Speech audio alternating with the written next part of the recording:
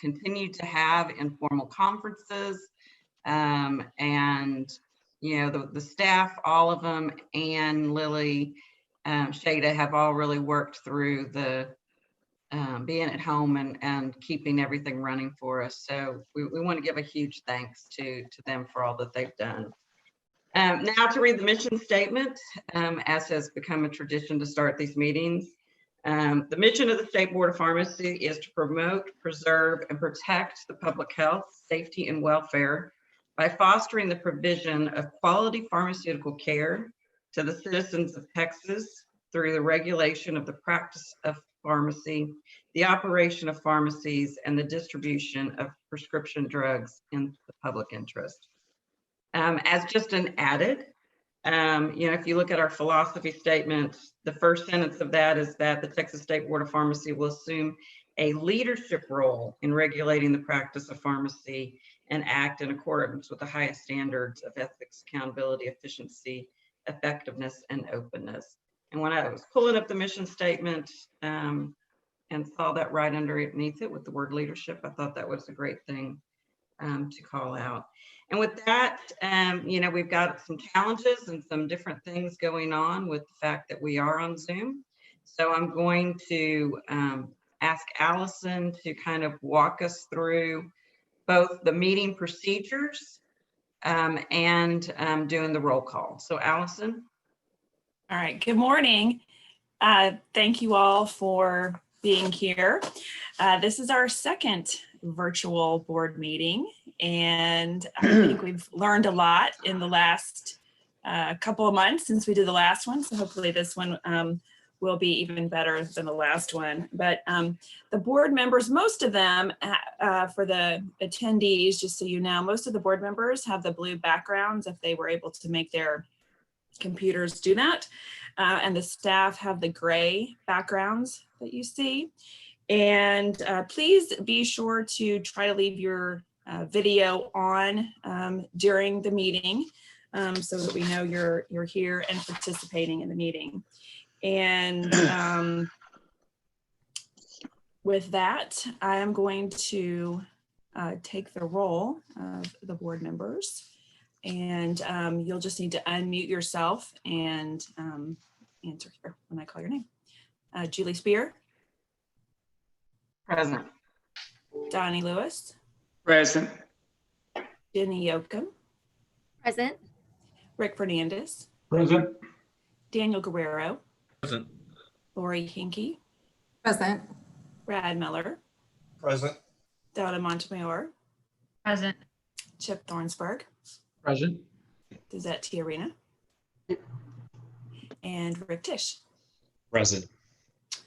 All right, great. Thank you all. And I don't think I have any other announcements about the meeting procedures. We'll probably take a break around, depending on where we're at, a good stopping point, probably 11:45 or 12.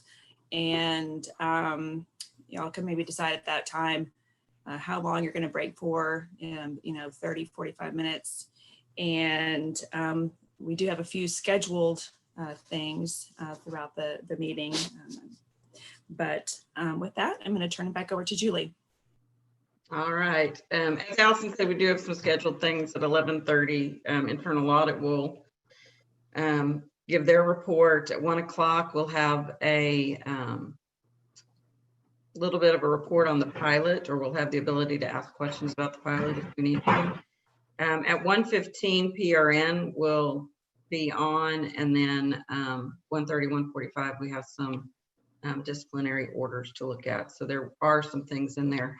The next thing on the agenda is the comments. We have a number of individuals that have asked to make comments in regards to some of the discussion items. And so each person will have 3 minutes. They're going to be given a warning at 10 seconds and 30 seconds. And so we're going to go ahead and start with that. We will listen to all of the comments at the end. There really is not time for questions or discussions at that point. Once we get into the topics, we'll see where we proceed from there. So before we do have to have our minutes. So if I can, I know we've all spent time reviewing the minutes as well as the information that was provided for us. So could I have a motion to approve the minutes from our May 5th meeting? I'll make a motion to approve the minutes for Tuesday, May 5th, 2020. This is Okay. Lori, I'll second. All right, so that was, I believe, it didn't pop up, but I believe that was Daniel that gave us our motion and Lori Hinkie our second. Allison, will you take a roll call vote on the approval of the minutes? Yes, Donnie Lewis. I think he's saying yes. Yes. Jenny Yoakum, Yes. Rick Fernandez, Yes. Daniel Guerrero, Yes. Lori Hinkie, Yes. Brad Miller, Yes. Donna Montemara, Yes. Chip Thornsberg, Yes. Suzette Tiarina, Yes. and Rick Tisch. Yes. Okay. One thing I didn't mention is if you try to keep yourself muted when you're not speaking, but don't forget to unmute when you do want to speak. It helps with the background noise and things like that. And then I think with that, we will go to the public comments. And like Julie said, we have people that registered to provide comments. They provided what issue they wanted to speak about, and they'll be, like we said, they'll be given 3 minutes to give their comments. There will be a 30-second warning and then a 10-second warning. And I'm going to let Julie take it from there and have the first speaker. All right, so our first speaker is Debbie Garza from the Texas Pharmacy Association.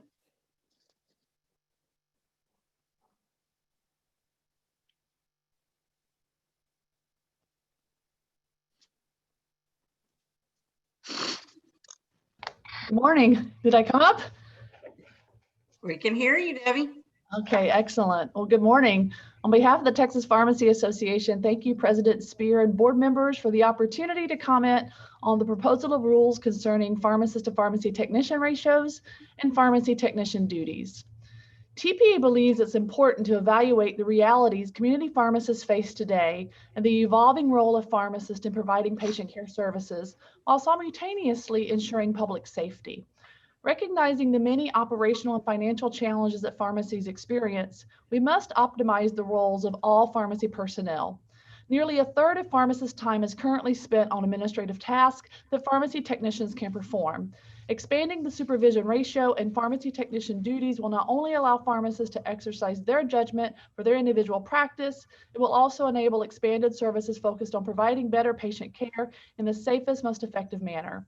After much discussion since the November 4th quarterly State Board of Pharmacy meeting, what is most important to TPA is we continue to move the profession forward. Therefore, TPA recommends a 1:6 pharmacist to pharmacy technician ratio in the community pharmacy setting. While this differs from what ratio TPA supported in November, it recognizes we must progress and address what many pharmacists are experiencing today in their staff within their pharmacies. The Office of the Governor suspended certain rule requirements during the state of disaster due to COVID-19, and due to the demonstration of pharmacists' ability to provide safe and effective patient care through the suspension of these regulations, TPA supports the permanent allowance for pharmacy technicians to receive oral prescription drug orders and reduce these orders to writing either manually or electronically, transfer or receive a transfer of original prescription information on behalf of a patient, and contact a prescriber for information regarding an existing prescription.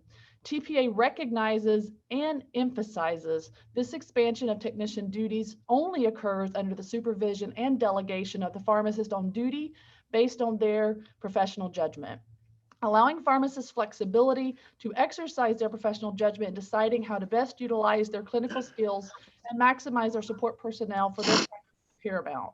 Patient safety is ultimately the responsibility of the pharmacist, and pharmacists as healthcare professionals should have the ability to make decisions and delegate duties which they are most comfortable.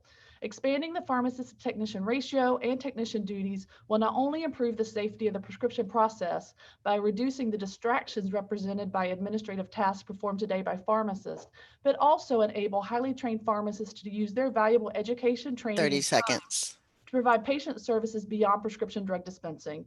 Pharmacists are increasingly providing critical, important services. And in addition to the role they've demonstrated during this current state crisis with the coronavirus pandemic, regulations must evolve to allow pharmacists to practice at the top of their education and training. And as they prepare for flu and COVID-19 co-circulating this fall and winter, not to mention other or unforeseen circumstances, we respectfully ask the board to adopt a 1:6 pharmacy to pharmacy technician ratio in the community pharmacy setting and expand pharmacy technician duties that will safely advance the practice of pharmacy in our state. Thank you for your time and for your consideration. Thank you, Debbie. All right, our next speaker is Craig Chapman.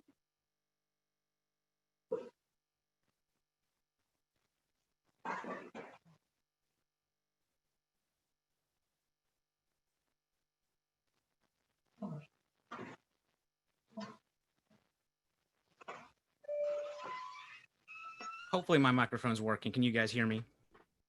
Yes, now we can. Thank you. Great, great. Good morning to the board. Really appreciate this opportunity to speak to you.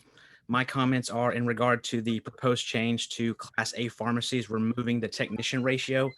I strongly oppose this change, as well as the Texas Pharmacy Association's recommendation of a 1:6 ratio. You know, in this era of information, words matter. And in 2013, when this board was considering a change from 1 to 3 to unlimited, Phil Burgess, he was a member of the Illinois Board of Pharmacy. He wrote to this board in support of the unlimited ratio. And he said that it in no way jeopardizes the health or welfare of the citizens of Illinois. Well, fast forward to 2016, when the Chicago Tribune had a front page investigation citing the danger that Illinois pharmacies presented to the public. I think the number was 52%. 52% of prescriptions that they sent to pharmacies were filled without warning the patient about major drug interactions. When these pharmacists were asked why this happened, they cited 2 reasons. They were overworked and they didn't have enough technician help. But how can this be? Illinois has an unlimited technician ratio. And if you read the public comments in favor of the unlimited ratio, they say things like the 1:4 ratio is preventing them from practicing at the top of their license. Well, that's clearly not the case. An unlimited technician ratio cannot and will not allow a pharmacist to practice at the top of their license. This board's mission statement says it promotes, preserves, and protects the public health and safety. Since this rule does not meet that requirement, the proposal for an unlimited ratio as well as the 1:6 ratio should be rejected. Thank you. I yield the rest of my time. Thank you, Mr. Chapman. I did neglect at the beginning of this to make the comment that, you know, as we progress through, if you feel like your comments have already been stated, that you can go ahead and give your time up, just saying that your comments have already been stated, and make a succinct statement that way. Our next speaker will be Sandra Gukian from NACDS. Sandra.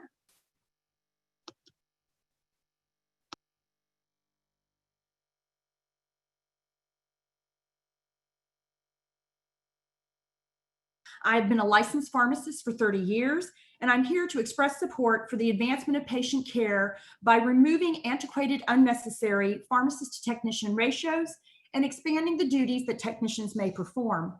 Healthcare providers, including pharmacists, face increasing pressure to deliver high-quality healthcare services to a greater number of patients. The coronavirus pandemic has put additional pressure on all healthcare providers, including pharmacists.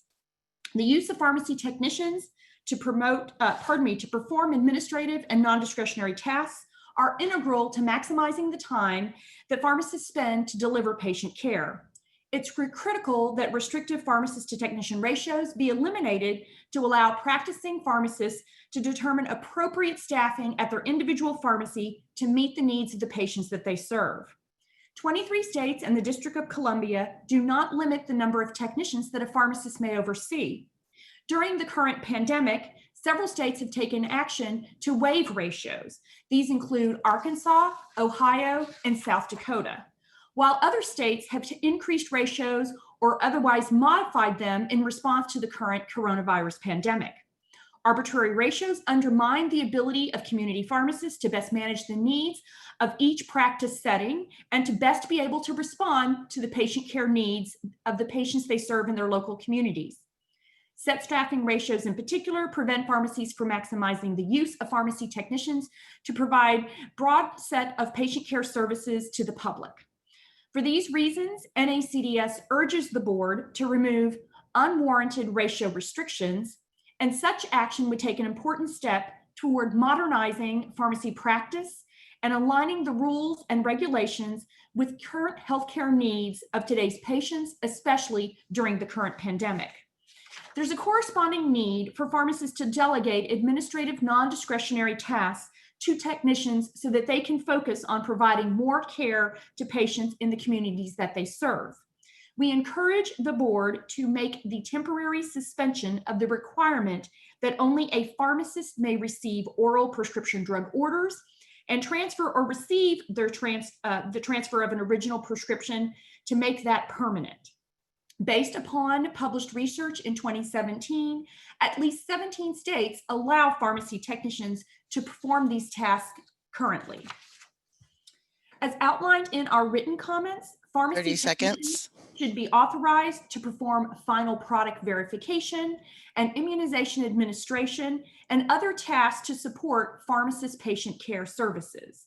NACDS urges the board to allow pharmacists to better delegate their workload and use their time by engaging pharmacy technicians to take on any administrative and non-discretionary tasks, thereby optimizing the value and the role of patient care to serve patients and improve health. Thank you for your time. Thank you, Sandra. Our next is Brian Fagan from HEB. Good morning, members of the board. My name is Brian Fagan, and I've been a pharmacist for 8 years. I'm here representing myself and HEB. I strongly support a proposed rule that would increase the pharmacist to technician ratio to 8:1, and I hope that the board would strongly consider this. Pharmacists need to be able to decide how many technicians they are capable of supervising. You really just need people with good character, good technical knowledge, and common sense. Every day in the pharmacy, I have over 180 different tasks that just need to be completed. Only about 6 of them require the judgment of a pharmacist, but because of the 4:1 ratio, I'm not adequately able to staff my pharmacy appropriately. So rather than spending time counseling, immunizing, verifying prescriptions, or performing DURs, I'm forced to do things like running the cash register, taking out the garbage, changing out ink cartridges. So based upon my experiences, the number of technicians working in the pharmacy should be up to me and not some arbitrary ratio. There are times of the day, time of the year when you simply need more technicians, especially during flu seasons, when you're getting pulled 6 different directions to answer phones and give shots and provide counseling. This simply makes the script filling process just take much, much longer. Ultimately, my goal is to offer the best customer service with the most knowledgeable folks, and you don't need 6 pharmacists to do that. The intent of the ratio is to protect patients, presumably because a pharmacist cannot be expected to safely supervise more than 4 technicians. It's just completely ridiculous. The ratio doesn't increase or decrease the effectiveness or efficiency of the filling process at all.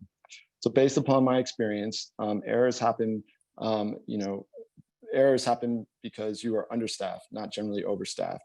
And the errors that are made, they're not judgmental errors, they're just simply human errors. Like with delivery errors. Licensing people is how we hold folks accountable for that. Ultimately, I will be responsible for the supervision of my technicians. Doesn't matter if there's 2, 5, or 10 working. Opponents will state that chains will utilize this measure to overstaff their pharmacies with technicians. This argument, however, does not make good business sense. Analyzing and implementing a good business plan based upon staffing metrics, prescription volume, and the pharmacy budget will help sort out the appropriate number of partners that need to be in a pharmacy. I am confident that increasing the ratio from 4:1 to 8:1 is the right choice. My technicians are well trained and have operating procedures that we've created to help with this process. Again, the pharmacist is the most capable person of judging the competencies of their support staff and should be able to have the option and not be constrained by ratio requirements. Thank you.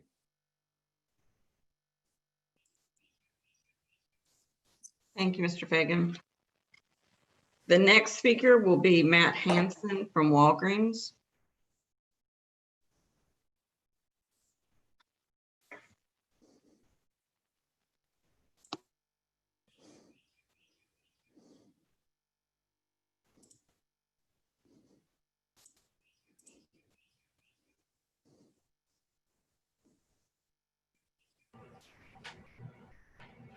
Hello, can you hear me?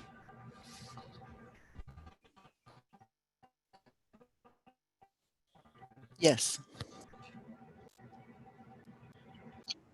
Good morning, ladies and gentlemen of the board. My name is Amy Lesson, and I'm a pharmacist with Walgreens in Texas. I've been a practicing pharmacist in Texas for 8 years. I'm speaking to you today in full support of expanding pharmacy technician duties in Texas. The proposed rule of expanding pharmacy technician duties to include verbal orders, transfers, and non-clinical clarification of prescriptions will reduce administrative duties and ultimately allow all pharmacists more time to spend with their patients. As a pharmacist who is also licensed and previously practiced in Illinois, where pharmacy technicians have these expanded duties, including receiving verbal orders and voicemails for years, I saw firsthand the time consumption of this task when I moved to Texas. I remember having 15 voicemails during January when cough and cold season is peak, orders, consulting patients, vaccinations, phone calls, voicemails, etc. I remember thinking, I wish my senior technician could help with these voicemails or receive that verbal order that's been waiting on hold. Being able to delegate this duty would have allowed me to spend more time with my patients, especially that mom picking up an antibiotic for her small child or a newly diagnosed diabetic patient who has questions on how to use their meter. During the fall, when flu vaccines can be nonstop, the expansion of technician duties will be critical to ensuring patients receive their prescriptions in a timely manner, necessary periods of time. While the pharmacist is giving a vaccine, the pharmacy technician can take these verbal orders and prescription voicemails, ultimately resulting in better patient care. As the practice of pharmacy evolves and pharmacists are involved more in medication therapy management, testing such as COVID-19 testing, and the expansion of technician duties is a critical part of that evolution. I urge you to vote in support of expanding pharmacy technician duties in Texas to include verbal orders, transfers, non-clinical clarification of prescriptions. This will allow qualified and trained technicians to better support their pharmacists and in turn for pharmacists to better support and care for their patients.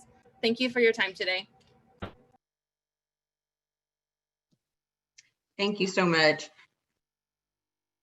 So I'm going to go back and ask, is Matt Hansen available now? Ann? Yep, Matt and Haley are both here as well, so I'll let them speak now.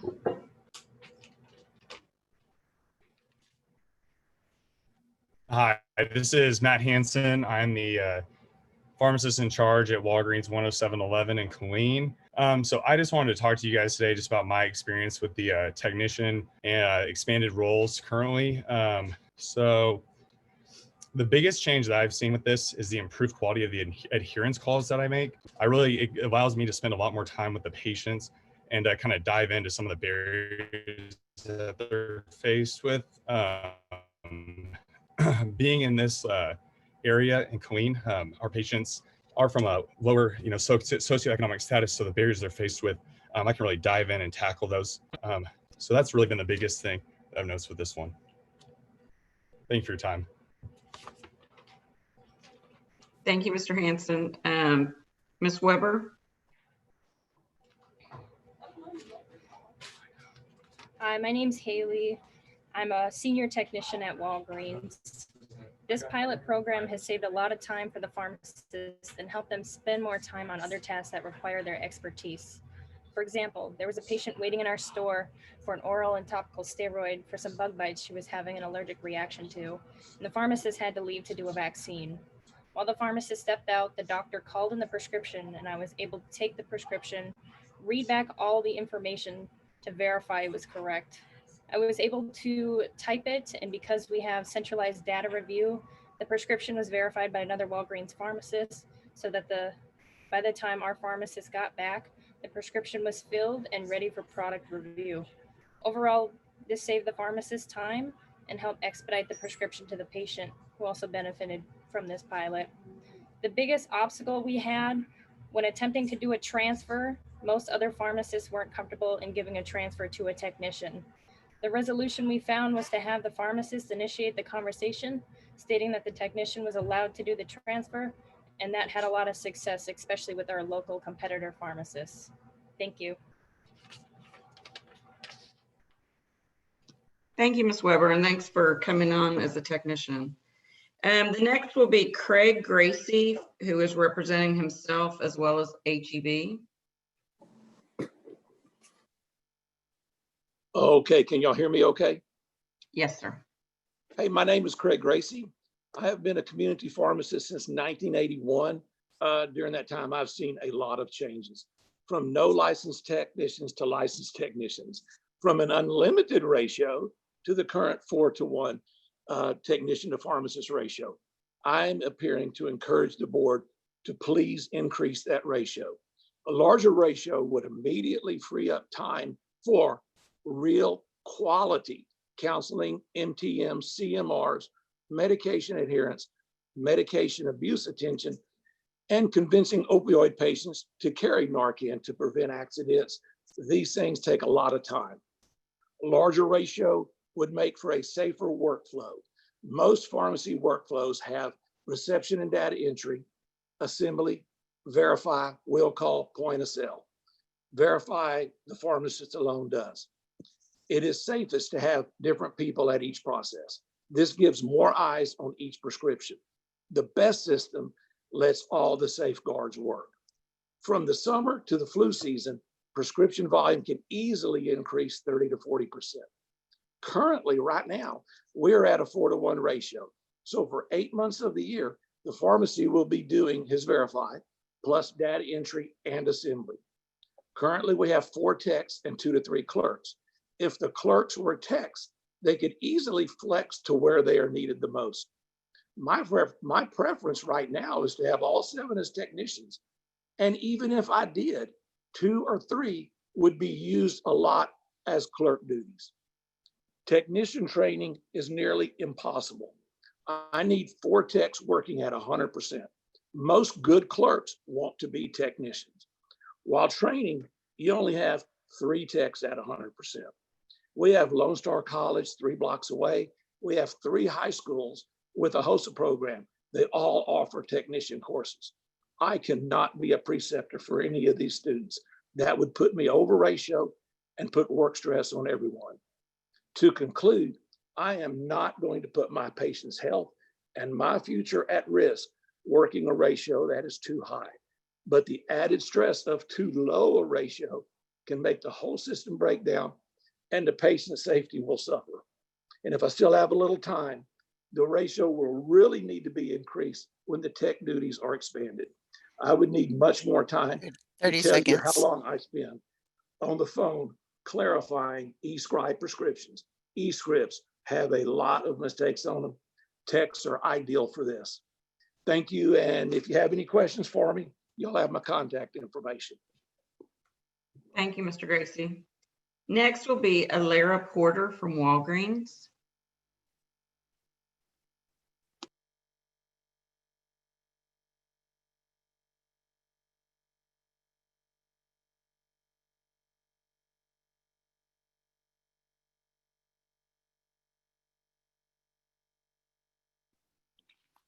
Hi, my name is Alara Porter.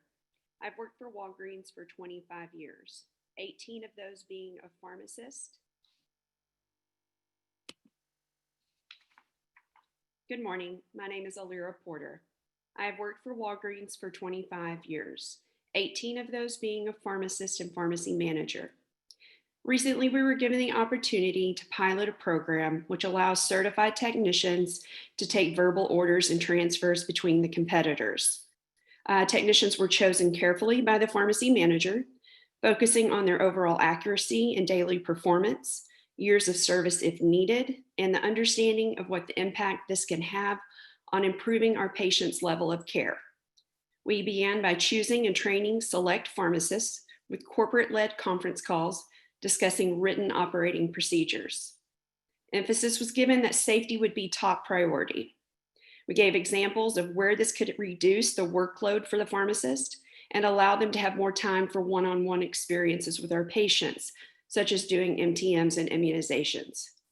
After taking the time to properly train our pharmacists, we rolled out in-depth training with the chosen technicians, discussing operating procedures created specifically for them.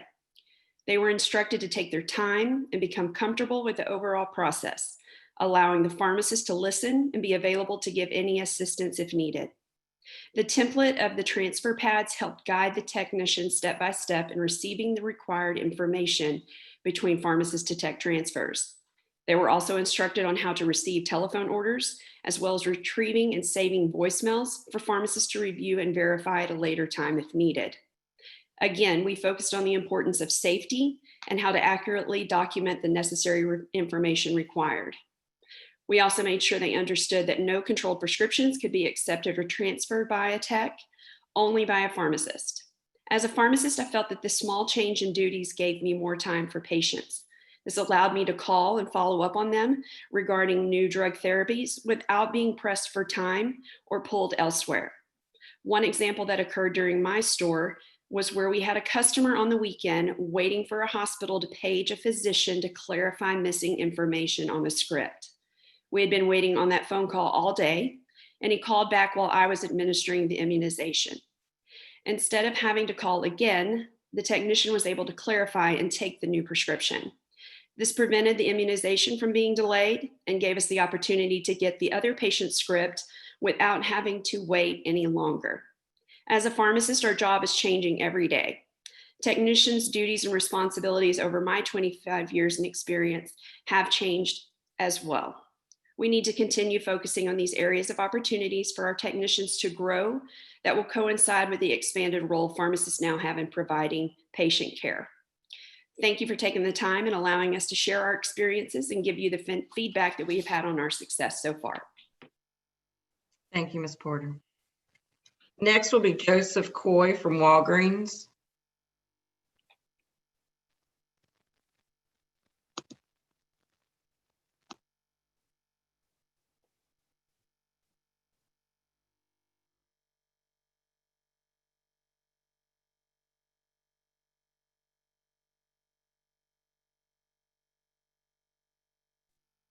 Hello, can you hear me?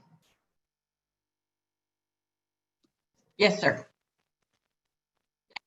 Okay, so thank you. Good morning, and thank you for allowing me to speak to you today. My name is Joseph Coy. I am a senior pharmacy technician with Walgreens, and I've worked for them for 24 and a half years.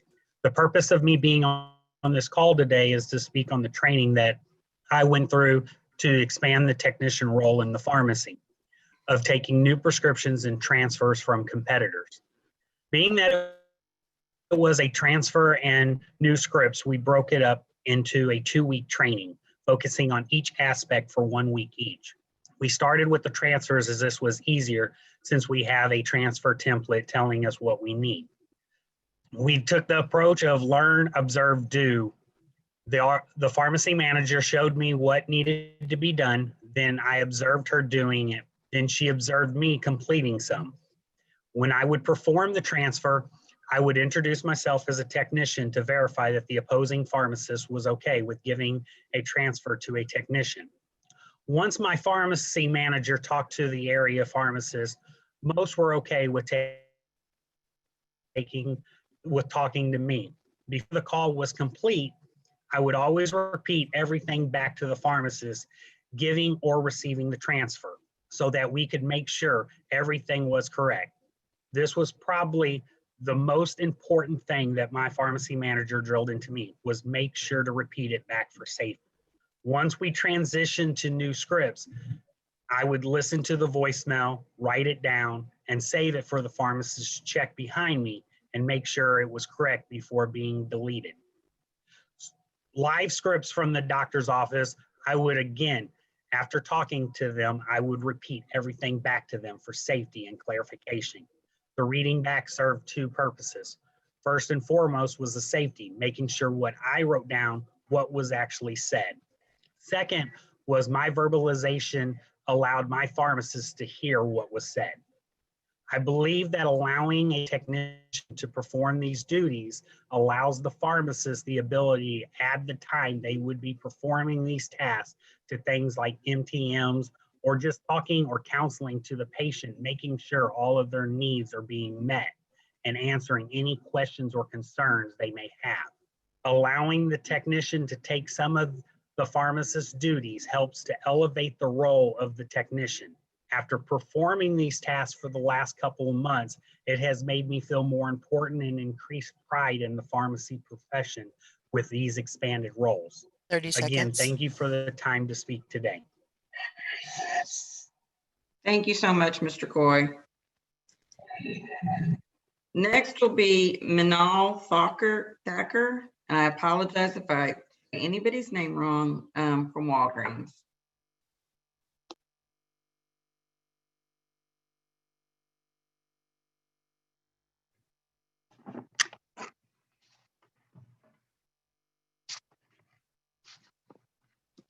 Hello, my name is Meenal Tucker, and I'd like to thank the board today for the opportunity to discuss the tech expansion role in Texas. I've been a pharmacist for 17 years and been with Walgreens for 22 years, and I'm currently a healthcare supervisor with Walgreens. I truly appreciated the opportunity that the governor allowed us during COVID to expand the role of the technician to assist the pharmacist role.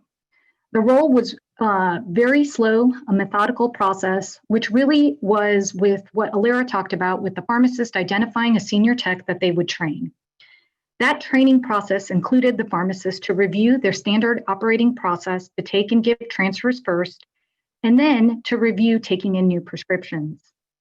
After this training process was reviewed with the pharmacist, they then reviewed this process with their selected technician. This process was to train the technician, show them how to do it, and then watch them through the process and conduct the activity. Following this process, it has really shown the ability of our technicians and the added value to the technician role. The expansion has benefited the pharmacists by allowing them to spend more valuable time counseling patients, providing medication therapy management, immunizations, and improving patient health outcomes.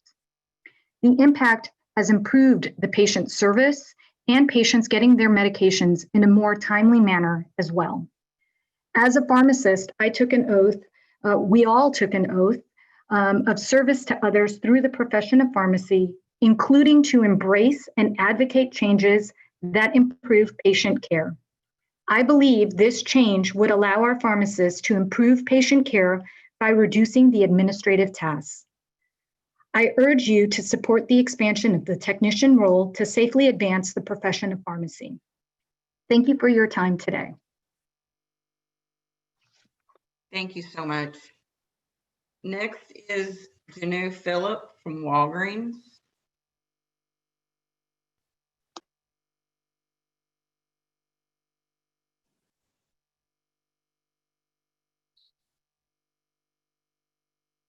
Okay. Can you hear me? Yes, sir, we can. All right, great. Hey, good morning. My name is Janu Phillip, Director of Pharmacy Affairs for the Walgreens Company. For a quick background, I have spent the last 25 years or more in community pharmacy and have worked in various positions as a technician, intern, staff pharmacist, pharmacist in charge, supervisor for both districts and areas, and now serve as Director of Pharmacy Affairs. I've also served as a board member in Florida for the past 7 years.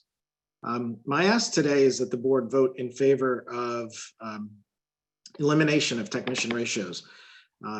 And simply put, technician to pharmacist ratios are simply just not needed. There's, when you look at the landscape across the country, there's no specific rhyme or reason in terms of ratios from state to state. There's no evidence indicating that any technician ratio provides additional safety. Patients do not complain when they see too many technicians in the pharmacy, but rather when there's not enough. As a board member, like many of you, you might have attended district or national meetings. I have never heard any discussion from a state that has no ratio that there are concerns with decreased pharmacist staffing or increased errors or anything like that. I've worked behind the bench for many years. I've supervised hundreds of pharmacists as a supervisor. I have never had a pharmacist complain because they had too much help, right? Pharmacists don't complain because they have too many technicians, but rather not enough. So the other thing is, why do we want to limit the potential number of pharmacy models that might be available? So everybody thinks of the corner drugstore when they think about technician ratios, and they think there's no way a pharmacist can supervise 8 technicians. But what if that pharmacist in that location is no longer verifying every prescription him or herself, right? Or those technicians are performing data entry for other locations, or they're doing any number of potential combination of duties based on the model that that pharmacy had. Tasks can be properly divvied out and done in a safe manner. Ultimately, the pharmacist on duty should have some decision-making in terms of how much staffing he or she needs. So I would ask the board to consider, when you make your decisions today, to make it not based on fear, but based on evidence. And the evidence that we have is that the number of states with no ratio, and the fact that as states continue to move forward and eliminate ratio, they're not moving backwards and adding ratio back in, right? So various states have increased or eliminated ratio over time, and we have not seen any additional patient safety concerns. Oregon, Wisconsin, Washington, they've all gone to no ratio, and we have not seen them roll back. We also have highly populated states, such as Pennsylvania and Illinois, that have no ratio. Bottom line, we want to see, we want to be able to see the ratios continue to increase or be eliminated. In addition, I'd fully support the expanded technician duties as permitted during the COVID-19 emergency period. Evidence has shown that this can be done safely and effectively.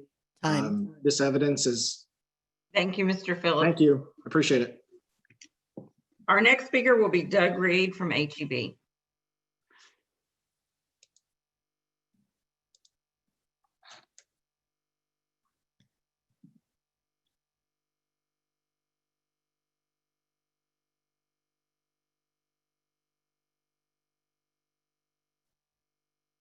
Hi, can you hear me?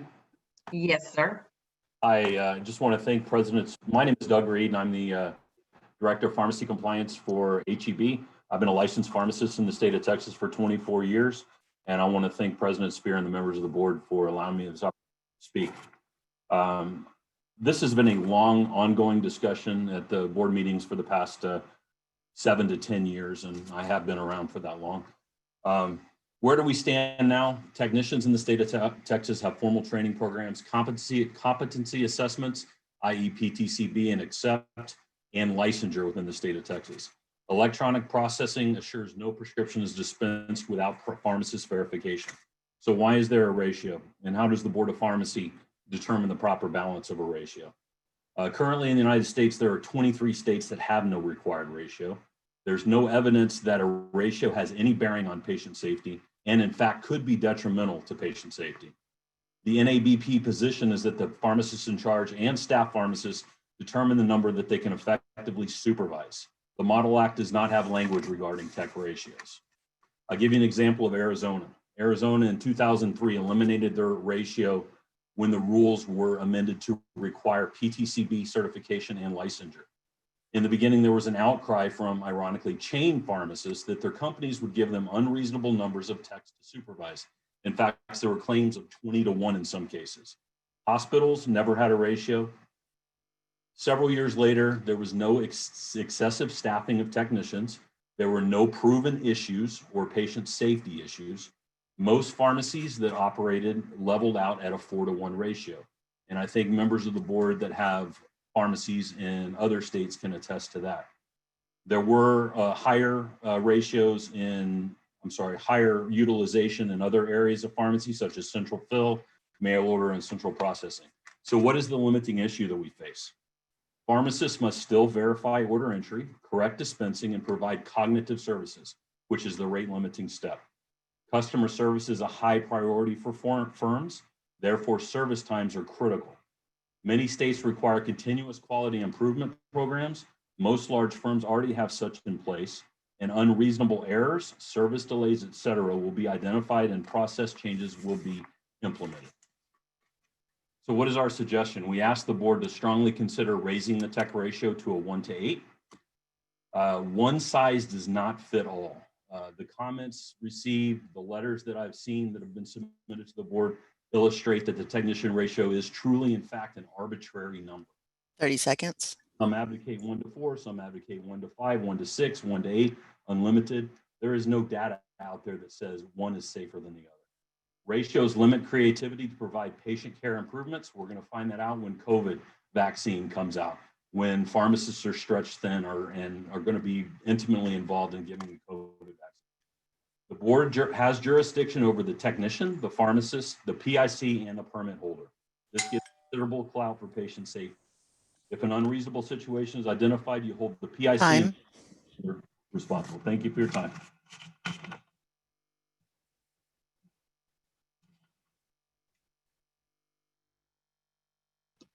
Thank you, Ms. Reeve.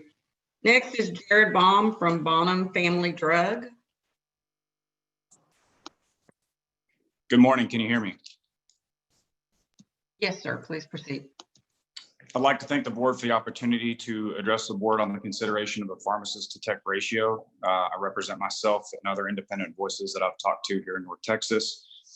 Pharmacists, as we've seen in the recent COVID environment, are extremely adaptive, responsible, and reactionary, and are among some of the most trusted healthcare providers in the industry today. I'm here this morning to urge the board to oppose an unlimited pharmacist to technician ratio, and I would echo many of the comments of my colleague Craig Chapman earlier today in a preservation of time. I would only add 2 additional comments. A pharmacist to technician, unlimited pharmacist to technician ratio being considered by some of my colleagues in the chain setting, where staffing is already determined by upper level management, can solely be for budgetary considerations. The current ratios are fail-safes that protect our patients by ensuring adequate staffing and as a check and balances system, which can ensure management cannot overload the individual pharmacist. Another consideration is to include the existing pharmacist job, to consider the existing pharmacist job market, which we already know to be saturated and flooded. Many of the jobs in North Texas of the veteran experienced supervisors that are in place in the markets are being replaced by new grad pharmacists. These considerations need to be understood because new graduate pharmacists with an unlimited tech ratio is extremely dangerous to our patients, to our loved ones who go to other pharmacies, and to the public health, which is the primary concern of the board. Thank you for your time.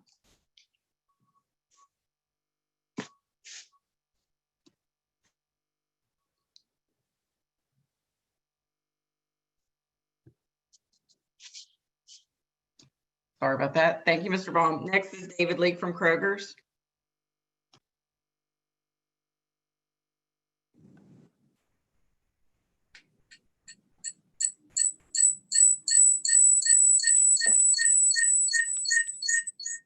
Hi, can you hear me? Yes, sir. Hi, my name is David. I'm a pharmacist with Kroger. I've been with Kroger for 10 years. And I am a district pharmacist that works in numerous pharmacies here within Kroger. And I wanted to share my experience with you because I support the 1 to 8 pharmacist to technician ratio. So one of the most recent experience I wanted to talk about was I opened up a pharmacy with 4 technicians, and the COVID pandemic has already arrived several weeks earlier. We get off to a good start, but eventually the electronic prescriptions keep coming in from the providers. I start to get behind.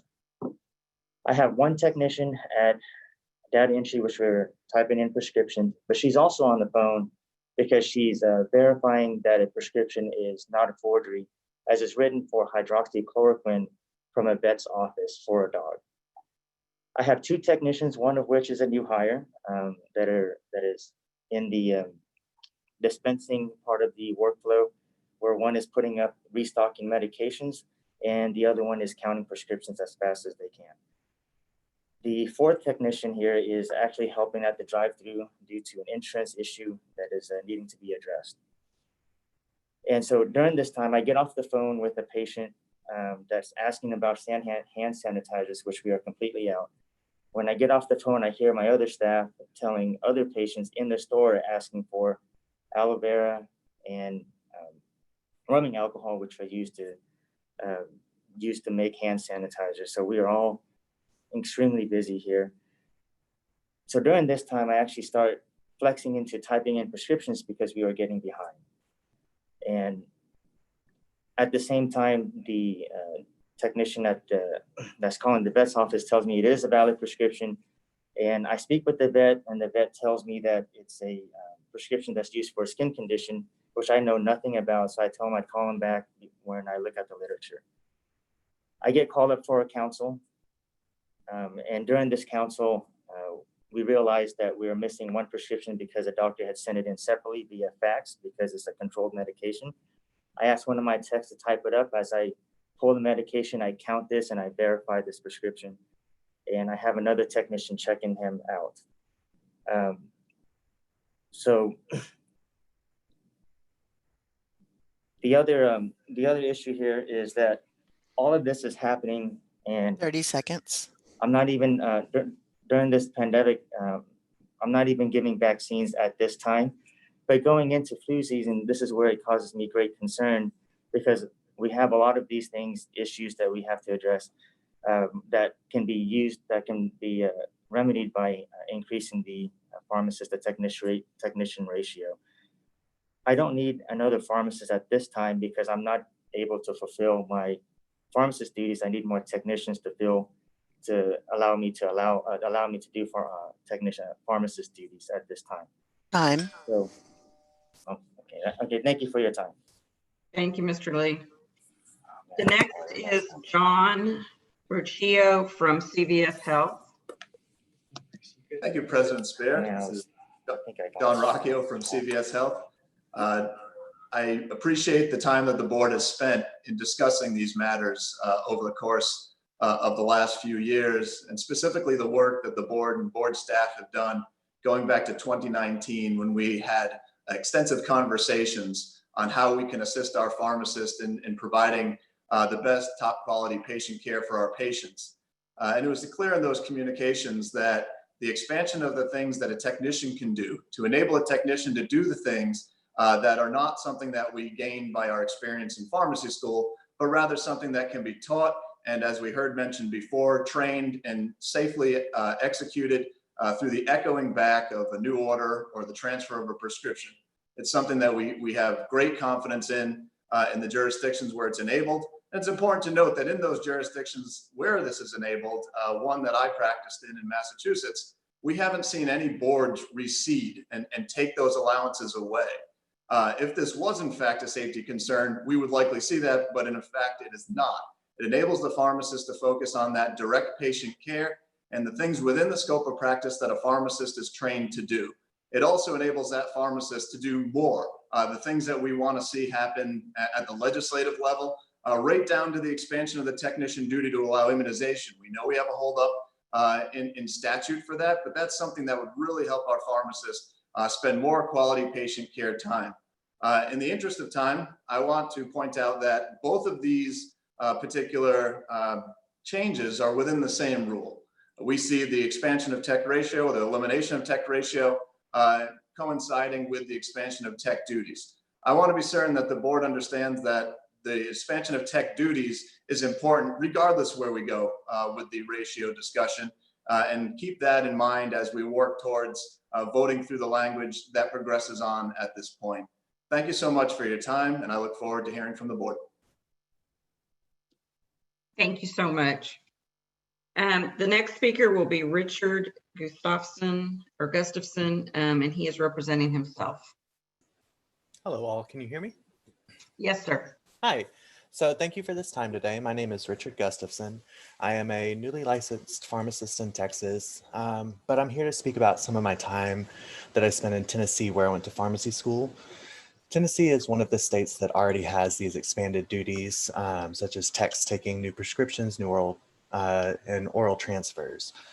A lot of my comments are going to echo what has already been said, so I'll edit out most of that. Mostly I'd like to take this time to share my experience as a tech and an intern and a pharmacist in another state. In these other states where these duties have already been allowed for some time, We don't see that techs are making errors or errors are being made that make it to verification. We're not seeing that these expanded duties are leading to any sort of safety issues or anything like that. In preparation for this board meeting, I went ahead and spoke to some of my colleagues in Tennessee, and then later on I spoke to some of my preceptors representing about 100 years of experience in Tennessee as pharmacists. And the big thing that I wanted to ask them was whether or not they had seen errors occurring. And the overwhelming response was no. They had not had any errors caused by a tech or any of these, what we're calling expanded tech duties. They had not seen any of these errors being caused.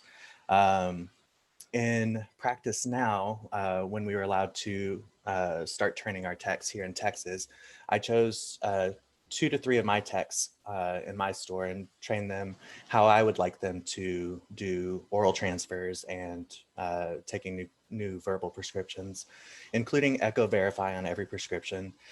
It did come that we had to speak to several of the other pharmacy managers in the area and let them know that these were the techs that we had chosen for this duty and that they had been trained appropriately. And once we were able to do that, we have not had any further issues. My techs are taking and still performing these duties on a daily basis, which allows me as the pharmacist to more accurately focus on verifying MTMs and really talking to my patients about any kind of issues or problems that they're having with their prescriptions or regimens, spend time talking to physicians about interactions that are important.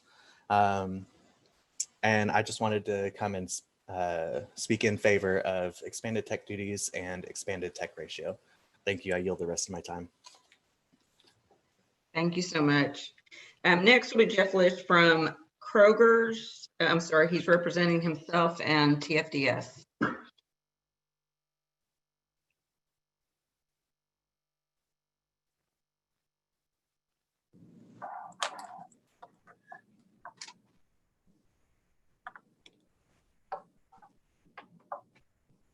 Good morning. Can you hear me? Yes, sir. Okay. My name is Jeff Lush. I'm Director of Pharmacy for Kroger's Dallas Division. I've also been a licensed pharmacist in Texas for 18 years. First, a quick thank you to the board members for allowing testimony and public comment.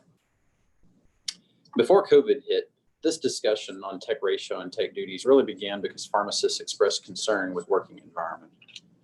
What we routinely saw was pharmacists being pulled in multiple directions, often to perform administrative tasks that did not require a pharmacist's training or knowledge. This led to distractions for the pharmacists trying to provide patient care, counsel patients, vaccinate, and ensure patients are getting the best possible outcomes from their medication. With COVID-19, there have actually been several changes to our working environments. These are not all the same in each site, but in many locations, it's further exacerbated the demands in the pharmacy. For example, pharmacies are now sanitizing around the clock to prevent spread to and from patients and other pharmacy team members. Additionally, depending upon the degree of a site's involvement in direct patient care, we're now managing, ordering, and replenishing supplies of PPE that had not been routinely used before COVID-19. As we look forward to a potential vaccine and pharmacies' involvement in the response, this as well will undoubtedly bring additional administrative burdens. And our pharmacists need the proper level of support, and they need to be unburdened in order to provide patient care. Finally, I'd like to share my experiences as a pharmacist who's held responsibilities within the company at the national level. In my previous role, I was responsible for managing and directing all aspects of our company's compliance program, as well as our patient safety programs. The team I managed was responsible for regularly reviewing our incident data, analyzing trends, and performing root cause analysis. Our company operates in 34 states. A significant number of those states have no ratio in place. In our experience, the workflow and process utilized do not change between a state that has a ratio and a state that does not. Rather, it merely means that in some locations, the pharmacist in charge has the ability to utilize their support hours during the hours when demand is highest and in a way that is most helpful for their patient needs.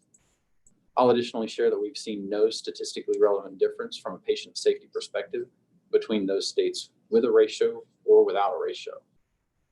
I support and respectfully encourage the board to strongly consider expanding the tech ratio to 1:8 to allow pharmacists to properly care for their patients' needs and expand the duties that a technician may perform.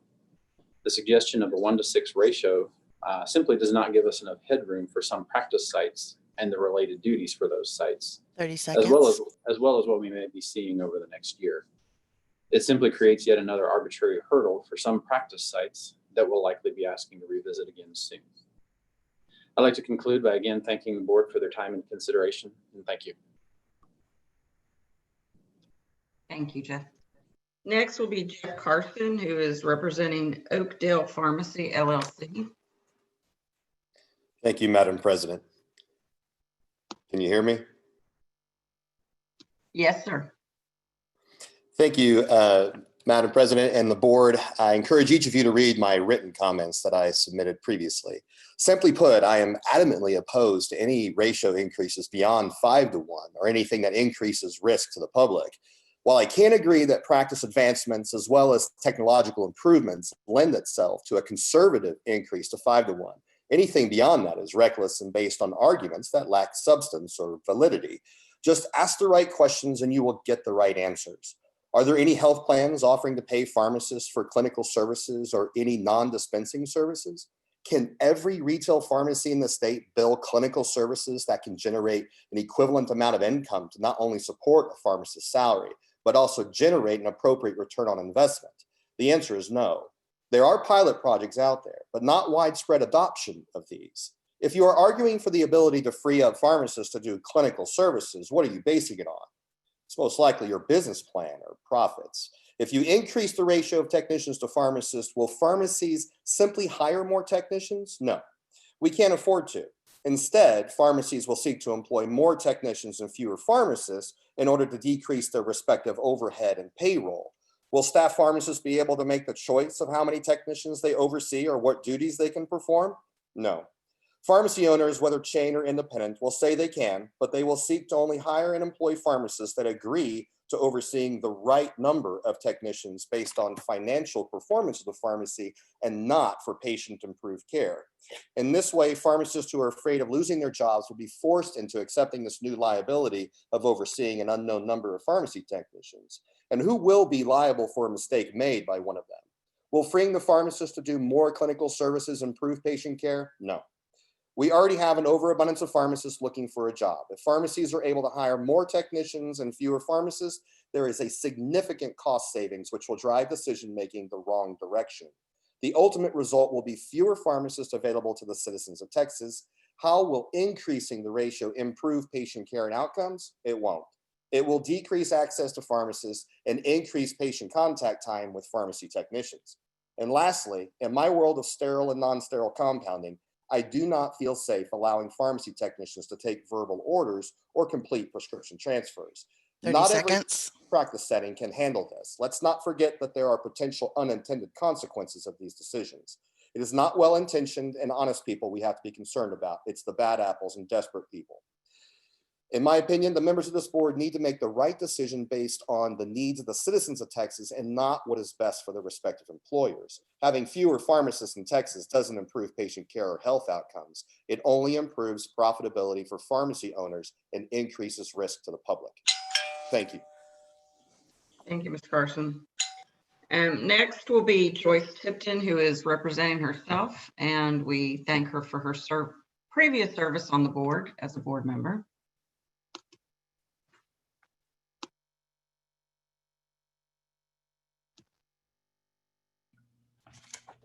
Thank you, honorable members of the board, for this opportunity for comment. My name is Joyce Tipton, and I'm a retired director of health system pharmacy with 38 years of experience, including hospital, retail, and home care. I'm a fellow of ASHP, an adjunct clinical professor at the UH College of Pharmacy, an active member of TSHP, author or co-author of over 40 publications, posters, and abstracts, and 25 professional presentations. I am privileged to have served on the Texas State Board of Pharmacy with the mission to protect the safety of the citizens of Texas. Most importantly, I am a passionate advocate for medication safety and patient safety. I support the proposed rule changes regarding elimination of technician to pharmacist ratios and the advancement of technician roles addressed. Ratios have never been required in Class C pharmacy without negative impact to patient safety.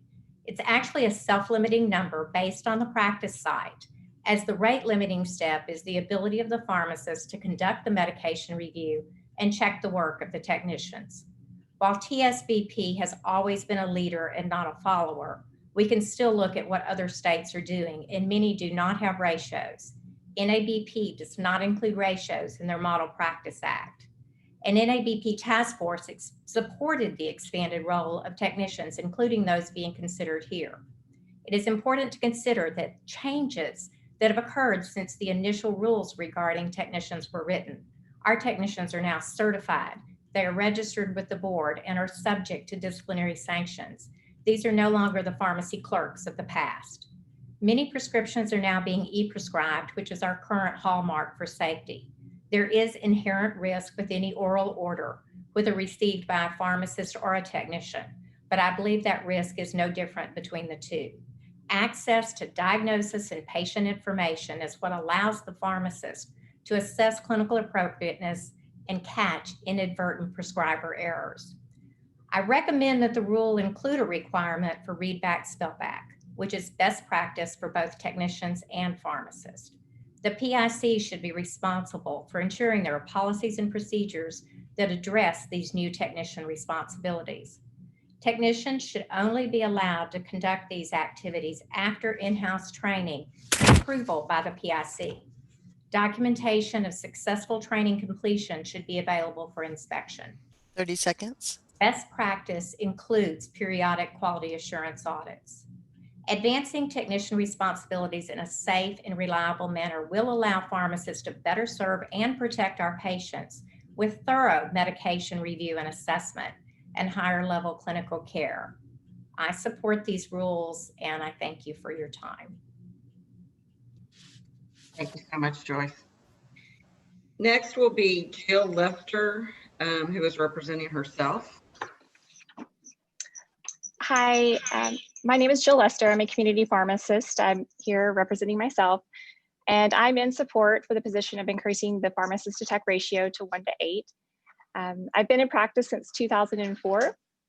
And, towards the end of February, early part of March, community pharmacies were slammed. I've never witnessed and experienced the intensity of the number of calls and refills requests that we experienced during this time. Community pharmacies were really being overwhelmed with the customers wanting 90-day supplies, patients requesting refills on chronic medications, even their PRN meds. Even my non-adherent patients were calling in their refills for their chronic meds. It's the same ones that I had to previously, flag for adherence reminders and calls. They were actually calling in their prescriptions and actually picking them up the same day, all because there was a perceived medication shortage or, the fear that pharmacies would have to close.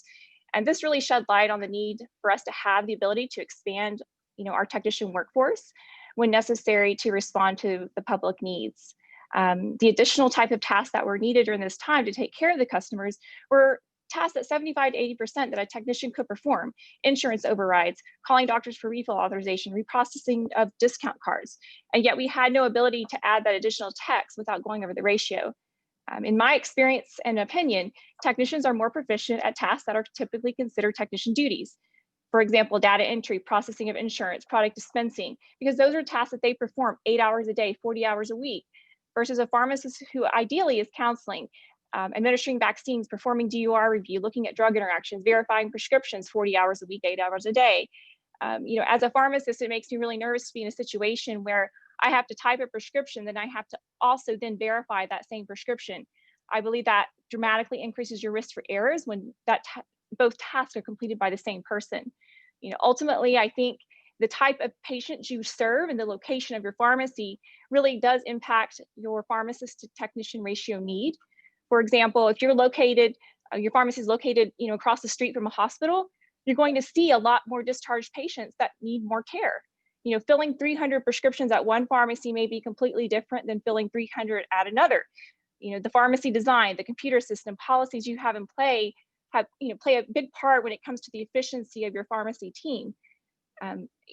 Increasing the 1 to 8 ratio allows for the different types of pharmacies to have that leeway. How many access points does a pharmacy have?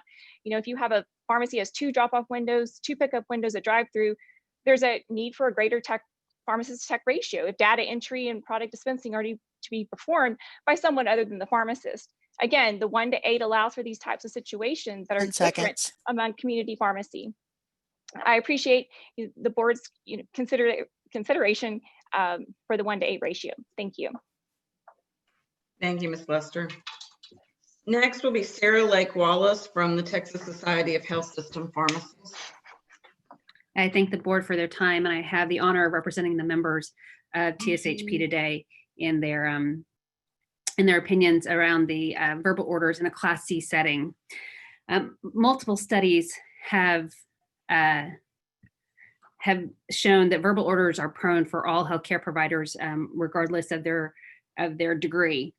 Errors in the hospital setting become particularly concerning because of our use of weight-based dosing, the variety of dosage forms we use, and the number of critically ill patients that we're seeing, the dosing ranges that we use. And so with those concerns in mind, if a technician were to have an error in transcribing or entering a medication order, the outcome could be detrimental. In the inpatient setting, there are expectations and processes developed to assure the pharmacist use their clinical experience and knowledge when considering a verbal order in the full context of the patient's condition. This requirement for a clinical judgment differentiates, we feel, the pharmacist's role versus the technician. While we appreciate the state board's efforts to address concerns regarding pharmacist workflow, we believe allowing pharmacy technicians to accept verbal orders is not appropriate in the Class C setting. This rule change would not free up pharmacists to do more clinical focused activities. Class C pharmacies currently utilize technicians in a wide variety of roles, and that allows each member of our pharmacy team to collaborate and use their unique education and training to advance the practice of pharmacy. We request that the proposed rule under this agenda item be removed for consideration for Class C pharmacies. TSHP strongly believes that the partnership between pharmacists and pharmacy technicians is critical to optimize safe and optimize patient care.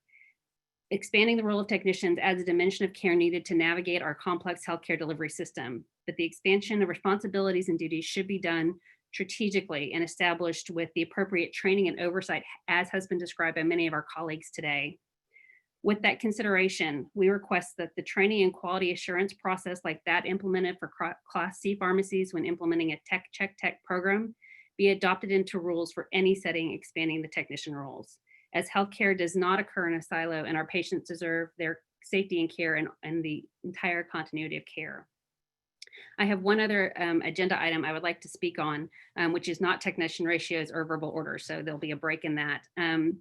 There has been some confusion recently regarding the prescription monitoring program checks between prescribers and pharmacists in the inpatient setting, due in part due to some differences in how the rules are being written between the Texas Medical Board and the current state board rules. 30 seconds. The TSHP respectfully requests that this item be added to the November board meeting as an agenda item to see if we can achieve some concordance between the medical board rules and the pharmacy rules. Thank you so much. And our last speaker will be Rob Geddes from Albertsons.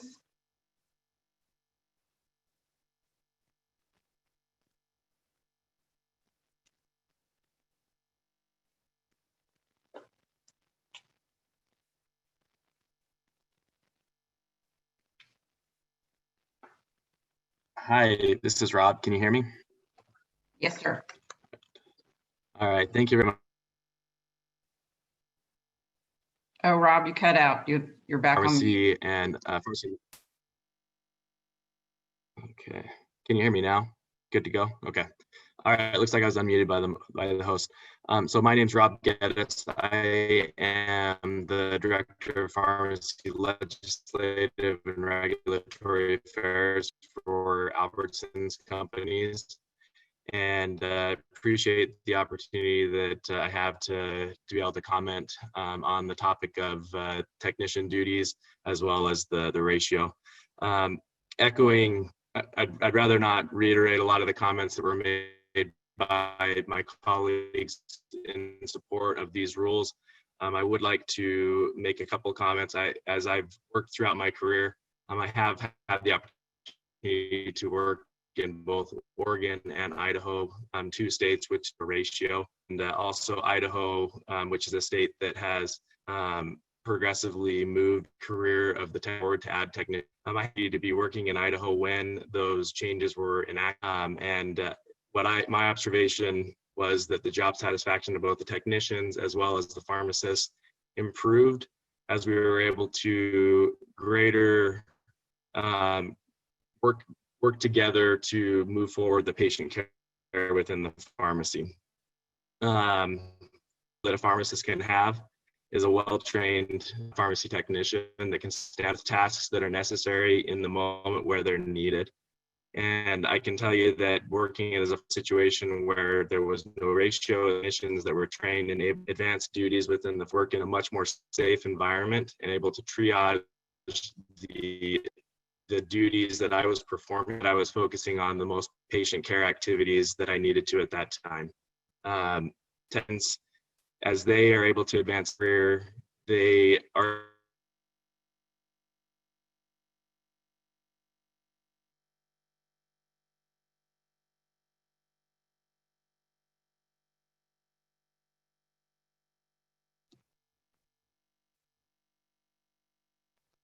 And did we lose Mr. Geddes?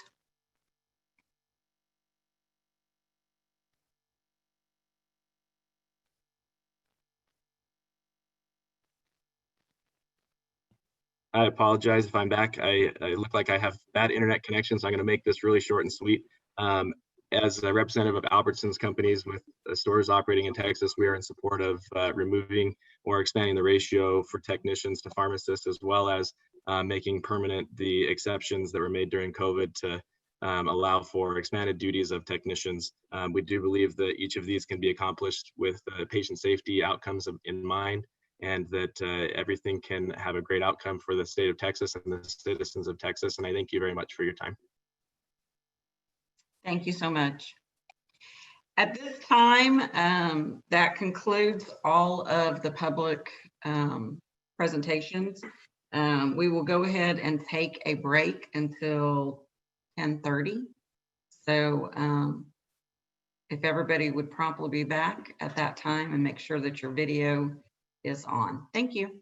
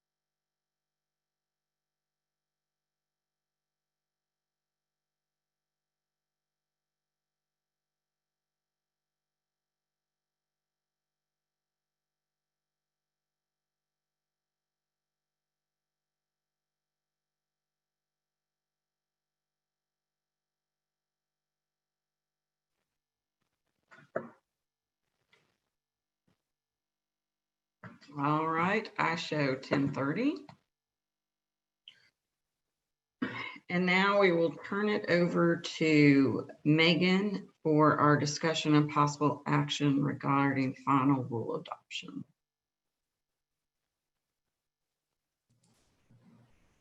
Good morning, everyone. So as usual, in the rule PDFs, there are bookmarks with links to the lines with edits. Also, for the rules for adoption, the board members have received copies of the orders and the preambles in the OneDrive link that was previously sent to you. And first up, we have the rules that are up for adoption.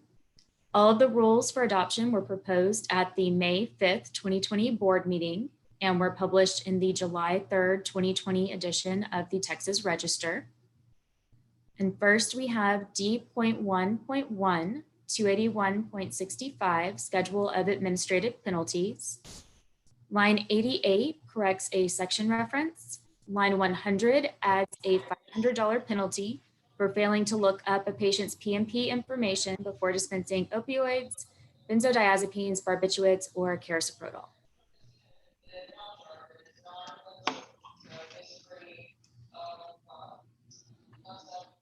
All right, do I have a motion to adopt D 1.1?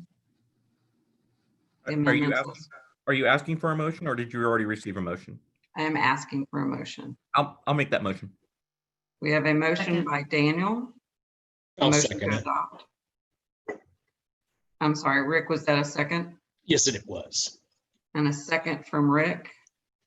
Allison, we take a roll vote, please. Donnie Lewis. Please unmute yourself, Donnie. Oh, there he is. Yes. Jenny Yoakum. Yes. Rick Fernandez. Yes. Daniel Guerrero. Yes. Lori Hinkey. Yes. Brad Miller. Yes. Donna Montemayor. Yes. Chip Thornsberg. Yes. Suzette Tiarina. Yes. Rick Tisch. Yes. Thank you. All right, Megan. Next, we have D.1.2, 291.9 prescription pickup locations. Line 43 removes an outdated reference to section 291.155 regarding Class H pharmacies, which the board adopted the repeal of at the May board meeting. Do I have a motion for adoption of this? I'll make that motion. Donnie Lewis has made the motion. Brad Miller has made a second. Allison? Donnie Lewis. Yes. Jenny Yoakum. Yes. Rick Fernandez. Yes. Daniel Guerrero. Yes. Lori Hinkey. Yes. Brad Miller. Yes. Donna Montemayor. Yes. Chip Thornsberg. Yes. Suzette Tiarina. Yes. Rick Tisch. Yes. All right, that motion has passed. Megan? Okay. Next, we have D.1.3, 291.121, remote pharmacy services. And line 74 adds healthcare facilities regulated under Chapter 241, meaning hospitals, to the list of locations where remote pharmacy services using an automated pharmacy system may be provided. And line 77 removes the limitation that the services may only be provided to inpatients of the remote site. And then on line 839, the register identified that this text was inadvertently deleted at some point in the past, and they've added that language back here. You do not need to vote on whether to add this language back in because the board never voted to actually remove it. All right, any discussion? If not, then a motion to adopt. I'll make that motion to adopt. Donnie Lewis has made a motion to adopt. Second. Chip has made a second. Allison, if you can have a roll. Donnie Lewis. Yes, ma'am. Jenny Yoakum. Yes. Rick Fernandez. Yes. Daniel Guerrero. Yes. Lori Hinkey. Yes. Brad Miller. Yes. Donna Montemayor. Yes. Chip Thornsberg. Yes. Suzette Tiarina. Yes. Rick Tisch. Yes. Thank you. All right, this has passed. And the last of the ones for adoption are those concerning requirements of think. So Megan? Yes, so this is D.1.4, 291-153, class 2 pharmacies. So those are our central prescription drug or medication order processing pharmacies. 247 states that the pharmacy is not required to have a sink exclusive of the restroom facilities. All right, any conversation on this? And if not, a motion to accept. I'd move to accept. Lori has made the motion to adopt. I second. Donnie has seconded. Allison? Connie Lewis, Yes. Jenny Yokum, Yes. Greg Fernandez, Yes. Daniel Guerrero, Yes. Lori Hinkey, Yes. Brad Miller, Yes. Donna Montemayor, Yes. Chip Thornsberg, Yes. Suzette Tiarena, Yes. Rick Tisch. Yes. All right, that is passed as well. That takes us to our proposal of rules. We will go ahead and start with the first one, which is concerning healthcare professional preceptor definition. So Megan? This is D.2.1, 283.2. And on line 53, it removes an intern trainee reference. The board voted to eliminate the pharmacist intern trainee designation at the May board meeting. So we no longer need this in there. All right, so this will be a motion to propose. If I can have a motion to propose. I move Chip to has made that propose. motion and Lori Second. has seconded. Any discussion on this?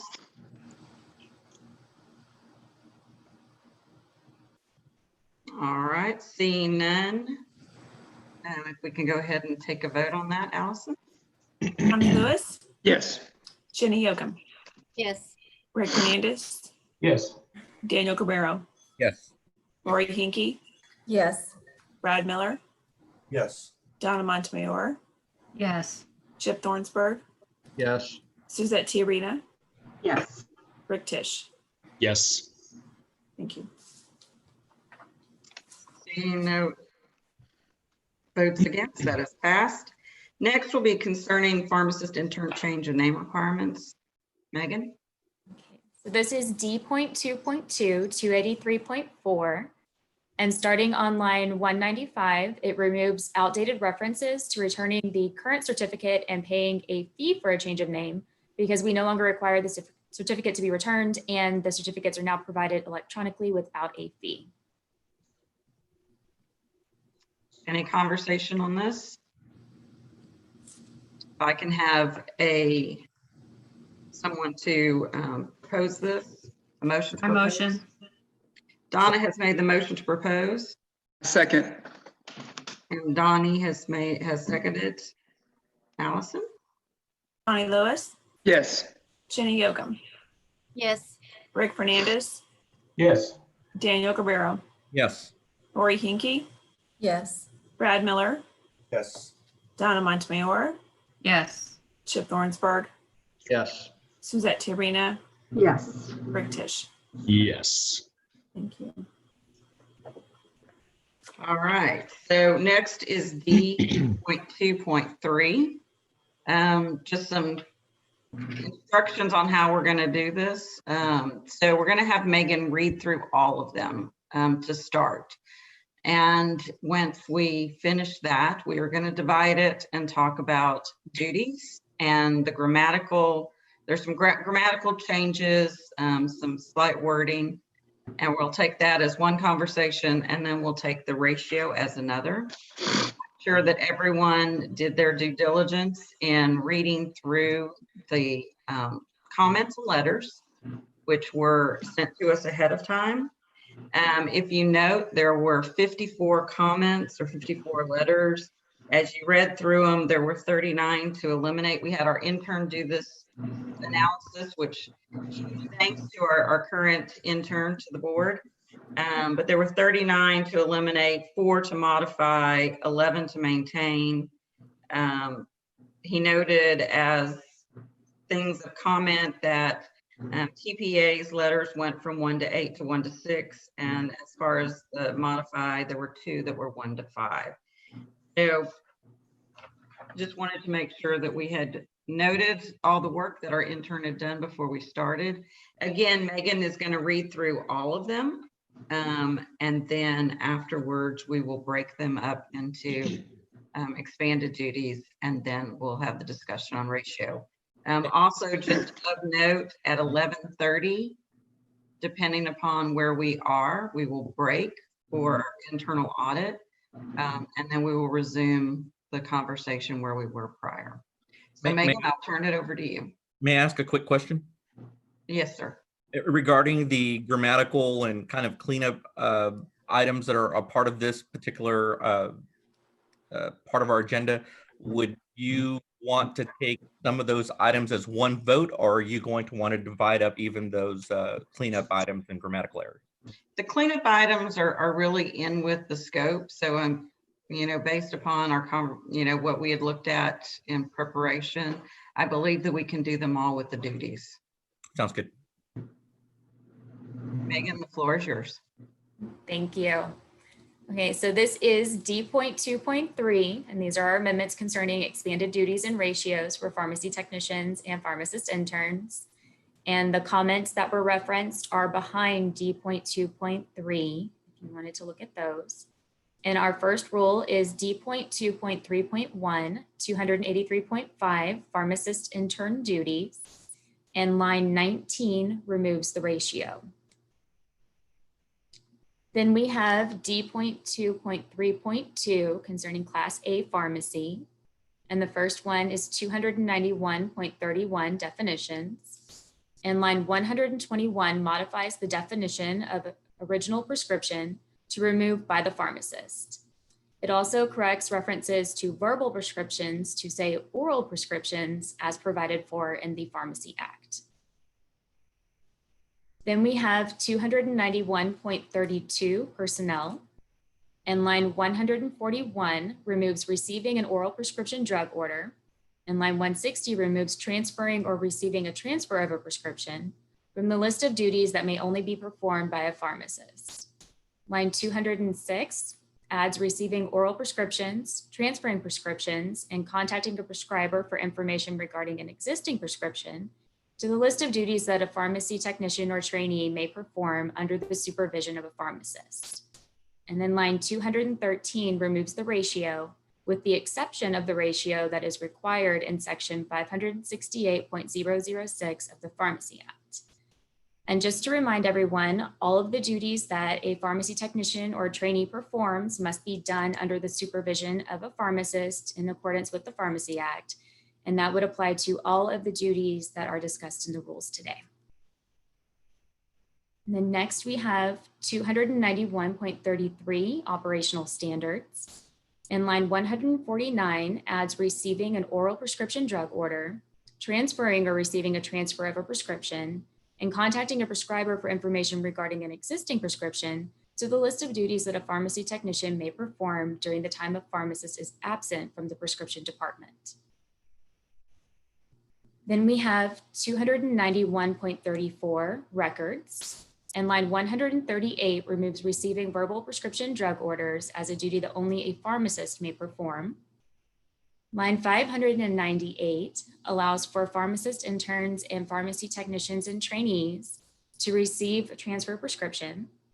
And line 773 adds pharmacist interns and pharmacy technicians and trainees to allow them to make non-judgmental clarifications with prescribers. And so that ends Class A. And next we have D.2.3.3 concerning Class B pharmacy.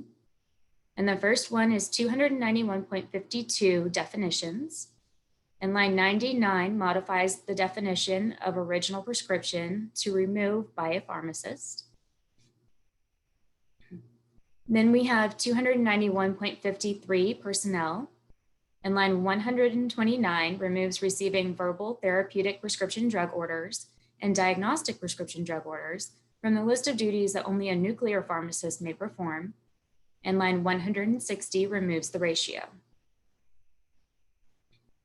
Then we have 291.55 records, and line 38 allows for pharmacy technicians and trainees to receive verbal therapeutic prescription drug orders and diagnostic prescription drug orders.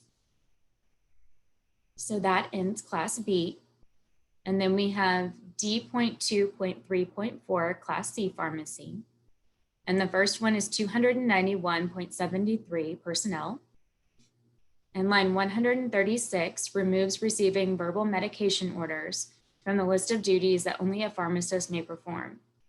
We're also changing this line to just say drug orders instead of saying both prescription drug orders and medication orders. Lines 286 and 289 add receiving and reducing oral orders to writing to the duties that pharmacy technicians and trainees can perform. Then we have 291.74 operational standards, and lines 52 and 70 state that applicants must submit any information specified on the application and removes the lists of required information like we've done in several other rules. And then line 92 clarifies that the pharmacist in charge shall attest as required on the application. And then on line 343, it removes the limitation against technicians and trainees receiving oral medication orders. Then we have 291.76. This is Class C pharmacies located in a freestanding ambulatory surgical center. And line 155 removes verbal medication orders from the list of duties that only a pharmacist may perform. Lines 192 and 196 add receiving and reducing oral orders to writing to duties that pharmacy technicians and trainees can perform. And that is the end of Class C. And next we have D.2.3.5, 291.121, remote pharmacy services. And line 518 removes receiving an oral prescription drug order from the list of duties that may only be performed by a pharmacist in telepharmacies. The green on lines 32 and 35 are the amendments that were just adopted regarding the provision of remote pharmacy services using an automated pharmacy system. And the green on 813 is where the deleted language was restored. Then we have D.2.3.6, 291.129 satellite pharmacy. And line 60 removes receiving an oral prescription drug order from the list of duties that may only be performed by a pharmacist. Line 88 adds receiving and reducing oral orders to writing and transferring prescriptions to the duties that pharmacy technicians and trainees can perform. Line 92 removes the ratio. Then we have D.2.3.7, 291.151.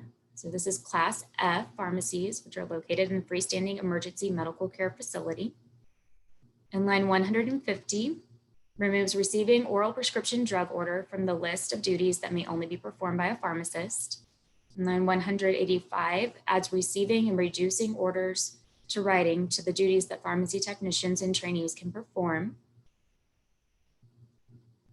Then we have D.2.3.8, 291.153.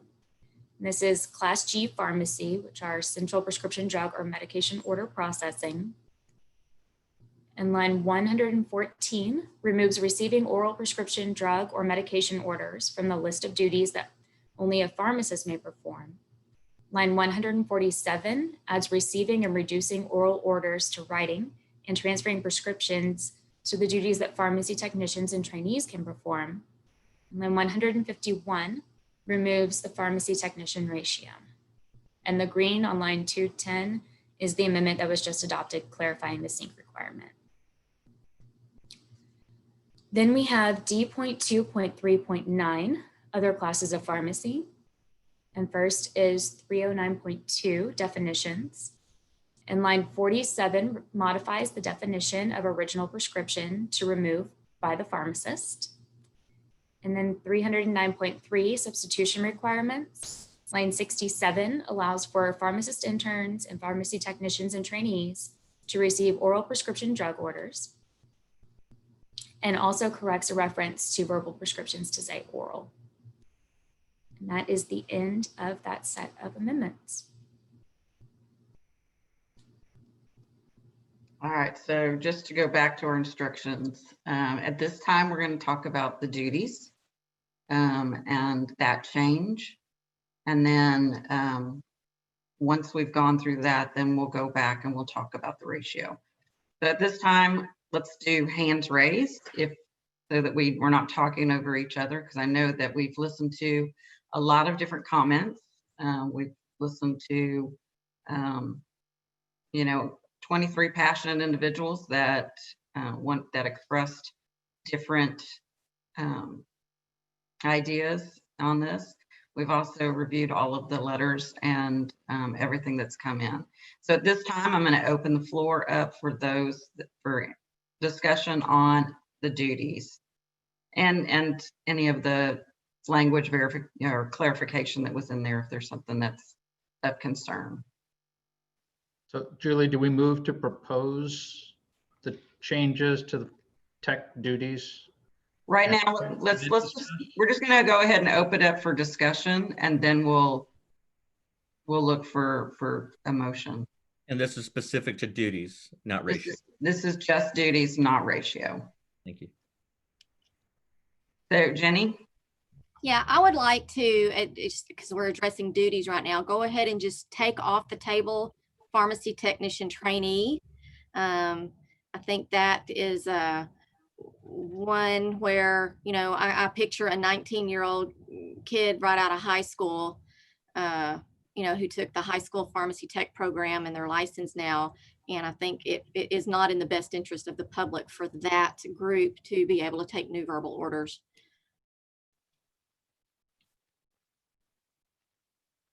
So you're saying amend it to just actual licensed pharmacy technicians, not Well, training? once we discuss that, but I think technician training needs to be removed from the table from the get-go. Lori? You're on mute, Lori. I agree with Jenny on that. And I didn't really hear any comments from any of our speakers really addressing the use of trainees in those duties. And I agree. I think we should take it off the table. Bradley? And I concur with Jenny and Lori. Technician trainees, again, technically, they're brand new to the whole environment. Regardless of if they've even attempted to take some classes or shadowed, they don't have the experience. So I think it should be taken off. Okay, Daniel? Kirsten, what are the unintended consequences of removing that term from the duties perspective? I mean, as not being a pharmacist myself, I'm a little curious as to, what are the underlying ramifications of just omitting that particular term and role? I'm sorry, I didn't understand the question. And which rule are you talking about, the trainee? Yeah. What happens if you withdraw that particular? Yeah, I mean, those are two distinct roles, and the way that we have it worded, each one of the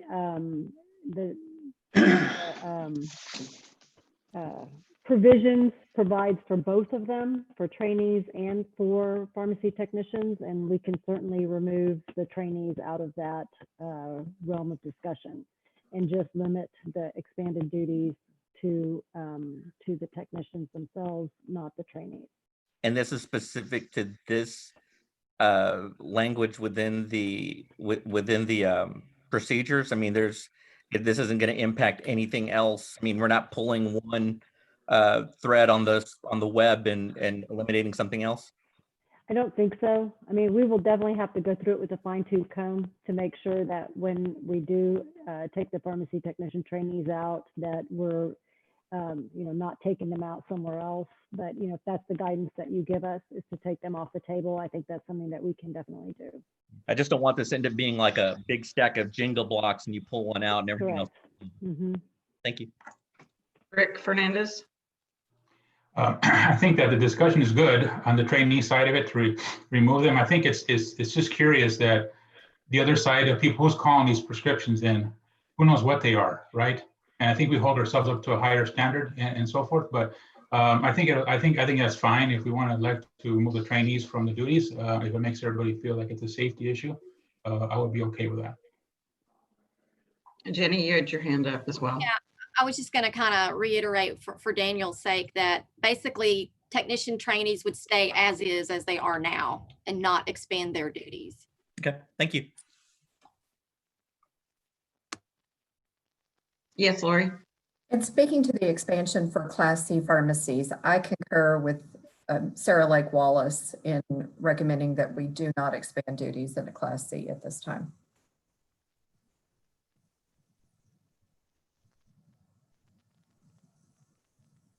Any discussion, and I'm not sure that it needs to be put into the rules. I know that Joyce Tipton and I think it's some of the Walgreens talked about language as far as you know, that out loud read back to the person. Yes, Lori. And I really concur with Joyce in that. I think having that as part of the language, as well as having a quality assurance program like we have in place for Tech, should be specified in our language. Donnie? Yes. My question today, my question is, what are we going to do about training? I know we're going to depend on the individual stores training these techs, but you know, my original thought about this was a different level of tech that can do these duties, not just everyone, because some of the techs that I've worked with in the past, I wouldn't let them do this. And so it sounds like that we're going to open up this to any tech that goes into a pharmacy to take a prescription down. And you know, that to me is a problem. Where are we addressing that? Is this going to be open to any tech in a pharmacy, or is this going to be just for a specific one that's been shown to be, you know, a little bit more savvy in the business? I'm just asking that. The way that it's currently written, and Kirsten, correct me, or Megan, correct me if I'm wrong on this, but the way it's currently written is the pharmacy would have their training in place, and if they are a certified tech, or the way that it's written now, a tech trainee, and they've been adequately trained, and that the pharmacist on duty has said that they can do it, then they would be able to. That's correct. They've basically puts the onus on the pharmacist that is supervising the technician, because in all of these duties, once again, the pharmacist is required to be directly supervising according to the Pharmacy Act and according to the definitions that are put into that supervision by the various rules. So the pharmacist would have to make a judgment call in terms of whether or not the technician is capable of performing the duties. Yep. Just a couple things, Donnie. We've talked about creating a separate license for like an advanced tech, but we haven't. And so, I mean, if that comes later on, I think that you could further differentiate that. But that's kind of one side of it. I think you might be slightly premature. Ultimately, it's the pharmacist in charge who's supervising that technician, and it's the pharmacy license holder. They need to be the one to create their training and determine who they're going to allow to perform these additional job duties. I don't think it's the place of the board to specify, we want you to train them in this manner, because there's no possible way we could cover all of the different types of environments that pharmacists. I mean, that's why you have a pharmacist and why they're so highly licensed. They're supposed to be capable of making those decisions and supervising their people. And I just don't think we should get too far down in the weeds on that. Well, right in the real world, Chip, if you're working for some employers, it's all about the money, and you're going to have, you know, of course, the expansion of duties, but and the ratio maybe, but I've seen, you know, we see more errors with the same tendencies when you'll see them in any informal conference. And that's what I'm trying to avoid. Well, we see more errors with these techs that are not properly trained, even though we're talking about chains, but a lot of independents do not have a training program like these big chains do. So anyway, that's my thought on that. But no, you're right that there's a financial drive, but there's also a financial drive the other way, because as a board, when you hold the pharmacy accountable and you hold that supervising pharmacist accountable, and it's taking money out of their pocket, and that becomes publicized. I mean, I think that's the same way we regulate any type of error now. It is that same thing. We say there are substantial penalties if you let this get out of control, but that's, I mean, that goes across everything that we do. Well, that's all fine, well and good until it's your baby that you've just given the wrong drug to. I understand. Okay, so time out. So Jenny's had her hand up for a while, so is Rick. We're gonna go with Rick first because he had his up first, and then we'll have Jenny. So Rick. Well, I do appreciate the safety concerns, Donnie, and I think in the situation you're talking to, you've had technicians, you wouldn't let them do it, and you shouldn't let them do it. I think adding a different level of training gives owners and pharmacy owners, provides them with more bureaucratic layers to have to deal with. If you have accredited programs, such as, we've seen in a lot of places that train people, I think that is sufficient. I think you're right. If a pharmacist were to allow a technician that's not trained to do it, then they'd be accountable for it. But there's a lot of risk to companies to allow unsafe technicians to do tasks too. That's also a money driver too, if you want to call it that. I just think adding the extra layer of tiers is creating more burden for the board staff to create more rules and us to go through, and it's creating more regulatory steps that really are not needed, because as internally we already have those in place in most places. Jenny? Going to who is responsible, some are saying the supervising pharmacist, some are saying the PIC, but at a lot of levels have to hold the owners of that pharmacy accountable as well, because they're the one that's telling that PIC or that supervising pharmacist what to do in order to keep their jobs. They will satisfy that owner's request, whether it's right or wrong. So I think that, when we look at who's going to be responsible for a tech if they make an error, and how is the board going to hold someone accountable, we definitely need to look at the owners.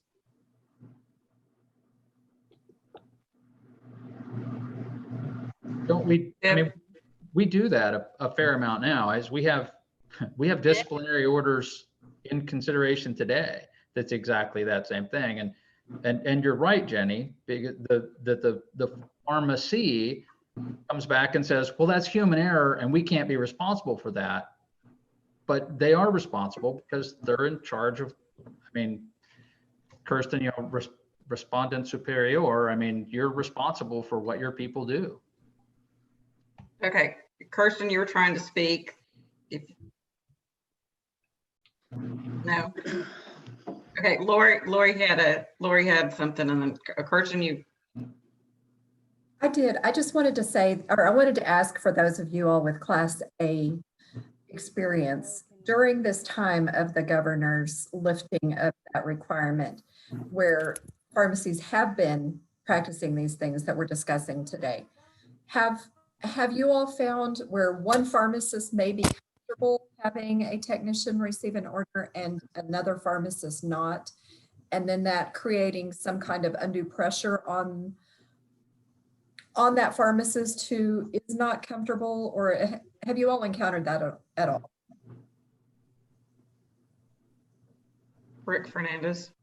Well, that's why we wanted to have these pharmacy pharmacists and technicians speak today, because we didn't find that to be an issue. I can see why someone would want to feel like they want to just join the club and participate because everyone else is, but no pressure was given to anybody to have to allow them. We tried to address that by training them properly so they would feel comfortable with it, but that was not expressed to us either at the store level, the PIC level, or even higher. So I didn't see that happen in the stores that we did it in Austin area, in Killeen, or in the Houston where we tested it out there.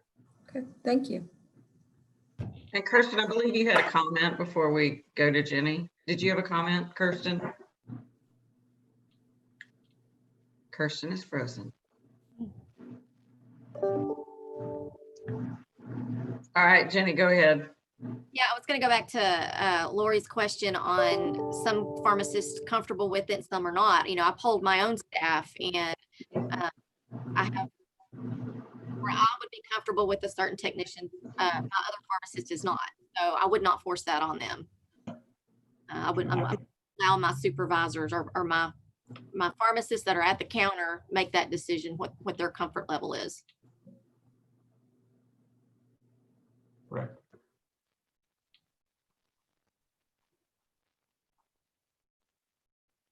I'm not sure why we lost Kirsten. Other discussion, Chip. Oh, I was going to say, I mean, it looks like we've kind of slowed down. I'm ready to actually I'm ready to make a proposal and see where it goes. All right, let's see if we can make a proposal then. I would propose that we expand pharmacy technician duties as outlined, striking the trainee reference from the modification. We currently have a proposal on the or a motion on the floor. Do I have a second or any further discussion? Further discussion. Yeah. Is this across the board for all classes that were listed, or should we take this class by class? We can do it either way. The idea was to go ahead and take it in bulk. But we can either modify the motion or we can take it class by class. I would like to modify sorry. Go ahead, Lori. I would either like to modify the motion or make the recommendation that we do take it class by class. And Daniel, your comment? My comment is I'd like to wait until Kirsten gets back online. Okay, she's connecting to audio right now. She's trying. And while we're waiting, I would say I would accept that as a friendly amendment that we'll take them class by class. So, and I'll second it. now we don't have to repropose. And can I just make a comment while we're waiting on Kirsten? I know for us and a lot of Class A pharmacies, there's been a downturn in the range of prescriptions because of the COVID recently. So while this new order is, or this Governor Abbott's temporary order of allowing technicians to do this, you know, patients aren't going to the doctor like they were. They weren't going to the ER like they were. So we've seen a downturn in the number of RXs with fewer ER patients and fewer doctor visits. So it's kind of hard to use this time as a gauge to see how well it's going because it hasn't been a true to a normal time. Do you know what I mean? So I guess we'll just wait for Kirsten for more comment.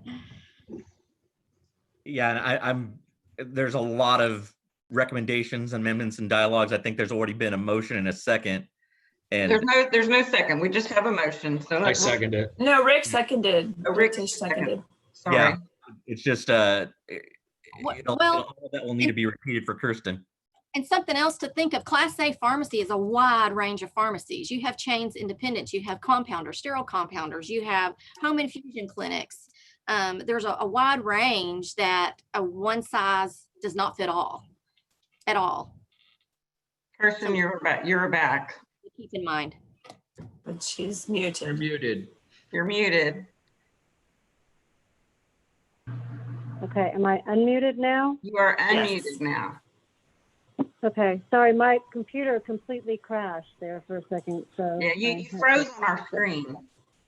Yeah, I'm not sure where y'all are, but I was going to comment that basically the Pharmacy Act does provide that the violation of any provision of the Pharmacy Act or any rule adopted under the auspices of the Pharmacy Act by the owner or by an employee of the pharmacy, that is in and of itself a violation of the act. And so, in other words, if a pharmacy technician, made an error, then that would hold the pharmacy liable for that error.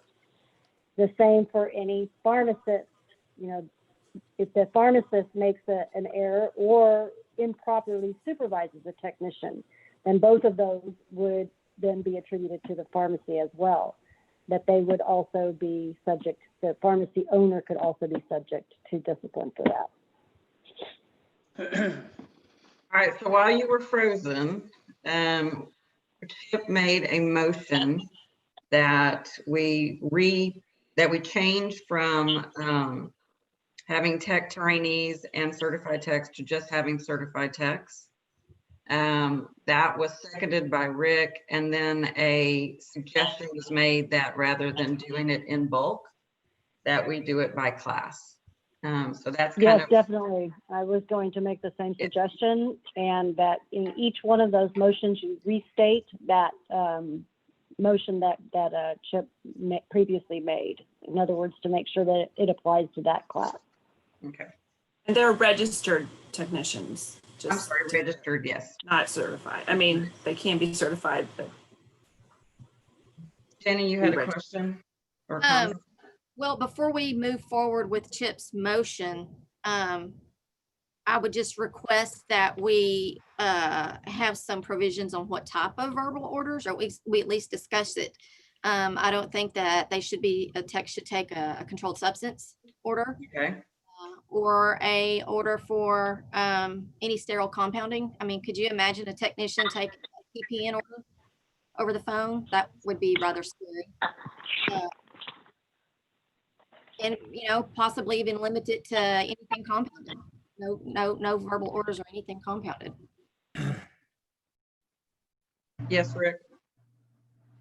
I think that your viewpoint is very important, Jenny, because you work in that environment. I think my answer would be is don't let them do it. I think that would be the provision that I would say if I was a pharmacist in that setting.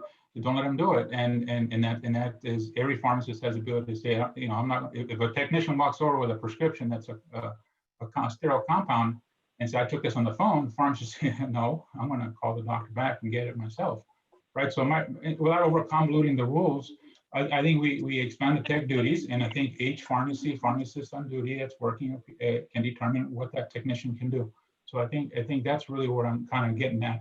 And I know there are different entities, different kinds of Class A's, but I think holding back some for others is not really the fair thing to do. Allow that particular pharmacy to operate and use the rules to safely impact their pharmacies, is I think what I'm thinking about. Well, Rick, while I appreciate your comments, I kind of disagree, because I think, you know, we're going from a very tight restriction to, you know, kind of open it all up. And I think we should baby step it, you know, I mean, let's free it up just a little bit. In your pharmacy, you can baby step it, no doubt. Yeah, and I would do that in my pharmacy, but my concern Absolutely. are the unintended consequences on those bad actors. So Lori has a comment. I have to say I concur once again with Jenny in that while Jenny is doing her due diligence and may prohibit it in her facility, we need to preserve the safety of all of our patients throughout the state. And I would say that we do include it in the language, those restrictions such as for sterile compounding, for controlled substances. I would even say chemotherapeutic agents, maybe. Chip? I'm kind of concerned again that we're going down in the weeds, and I appreciate what you're saying, Jenny, and I understand it's more complex, but I don't know that we can regulate as a board. If you've got a technician that picks up the phone and says, yeah, I can take the order, and they start giving, hey, it's for 30 hydrocodone, whatever. Oh, stop, I can't take that. Let me put the pharmacist on the phone with you. That I think that further convolutes what's going to happen inside of a pharmacy. And I don't know how you even regulate that. They either can pick up the phone and take a prescription order from someone or not. I think that makes it overly complex. I think Brad has a comment. I've got a question specifically to the Class A's out there. When the technicians answer the phone calls, how do they answer them? Just a general question. There's a second part to this, but when they answer a phone call, how do they answer it? I think that. Well, okay. Specifically, like in a hospital setting, we we mention our name and we mention our department. I'm thinking outside the box here. Would it be feasible that a Class A tech, they answer the phone, they identify themselves, they say, I'm a registered tech, or I'm a tech trainee? Because once we decide on which way we're going here, and take the vote and get it implemented, all the pharmacies in the state should adhere to it and say, okay, as a trainee, I can take these verbal orders. As a registered tech, I can do these. The pharmacist overseeing this should maybe have an ear on it, make sure that the right tech is taking the right call. Again, I don't mean to ramble. I'm just asking if the identification at the start of the phone call is something that would be Class A. Thank you. It appears that Julie may be missing. So Allison, would you like to step in and? I need a reminder, isn't Donnie our vice chair? Donnie Yes. is the vice chair. Yes, that's correct. Okay, can you, yeah, okay, there we go. Lori, did you have a question? Yes, so I would go back to Bradley, to your point that first technician trainees have been taken off the table completely. So whether they would not be able to take any verbal orders. And then I want to respectfully disagree with Chip on his statement. I believe that if we do define what could not be given via a verbal order, it will actually simplify things because everybody will be educated. It will be common to all pharmacies versus this pharmacy allows you to do this, but this one does not allow that. I think if we have it written in law, it can be consistent. And then people are educated to that, and it would make it simpler. Okay, Donna, did you have a question? I just wanted to comment. I do agree with Chip, and I believe that, we're getting too far into the weeds. We're dealing with highly trained pharmacists who have, a degree. They have the authority to decide whether or not their technicians are trained or not to do this function. So we should leave it to them and let them decide, do I want them to do this? Yes or no? Yes, I do. Okay, do I want them to take compounds, sterile, whatever it is, let the individual pharmacist on duty decide what they want to do. Rick, did you have a question? Well, just a quick comment. I want to draw on my experience. I'm also licensed and have worked in Illinois. When I was in Illinois, if I had a technician I didn't know, even though they're allowed to do some of this stuff, I wouldn't let them do it. I mean, it's just because if I didn't know you, I wouldn't let you do it. And there's not been an issue in that state, and those states still allow it. I think it's important that we also look at the fact that others have done this. I know each state is different, and Texas is the best. Other states have done this, and I can tell you, I am licensed in Illinois, and I have done this, and it's not a problem. And it has not presented an issue because if I didn't know that technician, said, you're not taking scripts, I just don't know you, even if it hurt me on the production side of it.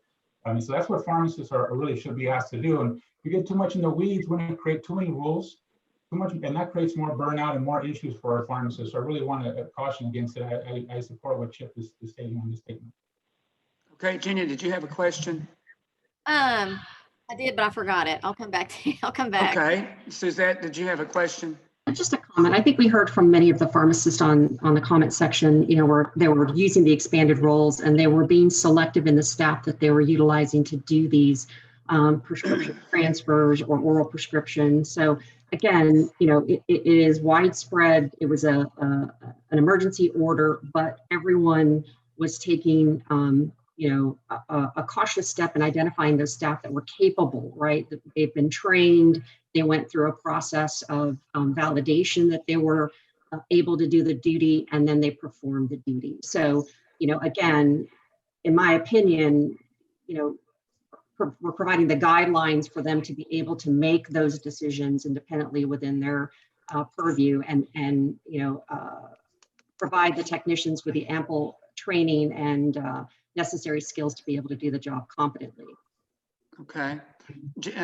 I guess our Julie is back in online. And you're muted. Sorry about that. I have no idea what happened. So I'm sure Daniel has his hand raised. Daniel's got his hand up. Yeah, I'd like to call the question. I'd like for us to go ahead and vote. I do have one more comment, if I could. Go ahead. Okay. I work at a cancer infusion center in Tyler, and I think in Jenny's comment, it would be very scary for any tech to take an order about cancer chemo, much less the TPNs or anything else that we might do there. But that's just a side comment. All right. So because it was off, I'm assuming that the motion is still Chip's and the second is still Rick's. That's correct. And it is now just for the expansion of tech duties for a Class A pharmacy. Is that correct? Correct. All right. So Allison, will you? It's been called for us to take a vote. Okay. Is everybody good with that? Is there any other comment? I do have one more comment. Go ahead, Jenny. I think getting down into the weeds of it helps the prescribers know when they do make that phone call, because keep in mind, there's a lot of the controlled substances are now e-scribed. So anything that is called in, they probably want to talk to a pharmacist, which yes, they have that right to ask for that pharmacist. But if they knew what the rules were themselves, it would just help them in their act of calling in. All right, I believe Lori had one final comment, and then Brad. And I just want to make sure that in the motion that we're addressing, technician trainees are pulled out, correct? Technician trainees were pulled out. It was just, Thank you. Just the technicians. And Bradley, did you have another? No comment. No comment. Allison, you want to take a vote? Bonnie Lewis. No. Jenny Yoakum. No. Rick Fernandez. Yes. Daniel Guerrero. Yes. Lori Hinkey. No. Brad Miller. No. Donna Montemayor. Yes. Chip Warrensburg. Yes. Suzette Tiarina. Suzette, you're on mute. Yes. And Rick Tisch. Yes.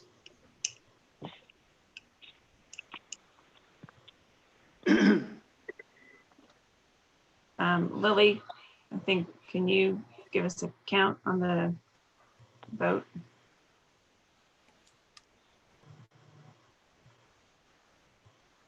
Lily, you're on mute. Sorry, I'm trying to let everybody down. I was trying. 6-4.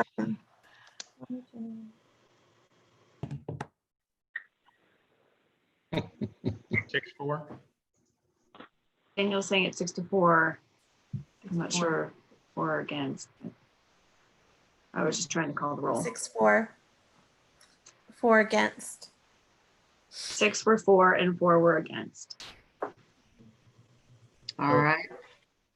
So the proposed rule for the expansion of duties of a Class A pharmacy passes forward and will be on the next board meeting. So the next would be nuclear pharmacies, Class B.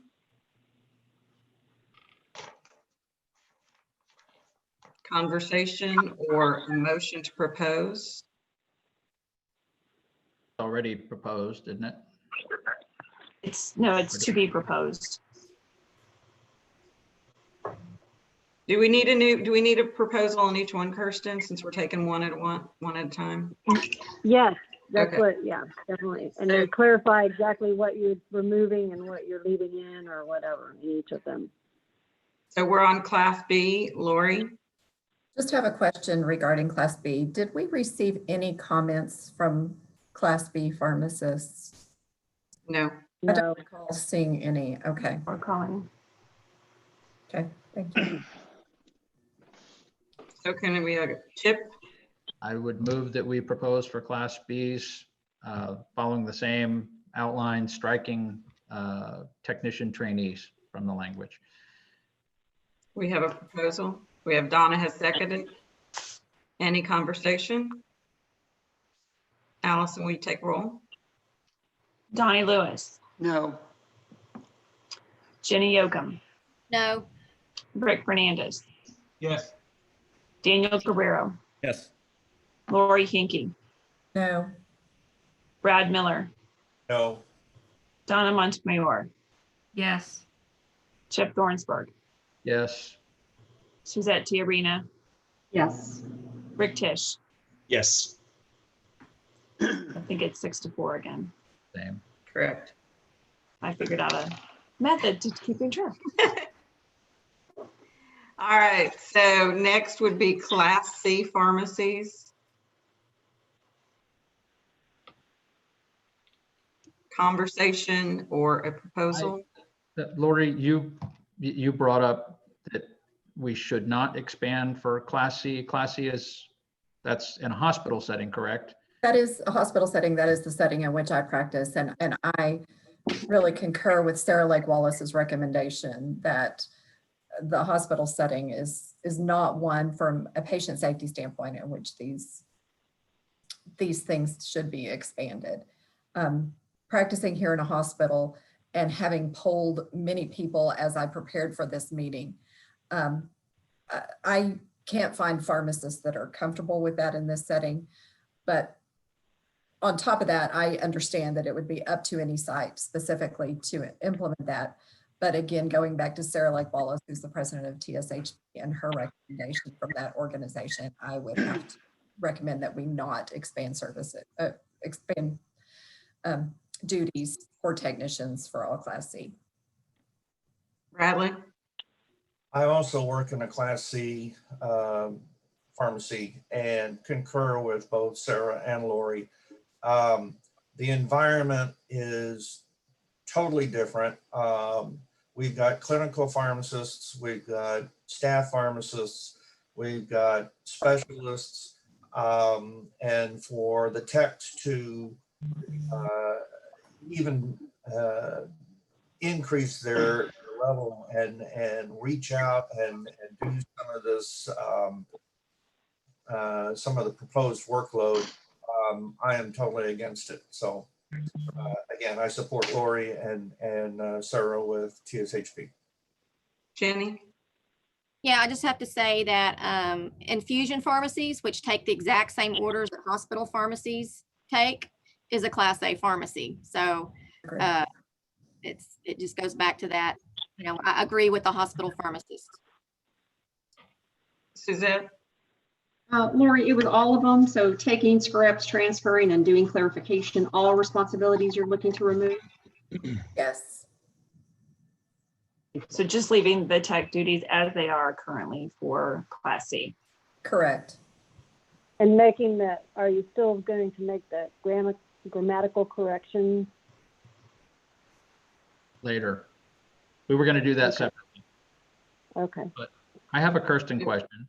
So Kirsten, as long as no one proposes in seconds for a Class C, this section just dies and we move on with our lives, correct? That's correct.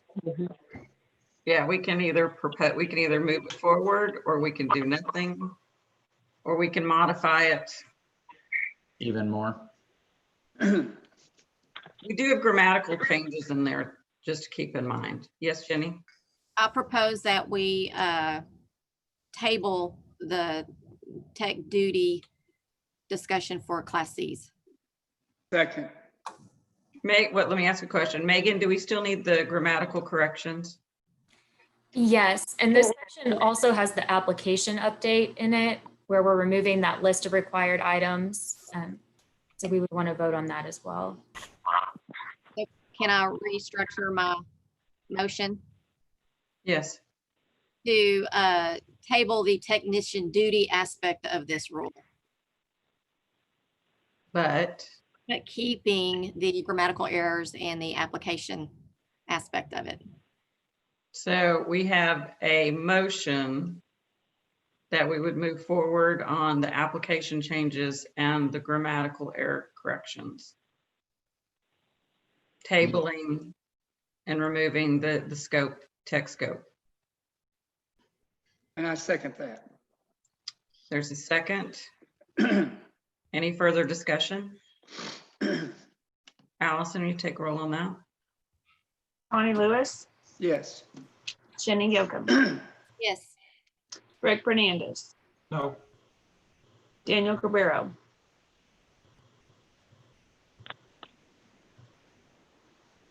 Yes. Lori Hinkey, Yes. Brad Miller, Yes. Donna Montemayor, No. Chip Thornsberg, Yes. Suzette Tiarena, Yes. Rick Tisch. Yes. I think I got 9-2. It can't be 9-2. 8-2. Oh, Yeah, 8 to I 2. don't get to vote.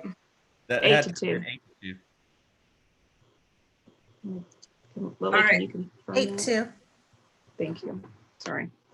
So this has passed with the grammatical changes, the changes to the license, and no action on the scope of practice for a Class C pharmacy. The next would be a remote. I do have a question. So when would that come back?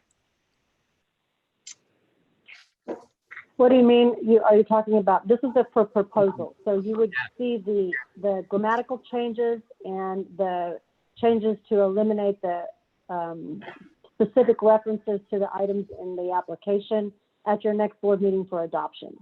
But Jenny also indicated. We did not vote on her motion to table. Oh, I'm sorry, I missed that then. I thought, what were you? She made a motion to table, but then modified it. So. Yeah, I think you really need to revisit that because I don't think that, I think there's some confusion on this motion. All right, well, let's do this. Unless Why don't Kirsty, we do the audit at this time? Yeah, that's what I was gonna say. At 11:30. Yeah, let's go ahead and go to audit, and then we can come back to this. But before we do that, Jenny, the way I understood it is that you wanted everything else to go through with the exception of that one piece that you said, let's not touch this right now. Was that correct? The grammatical errors need to be fixed, Those and are the fixed. application part of it needed to be fixed. But Those the are fixed. technician duty, which is what we're discussing right now, was tabled. So my question That's is, what I heard. so then my question is, when would that come back? I don't think that table is the correct. You're thinking of table as parliamentarian, and Yes. and her motion was simply to not address that. Not address it. Just address Okay, it. thank you. Because when I hear table, that typically means that it's going to be addressed at a later date. Yeah, no, it would be no action at this time. Sorry. No action. Thank you. All right, so Anne, can you help us get to our audit group so we can have our audit report? I believe they are in. Kimberly Lopez is part of the audit team, and you also got behind the tab their report. They did an audit of our compliance group, and so thank you for joining us, Kim. A little bit easier to be with us maybe this time than driving to Austin. Hello, good morning. I should say good afternoon. I'm Kim Lopez Gonzalez. I'm here this morning, I guess early afternoon, to present to you the audit report, the annual internal audit report for the pharmacy board. During this time where everybody has been working remotely, it was a little different than what it's been in the past, but we were able to work through everything, and information was provided. All information that was requested was provided. Just because it was in a different setting, we working remotely, your staff, pharmacy board staff working remotely, took a little bit longer than what it probably would have, but we worked through that. We didn't have any scope limitations with staff. They provided all information as timely as they could, since they were going back to the office to provide the information as requested. We did start our audit field work for the inspections audit that was conducted for this year, for fiscal year 2020. We started that audit on March 30th, 2020. Our field work was complete May 15th. That is the date of the report that you have before you. A draft report was submitted to the pharmacy board for their review in June, and a management's responses to the comments and recommendations that were included in this report were provided to us in early July, and a final report was submitted to management on July 8th, 2020, to allow us to present to you this report today. The staff that we worked closely with were Ben Santana and Jessica Reyes. Also, I believe Chica Cherry may be on the line from our office. She is a senior auditor that worked very closely with the staff to enable us to complete the audit. The report that is here on the screen includes, I guess if you can go to the table of contents, just so that we can kind of see what's included in this report. Page 1 is our internal auditor's report. This is our report to you, board members, because you are who we report to, although we do work very closely with management during the course of our audit. This report tells you that we did look at the inspections area for the 6 months ended February 29th, 2020. And based on our audit, we do have some comments and recommendations and a couple of observations that are reported here. In addition to that audit, we also performed a follow-up of the 3 comments and recommendations that were outstanding from the prior fiscal year, and also include this in the report with the status. And this report does meet the state of Texas internal audit annual report requirements. The SAO, the state auditor's office, does put out the guidelines since they are tasked with that requirement to ensure that the Texas Internal Auditing Act requirements are included, and that this report fully complies with those requirements. And the report that you have before you for fiscal year 2020 does comply with those guidelines. Also included in this report, you can see in this table of contents, there's items 1 through 4 and items 7 through 10. Those are the minimum requirements for inclusion in the annual report in accordance with the SAO guidelines. In addition to those items, as I indicated before, there is that inspections audit. If you don't mind flipping that screen to page 2. The actual page 2, there, right there. So right there on page 2, you can see the 2020 internal audit plan. On February 4th, 2020, at that board meeting, the board did approve the internal audit plan for fiscal year 2020. Included in that fiscal year 2020 the audit plan was to perform the audit of inspections, and to also perform a follow-up of prior year internal audit and preparation of this 2020 annual report, and also to perform the risk assessment. But the risk assessment was performed before the audit plan was prepared. So all those items that were included in the approved audit plan have been completed, and this report does meet the annual requirements, as I indicated before, of the state of Texas internal audit annual report requirements. The comments and recommendations related to the inspections audit are summarized on page 13 of this report. Can you go to page 13? So this is a summary and a rating. We follow in alignment with the state auditor's office. So when the state auditor's office performs an audit of state agencies, they also classify any comments and recommendations that they report to state agencies. They'll rate them as either priority, high, or moderate, low, and low as well. So the 5 comments that we have here included, 2 of them are rated as medium and 3 as low. There are some observations. These observations are not, they don't raise to a level to where we feel that they need to be comments and recommendations, but we feel that they are observations that still need to be provided to management and also you to the board, so that you can be aware of they're not as significant as what comments and recommendations would be, but if they were not addressed, they could rise to that level. So we do include those in this report. The comments and recommendations can be found on pages 14 through 17.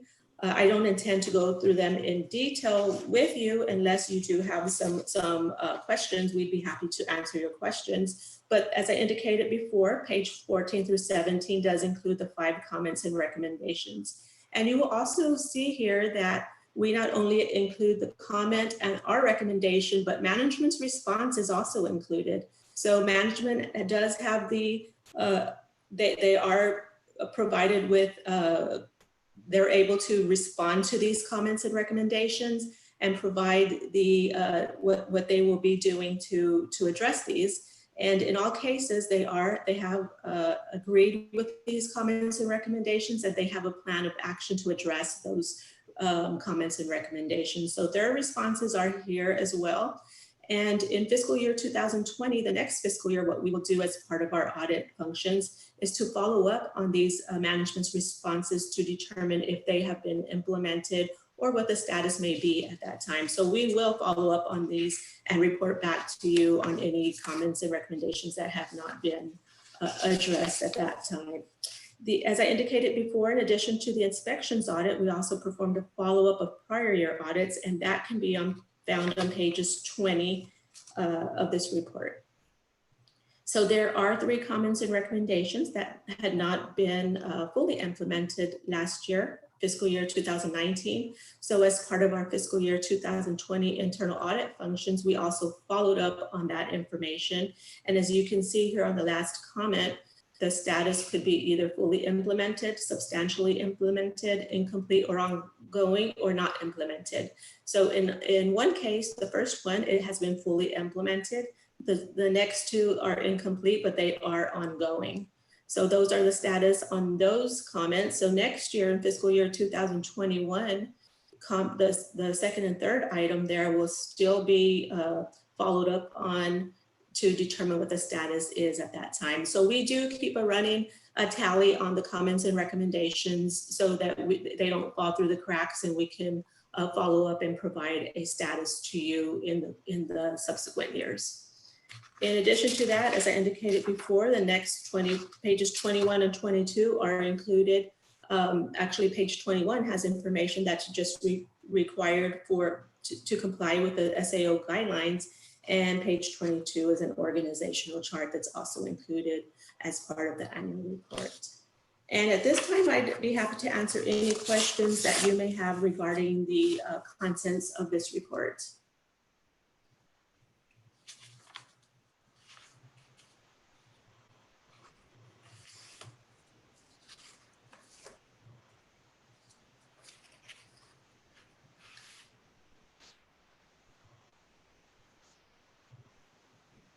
Did we lose Julie again? I'm not seeing her. All right, Donnie, you're up. Okay, Allison. I don't think there's any questions for Kim.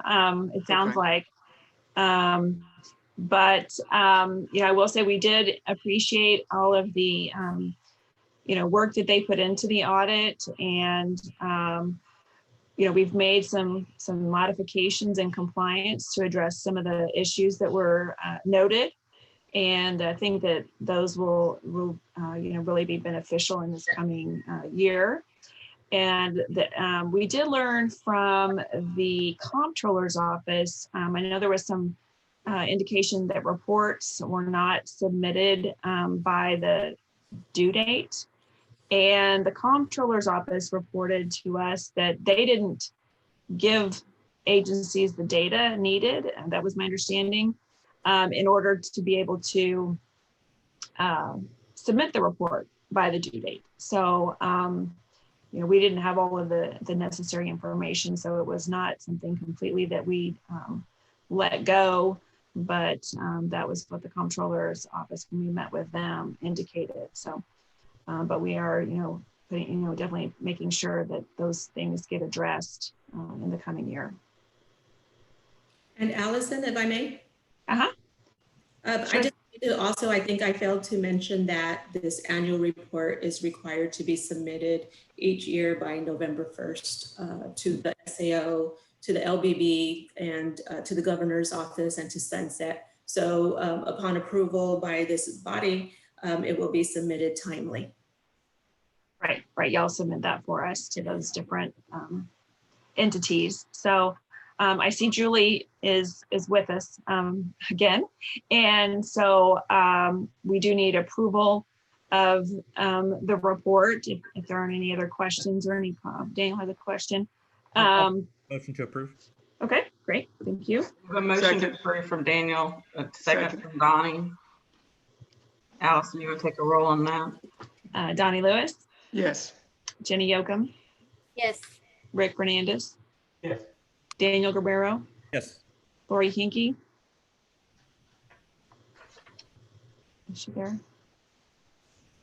Sorry. Yes. Brad Miller, Yes. Donna Montemayor, Yes.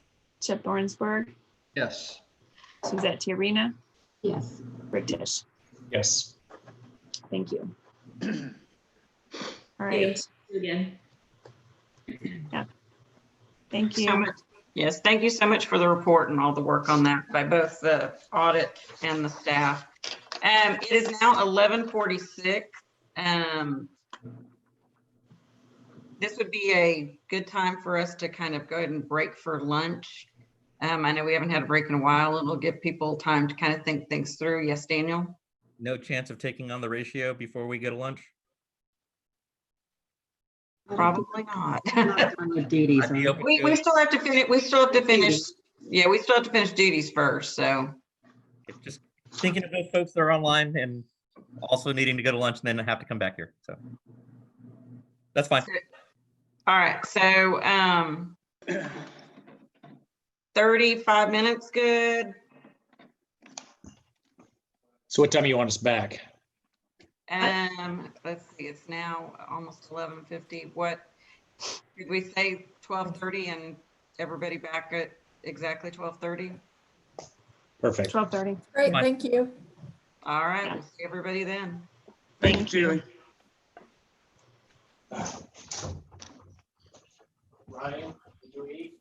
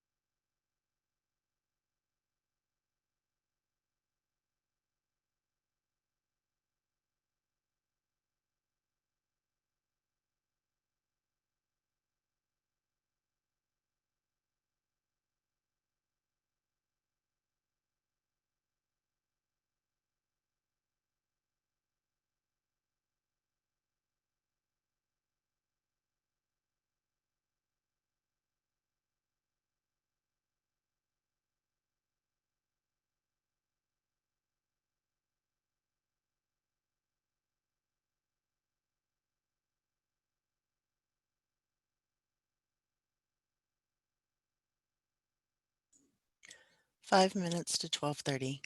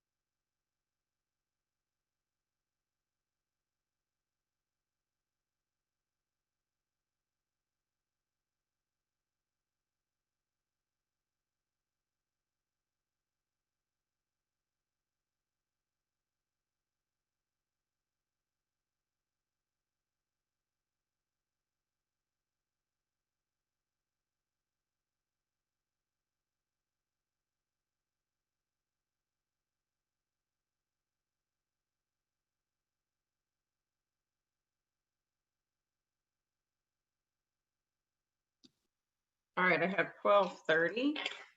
Allison, you want to take a re-roll or? Sure. Are you ready? Yes. All right. Julie Spear. Here. Donnie Lewis. Here. Jenny Yoakum. Here. Rick Fernandez. Here. Daniel Guerrero. Here. Lori Hinkey. Here. Brad Miller. Here. Donna Montemayor. Here. Chip Thornsberg. You're muted, Chip. And it says I can't turn on my camera because the host has stopped it. Oh, and needs to let everybody do that. I think Chip, are you there? I'll come back to Chip. Yeah, I'm Suzette Tiarina? Oh, there's Chip. Okay. And Rick Tisch. Here. Okay, we're all here, Julie. Thank you. Okay, so I believe staff did some research while we were gone on the discussion about the controlled substances. Kirsten, did you want to Yes. comment on that? Basically, we're going to need to clarify somewhere that the ability to transfer or to take a new prescription. And then I think also in turn that would apply to clarifying a prescription, that is a duty that under DEA rules and regulations cannot be done by a technician. So, we can basically just put some clarifying language in the Class A and the Class B rules that would say that you need to comply with federal law. I would think that works fine. I would too. Do we need a motion on that, or were you good? Yes. Are we good just leaving Yes. it? No, please. Do we have a motion, Daniel? I moved. I'll Daniel second. moved, and Jenny seconds. You want to take a roll, Allison? You're on mute. Allison. Sorry about that. Donnie Lewis, Yes. Jenny Yoakum, Yes.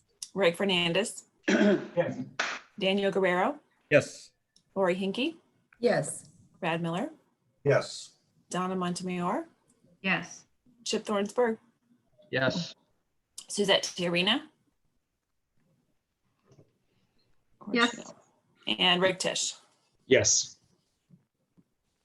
Thank you. All right, I would ask them that going forward, we have a few classes left. If we can go ahead and have that as part of the proposal that we will put in language to comply with DEA, as well as the tech trainee as we were doing before. So the next would be satellite pharmacy. This is again just scope of practice.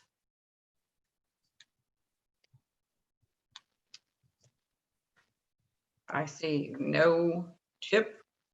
I'll Would you like- I'll move that we expand the technicians at satellite pharmacies pursuant to DEA regulations and strike trainees from that additional duty. Do we have a second on Chips? Second. No second. Oh. Daniel has seconded. Allison, will you take a roll call vote, please? Donnie Lewis, No. Jenny Yoakum, No. Rick Fernandez, Yes. Daniel Guerrero, Yes. Lori Hinkey, No. Brad Miller, No. Donna Montemayor, Yes. Chip Thornsberg, Yes. Suzette Tiarina, Yes.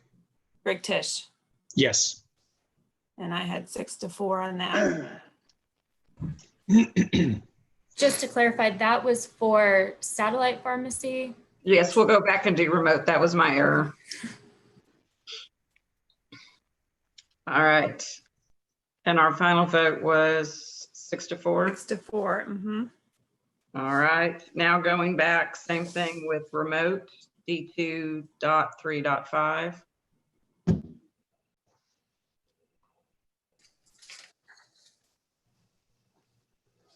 I see no conversation. Do we have a motion to propose? Motion to propose. Suzette has made the motion to propose. Do we have a second? Second.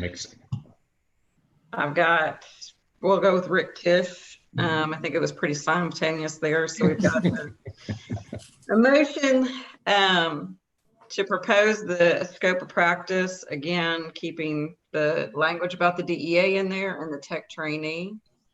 You want to take a roll call vote, Allison? Donnie Lewis, No. Jenny Yoakum, No. Rick Fernandez, Yes. Daniel Guerrero, Yes. Lori Hinkey, No.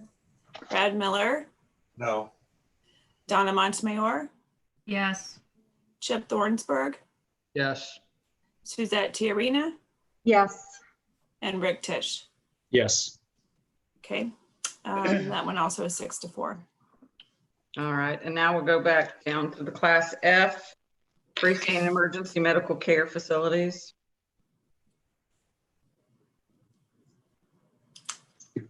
Jenny has a question. Yes, Jenny. Actually, I just a comment in class F. It's really a moot point in class F because the only time a technician is in a class F is to go refill like a Pyxis machine. And again, it's another hospital, so it's really a moot point. So I would, if anyone else wants to discuss that, if not, I move that we just what's the correct terminology, Daniel? Table it. Take no action. Take no action. Take no action on this one. Second. Do we need grammatical? Do we need to do anything else to this rule? It Let didn't this look one. like there was. No, this one doesn't have it. All right. Move on with our lives. And let me just ask a quick question, Kirsten. On this one, we would just be passing it as it's presented. Is that Well, correct? the motion was to take no action, No so it action. would just go away. Right, this one, the only thing that is highlighted here, in addition to the yellow, there was some green highlighting, but that was something that Megan had addressed previously. It is language. You just adopted. We just adopted. Yeah, so you're just adopting it as it's presented. You don't, No. that vote already took place. Okay, It's fine. okay. We just basically, Just skip it. we can just ignore this one. We don't have to do anything. You don't have to make Okay, a just- motion. You don't actually, Right. you can Nothing just needs to be move done. on. Right. Mhm. Move We on. will leave it then as no action. What other items do we have that would fall under that same category?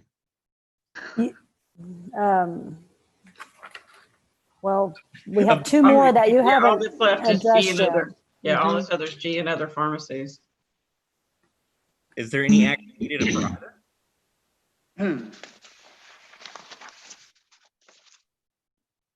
We need Our something. next class. Class G does have the same question as far as scope of practice, so we we'd need to go the same route. It The has the scope of practice and And the ratio. ratio, but it does not have any grammatical corrections. So Got it. there, if you would just need to decide where you want to go with that. Thank you. All right, so Class G pharmacies. Conversation on scope of practice, and if none, can we go ahead and have a proposal or a motion to propose? I move that we go ahead with the Class G, taking out the technician trainees and doing whatever we need to for the DEA. All right, we have a motion to propose by Donna. Do we have a second? Second. I'm sorry, Daniel was there second. So Allison, if you'll take a roll call vote. Donnie Lewis, No. Jenny Yoakum, No. Rick Fernandez, Yes. Daniel Guerrero, Yes. Lori Hinkey, No. Brad Miller, No. Donna Montemayor, Yes. Chip Thornsberg, Yes. Suzette Tiarena, Yes. and Rick Tisch. Yes. All right, and I believe that was 6-4 as well. All right, then the last on the scope of practice is concerning other classes of pharmacy. Again, it's the same question. And I'm sorry, you cut out. What class are we looking at? It's actually in regard to substitution requirements. So we're talking about substitution of drug products here.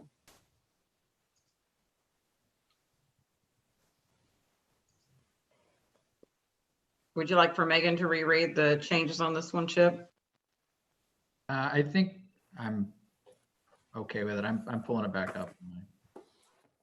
Yes, Jenny? So this is just allowing a technician basically to discuss with the practitioner or the prescriber the substitution of a product. Is that? Yes, it's about substitution. Mhm. And allowing the tech to take the prescription in these, just because it's repeated. Is outside of what a technician should do. I mean, that should be left up to the pharmacist to discuss with the prescriber, you know, the substitution of a product and why. Well, it's talking about taking a prescription. I'm not sure why it's repeated in here, but it's basically taking a prescription, and it's allowing them to take that prescription. Right. Yes, The rule allows for the prescriber to communicate to the pharmacist right now in terms of an oral prescription, and it just adds the technician. That's what it does here. Mhm. Rick? Yeah, it's just transcribing the order when it comes in. If there's follow-up questions, then the pharmacist takes care of it. The technician doesn't engage as to why or why not. It's just taking the order.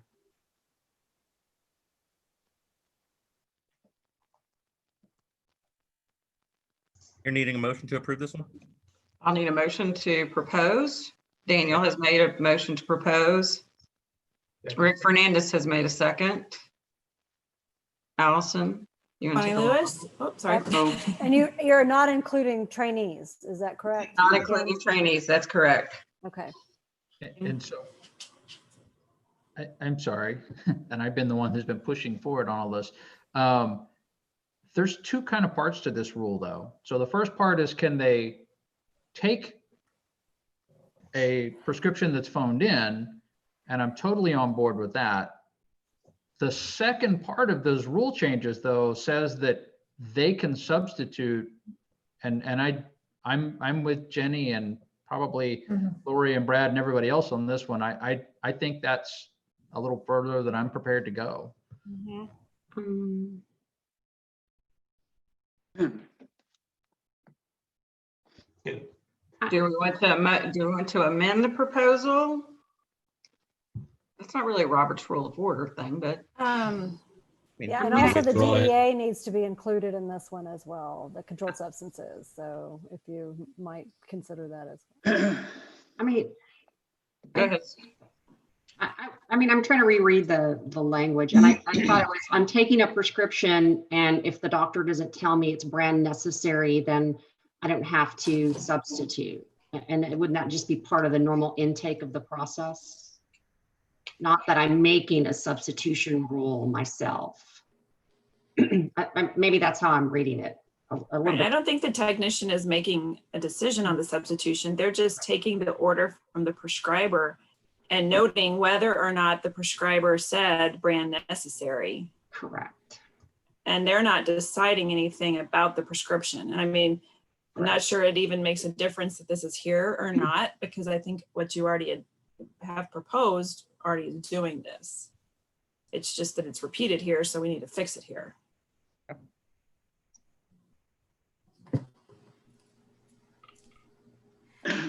So what is the pleasure of the board? You have a motion and a second at the moment. Do we need further clarification from staff on this one, or just?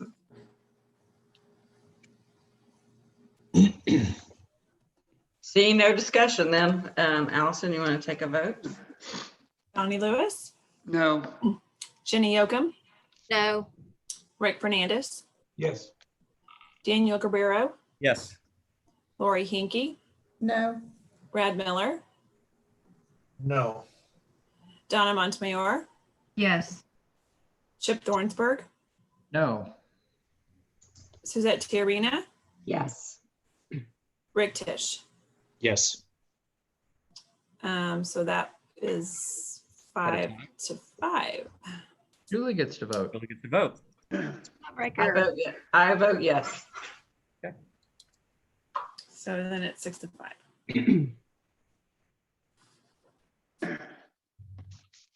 That bring us back up to, Yes, it brings us back up to ratio, starting with D.2.3.1. Wait 1 second. Oh, I'm sorry, go ahead. I think we did not on the A and the class B, we did not have included in the motion to include the grammatical, the grammar corrections. Is that correct, Megan? That's correct. Also, D.2.3.1 has grammatical corrections that were not voted on. Can we take those in bank? We can take those together.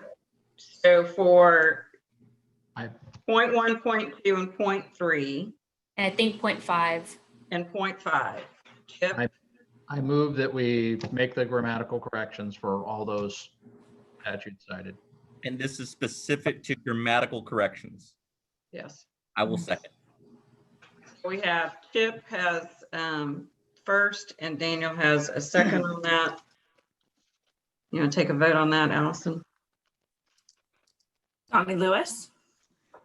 Well, do we vote like we did before, or just on these? You're just voting on the grammatical corrections Okay. to it. That's fine, yes. Jenny Yoakum. Yes. Rick Hernandez. Yes. Daniel Guerrero. Yes. Lori Hinkey. Yes. Brad Miller. Yes. Donna Montemayor. Yes. Chip Thornsberg. Yes. Suzette Tiarina. Yes. And Rick Tisch. Yes. All right, that was all in favor. And Megan, did we get the DEA requirements on 3 and 4? No, actually not 3 and 4, 2 and 3. Did we go back and Yes. do that? Yeah, they did a Yes. motion at the very beginning to Okay, include all right, I that just on wanted all to of make them. sure. I knew Megan had a chart on that, so we were. Okay, so we're clear on scope, grammatical error. So we're going back up to the top, D.2.3 to 1.1, which is pharmacist intern ratio, and on line 19, the removing of the ratio. Comments, questions? I'll make a motion to approve as presented. I have a discussion Go ahead, Jenny. on that. I think it is a disservice to those students to have them with an unlimited ratio to a pharmacist. I think it would impede their learning. They wouldn't get the attention that they need one-on-one from that pharmacist. And, you know, with these kids coming out with $100,000 student loans and already having a hard time finding a job, I mean, you're now going to affect, you know, their education. I think it should stay 1-to-1 and let them get their money's worth. Allison. So this is not when they're in school. When they're doing a school program, the ratio for intern to pharmacist is already unlimited. This is when you have an intern who is not being supervised by a pharmacist that's a preceptor, and they're doing technician duties. So they're not part of the ratio. They are, you can only have one pharmacist intern who's doing tech duties to one pharmacist. This is not part of the school thing. That's already actually unlimited. It's still a training mode if they're considered an intern. Well, no, They're this is working as like a when they're technician. working, like if you hired something like, you know, you've got a student who's Who just graduated and they're waiting to take their tests. although they not necessarily, but they are there when a and actually this is kind of right now a moot point because the provision's waived by the governor, but when there's no preceptor on duty. So the student is working for you on weekends, let's say, and the pharmacist on duty is not a preceptor. They're only allowed to do technician duties. And they're fine with it. They just want to work and you just want to, you know, they're just getting paid. It hasn't, you know, these wouldn't even count towards school hours because they are not doing intern stuff. They're doing technician duties, but they don't have to be registered as a technician. So if you got into school, you let your technician registration go, or you were never a technician, you can work as a technician if you're an intern. Let me maybe clarify. That, I don't know how to explain it. Yeah, let me maybe clarify a little bit better. So say that I'm a pharmacy manager and I am working at a pharmacy, and it allows me to have 2 technicians on a shift, or you know, right now it's 4.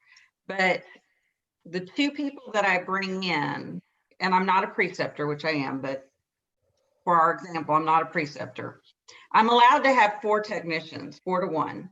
But right now, because they're working as a tech and it says it's only 1 to 1 there, I couldn't have 2 interns working. I could only have 1, even though they're acting as a tech.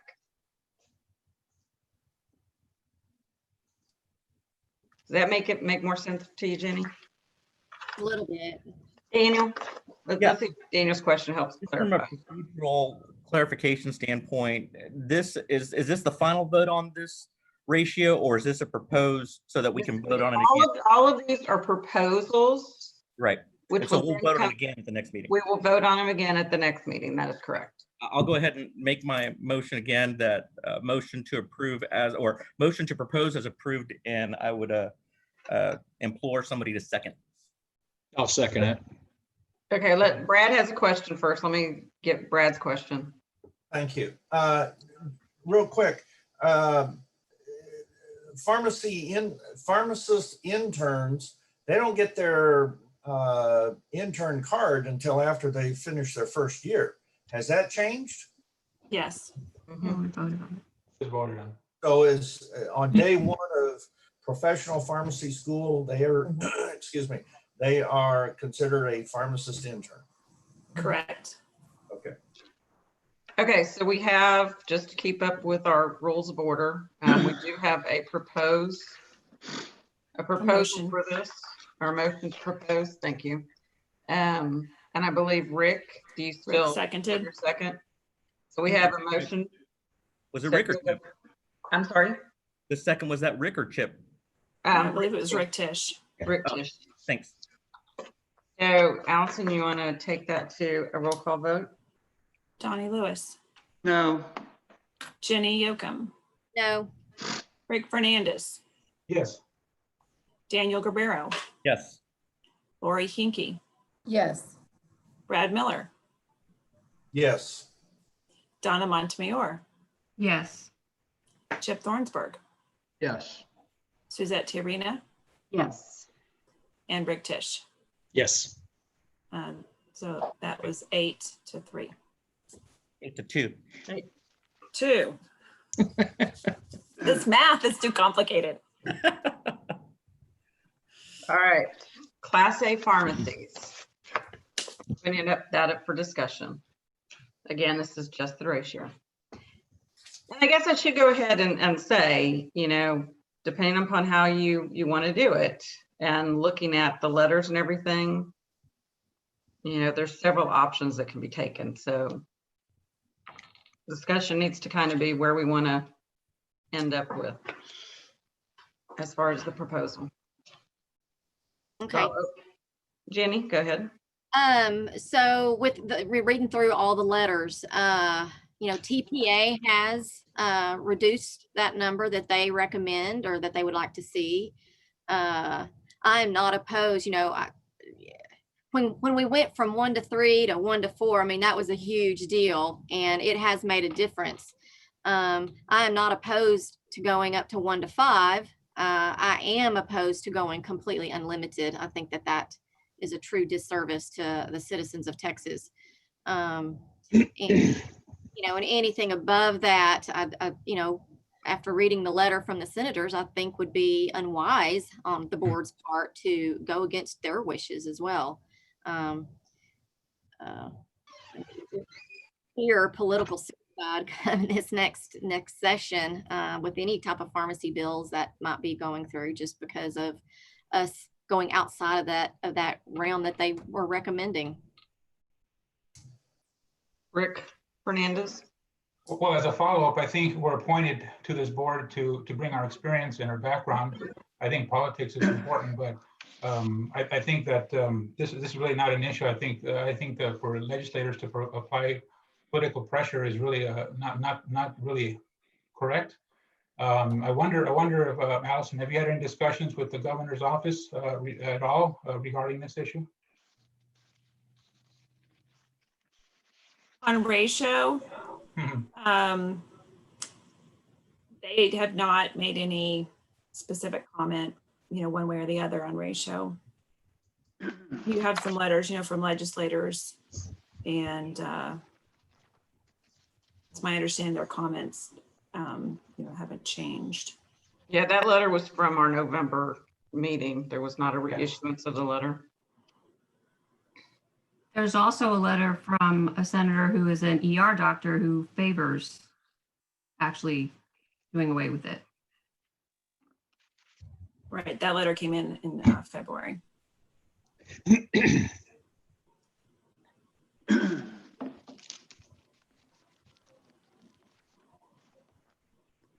You're muted, Julie. Yes, Rick Fernandez. I appreciate the time. I know this is a difficult issue.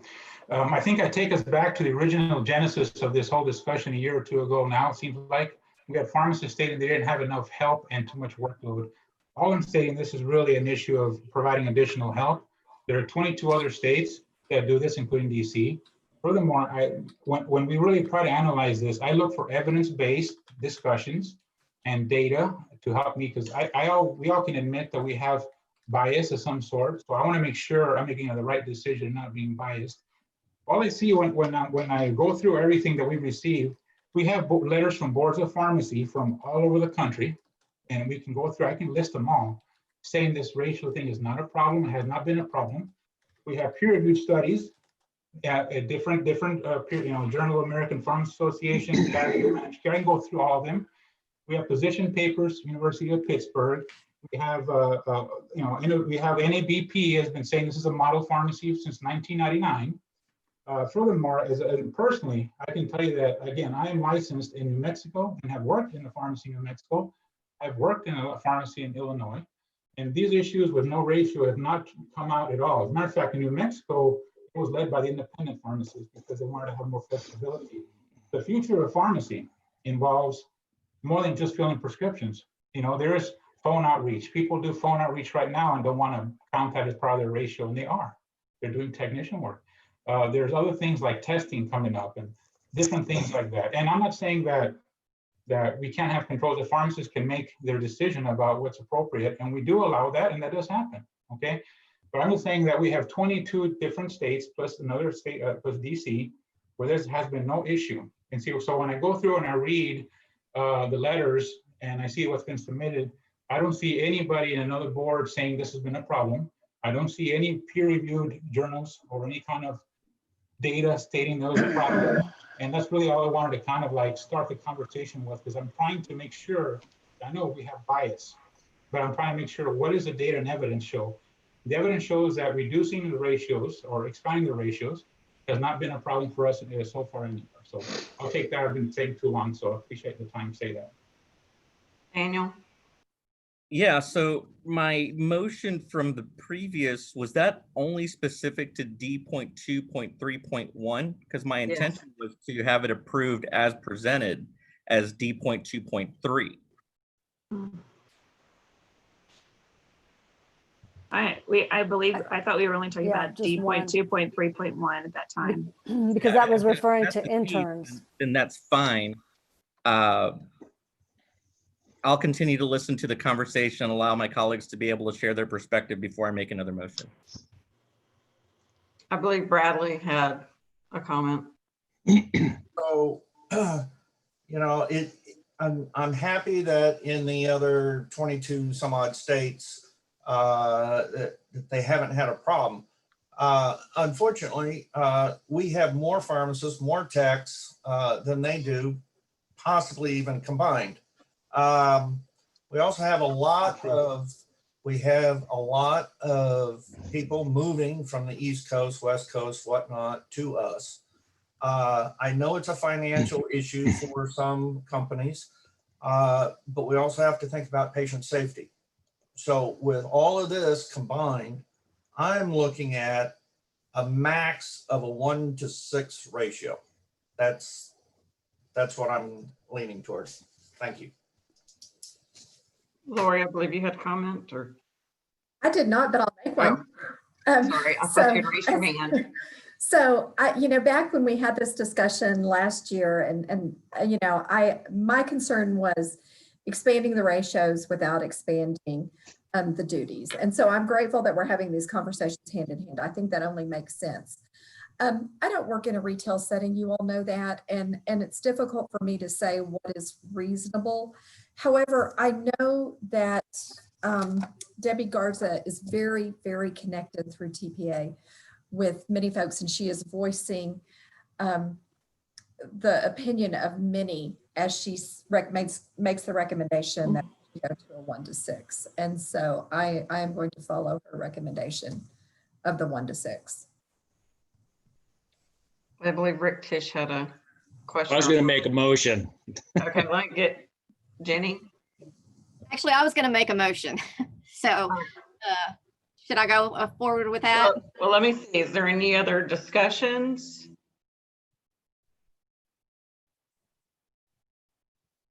Seeing none, I believe Rick was going to make the motion first. So your motion, Rick? Yeah, to increase the pharmacy to tech ratio to 1-to-6.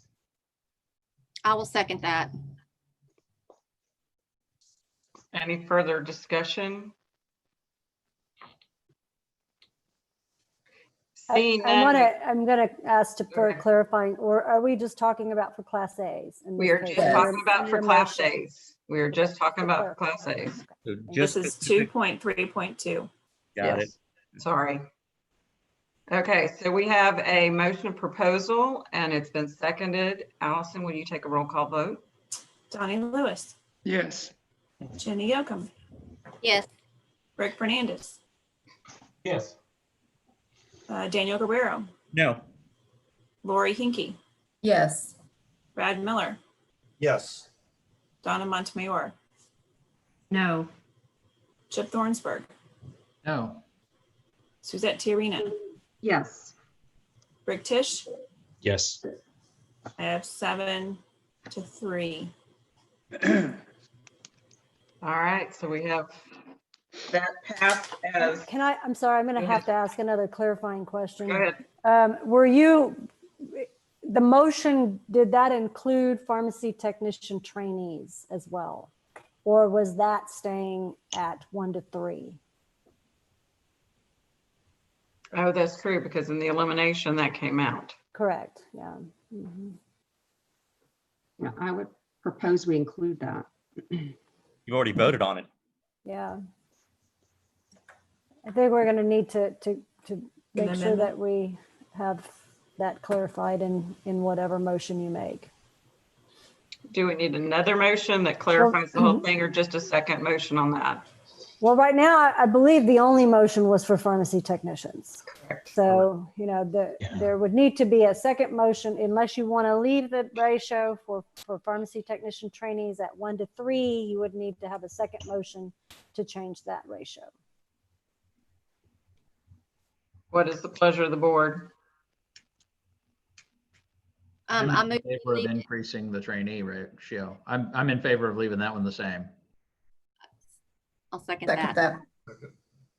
So, That's at the 1-to-3. yeah. All right, Well, in that case, if you don't do anything else, then it would So just the- be the pharmacy technicians. Well, so there's no action. I think you're going to have to undo that other vote first, and you can do that as somebody that lost has to. Gosh, I can't remember how this one works. I'm gonna have to go and review how you undo a vote, but there is a way to undo a vote.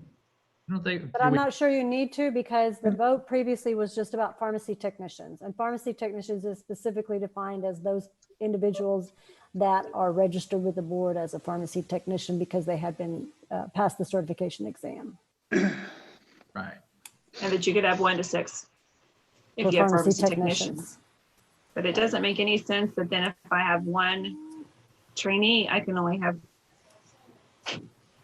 3 and nothing else.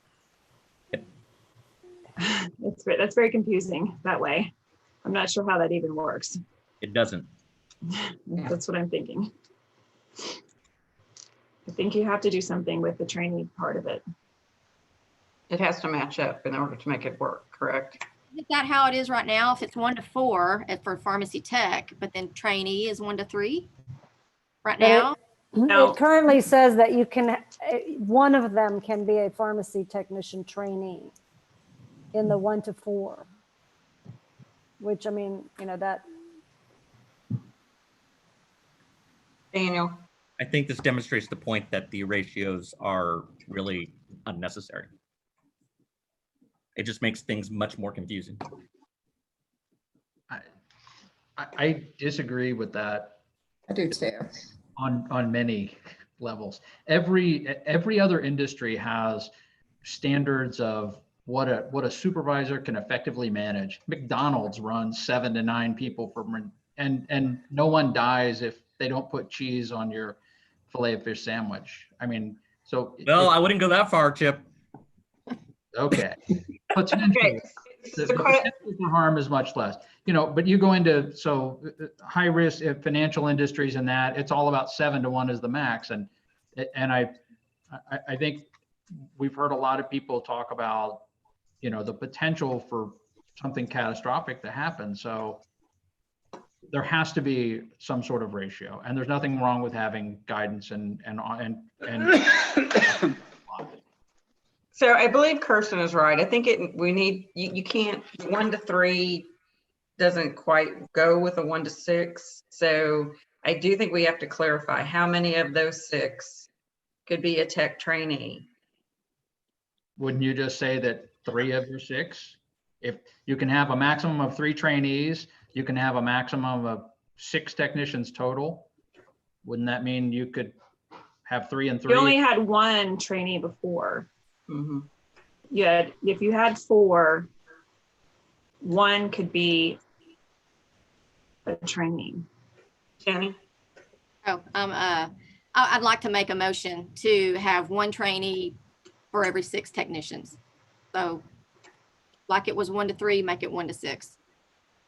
Whereas when we, at 1 to 4, we had 1 trainee for every 4 techs, correct? 1 trainee for every 3 techs? Allison, isn't that what you just said? Yeah, so you could just, wherever there's a 4, replace with it a with 6. 6. Wait, yeah, but before it was actually that there could be 3 trainees. For 1 pharmacist. As long as there was 1, and then As long as the there's 4, the 4th one would have to be a technician, Yes. not a trainee. It's the other way around from what y'all were It's the saying. opposite, sorry. It's Yeah. 3 trainees with 1 certified, that's what it is today. Correct. Mhm. Yeah, so if we're saying 1 to 6, then it could be 5 trainees with 1 certified tech. Yeah, I If think you were going to increase the technician trainee ratio to 1 to 5. No. Well, what about 2 trainees and 4 registered techs?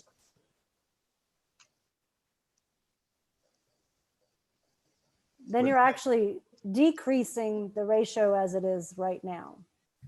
Right now, you can have 3 pharmacy technician trainees for a pharmacist.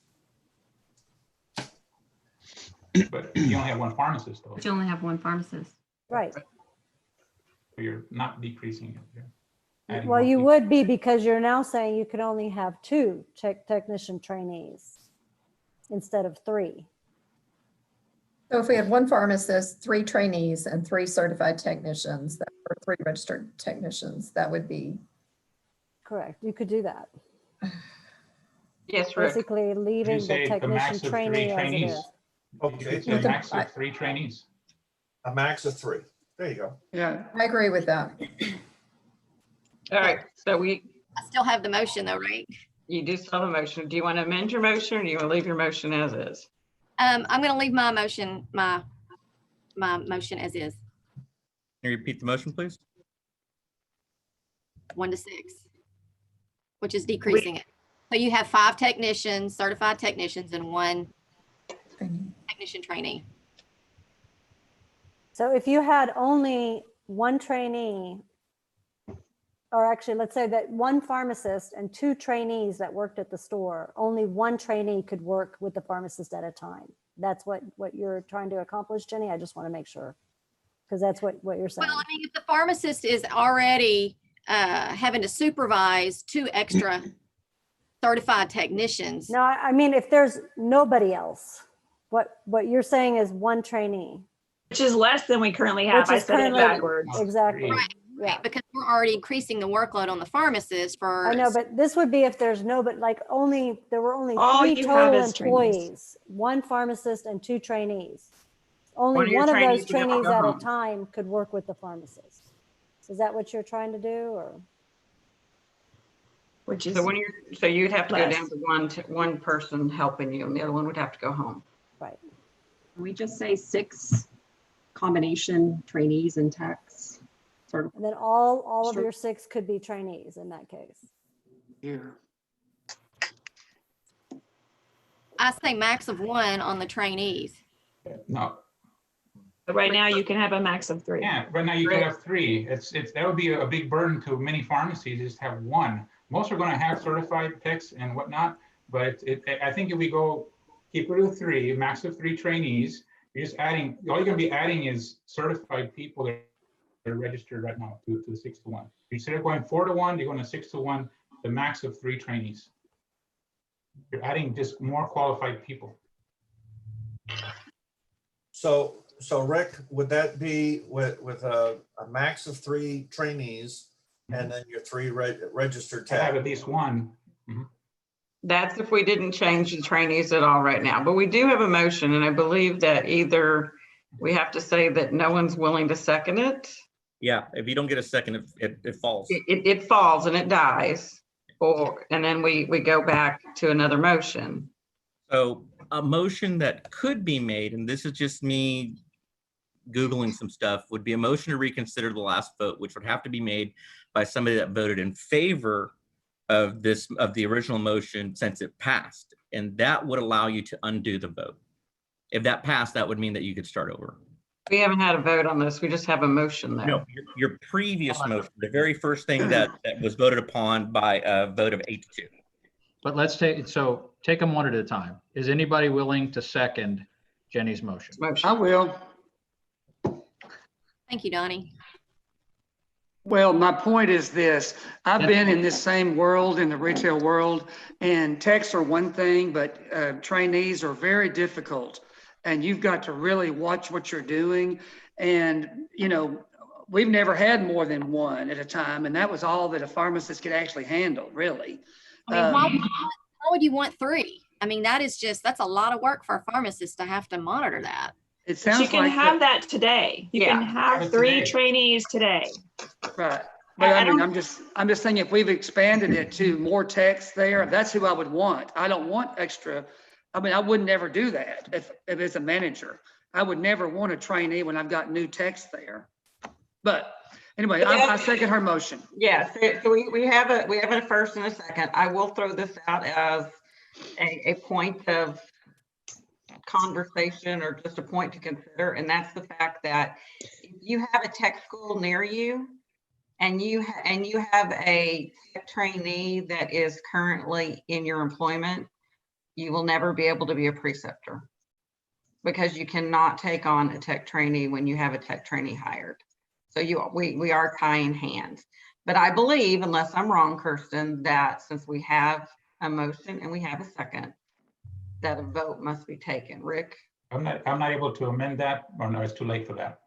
I don't know. I think you have to The call. motion was made by Jenny, The motion was made by Jenny. right, If and Jenny's seconded by willing to accept Donnie. Mhm. Yes. So what is on the table What is the again? motion? Only 1 tech trainee can Yes, be that we- part of the total? Is that what we said? That is Jenny's current motion that Donnie has seconded. Call the question. So we're gonna have to go ahead and take a vote then. Go, Rick. What happens if this one does or does not pass? Can we make a follow-up proposal? Yes, Yes. I think you would Okay, probably depending need on how it to. lands, right? Yeah, depending upon how it falls. Right. All right, Allison, Donnie Lewis. I guess I'll say yes to her motion. Am I second? Jenny Yocum, Yes. Rick Fernandez, No. Daniel Guerrero. Abstain. I don't have another hand. Lori Hinkie, No. Brad Miller, No. Donna Montemayor, No. Chip Thornsberg, No. Suzette Tiarena, No. Rick Tisch. Yes. All right. I think it was 5-3. Didn't pass. 5 to 1. With one Yes, it did abstaining. not. Right. That's why I was trying to figure that part out. 5 to 3 to 1. So it did not pass. Rick. Okay, I'm gonna have to make a comment real quick. We do need to go to some of the things that were allotted at time, because I mean, yeah, we it definitely is. have to start, the SOA has to start in 15 minutes. So, because that's an actual posted time that we had in a letter. And then we also had the PRN and the pilot project that was supposed to happen at 1 and 1:15. This is Lily. I had 6 to 3 to 1. Yes, that makes more sense. How could it be 6 to 3 to 1? No, that does make sense. That's 10. Yeah. Daniel, yes. Okay, so I want to come back to my motion from the earlier. Okay, I think we're going to have to do that right after we do PRN and. Well, let me, Can we do that? Is it a motion to reconsider a previous? What I want to do, and then you can tell me. Go ahead, and then we can consider it. What do you? For D.2.3, I'd like to propose. I would like to propose that it moves forward as presented for all classes. So as presented, that it be proposed for all classes, for everything D.2.3.1 all the way through D.2.3.9. Ratio. Correct. And what that motion means is eliminating the ratio, because that's what we have done in all of those sections. Eliminate the ratio. No, but we just voted But on. you've taken a vote already on 2.3.2.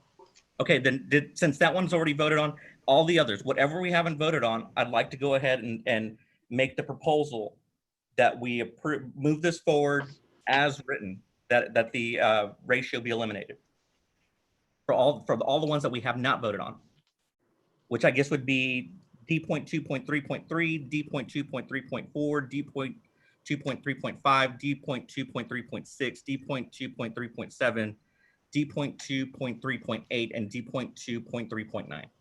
That's my motion. Point 4 has no already has.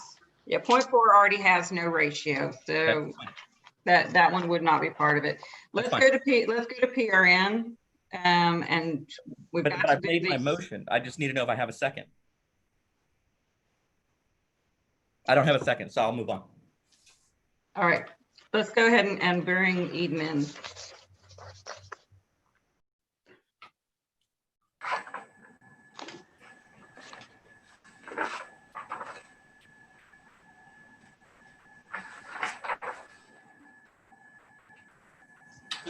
All right, so this is G.2.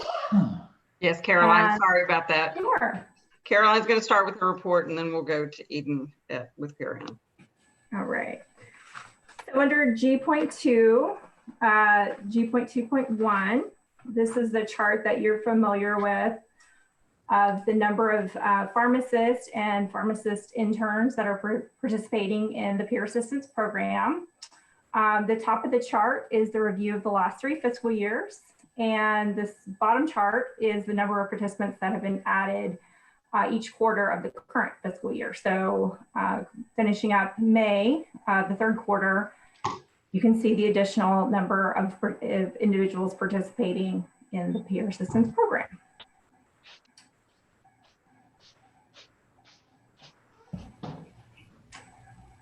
All right. My name. So And so I'd like to introduce Eden Males. You guys are familiar with her. She's director of the PRN program. And her report is behind the G.2. Thank you for that introduction. Sorry about that. So my name is Eden Mills, like Caroline Hodges just explained. I'm director for the Professional Recovery Network. The PRN program continues to receive a steady number of referrals regarding potentially impaired pharmacists and pharmacy students. Compliance by current participants is acceptable, and all concerns regarding public safety have been reported to the Texas State Board of Pharmacy. In the mental health and addiction field throughout the U.S., we continue to see an increase in, it's been pretty substantial regarding those struggling with substance use, overdose, depression, and anxiety in light of COVID-19. Online sales of alcohol actually increased 234% just between March of 2020 to April 2020 alone. We also know from prior societal patterns that when the U.S. is experiencing times of economic distress, we see a significant increase within the mental health diagnosis and an increase in mental health diagnoses, as well as an increase in suicidality.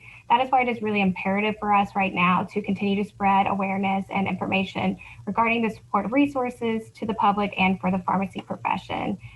We hope that in providing these resources and continuing our outreach efforts, that there is more awareness of also the supports that we have to offer and advocacy efforts as well that we can offer for pharmacists. PRN is really grateful for the opportunity to have our article that was titled Maintaining Wellness During a Pandemic, Tips for Pharmacy Professional Living Through COVID-19, highlighted in the June 2020 TSBP newsletter. This article addressed the effects COVID-19 has had on those struggling with substance use and/or mental health issues. Additionally, this article provided pharmacists with specific recommendations they could utilize for self-care. And our hope is that those reading that article, and pharmacists and those in the pharmacy profession, including pharmacy technicians, that would be able to utilize these tools to really help themselves with navigating all the stressors that they are going through right now. We've seen, their increased hours and so many other struggles that they're having, and really encouraging those to make sure that they're putting their self-care as a priority so that they can also be better present for their patients as well. The PRN Advisory Committee meeting took place on Friday, July 31st via an online meeting platform. This meeting is really important to discuss our growth of the program and for discussions on supportive services PRN can offer through the use of advocacy, communication, and education.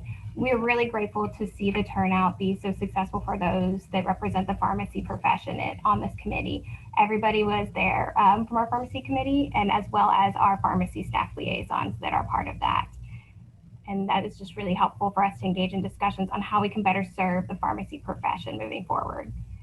We've scheduled our annual performance audit for the week of September 21st, 2020, and we will be presenting those findings in the next coming TSBP board meeting. This will include our 1-year successful completion and 3-year recidivism rate. In light of COVID-19 and how we continue to navigate those new norms, what we have been doing and what we continue to do is offer the individualized supports and accommodations are being individualized as well for our participants during this time. That includes continuing to provide participants with the option to complete their evaluation and recovery related meetings online if preferred. Also, our regional coordinators are still continuing to offer those regional specific meetings for our participants and participants that are also our previous alumni, but that is all being done via online or teleconference options. Attached, you'll also see the PRN expenditure report for September 1, 2019 through May 31st, 2020. And then you'll also see the LVB numbers for September 1, 2019, May 31st, 2020, and that's the Legislative Budget Board numbers. We submitted these to you all on June 9th, 2020. The LVB numbers include all licensed pharmacists and pharmacy students that are enrolled in PRN. We had 4 volunteer pharmacy students. We did not have any board-ordered pharmacy students. We had 47 volunteered pharmacists and 50 board-ordered pharmacists at that time. Do you guys have any questions? Any questions for Eden? Eden, as always, we really appreciate everything that PRN does for us, and coming to informal conferences and everything that you do for the profession. All right. Happy to be here, and if y'all need anything, just let us know. Thank you so much. All right, we have 5 minutes we may start something and then stop it, but we're going to see what we can do with it. So we were all supplied the information on the pilot. So if you can, or Shade, I'm not sure who's got control of stuff, pull the pilot up. Are there any questions, any further information that you want on the pilot?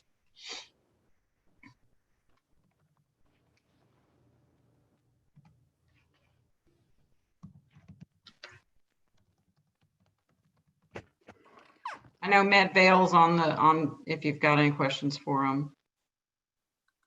And this is the presentation that y'all reviewed.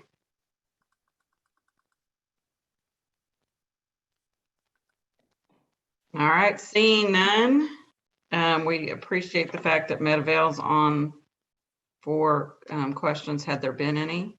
And we appreciate the submittal of the quarterly report, and we look forward to seeing future reports come in. With that, we've got just a minute or two. I know that we need to get SOA in. We got 3 minutes. So Kirsten, or Ann, I guess if we want to bring up John and have that set up for us. And then Could we'll we go back. wait to do, well, and because we really want to start it at 1:30, unless, do we know that the respondent is present? No, we can wait till 1:30. I just didn't know if it'd take John to. Oh, no, he's ready. He's ready to go. We just need, I don't know whether the respondent is here and ready to go. The attorney for CVS is on. Okay. All right. Well, then if they're here and they have no objection to that, then we can get started with the first proposal for decision presentation. So we have 2 proposals for decision for your consideration today under I-1. And the first one is in the matter of CVS Pharmacy number 5799. The material that is behind that tab, you will see, first of all, is the proposal for decision that was issued by the administrative law judge following a hearing at the State Office of Administrative Hearings.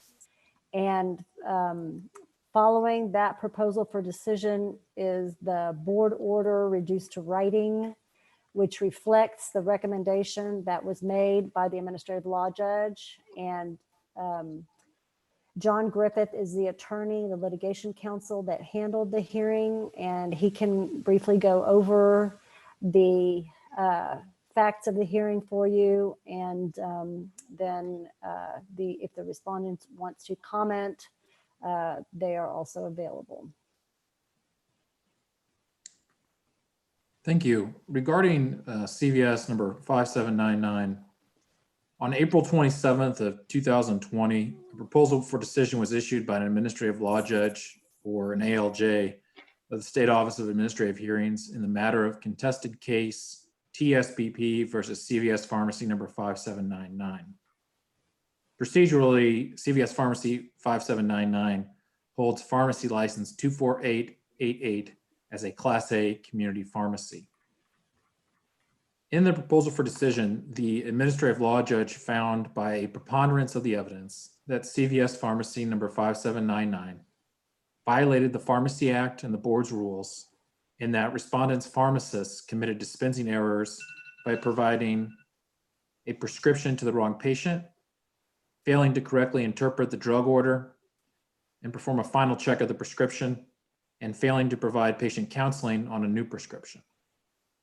At the hearing, board staff presented evidence of prior agreed board orders entered against pharmacies that committed similar dispensing errors. And the ALJ has recommended a sanction against CVS Pharmacy number 5799 that mirrors those ABOs for a 2-year probation and a $2,000 administrative penalty. Board staff has prepared a board order for entry of the ALJ's recommended sanction, which is consistent with those prior agreed board orders. Staff urges the entry of the proposed board order as this disciplinary action is in the public interest.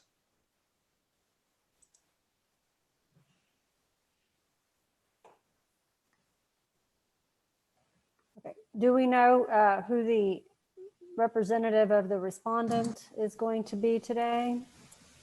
I believe that's me, ma'am. Okay, great. So long as the board order reflects the proposal for decision, it appears to attach the proposal for decision, CVS has no objections. Okay. So the motion that, would be appropriate if you choose to do so would be to adopt the proposed board order. Do I have a motion to adopt this order? Chip has made the motion. Donnie Lewis has seconded. Allison, you want to take a roll call vote? Ma'am, Donnie Lewis, Donnie, Yes. you're on mute. Yes. there he goes, Donnie. Jenny Yoakum, Yes. Rick Fernandez, Yes. Daniel Guerrero, Yes. Lori Kinky, Yes. Brad Miller, Yes. Donna Montemayor, Yes. Chip Thornsberg, Yes. Suzette Tiarena, Yes. Rick Tisch. Yes. Thank you. Board order is now entered.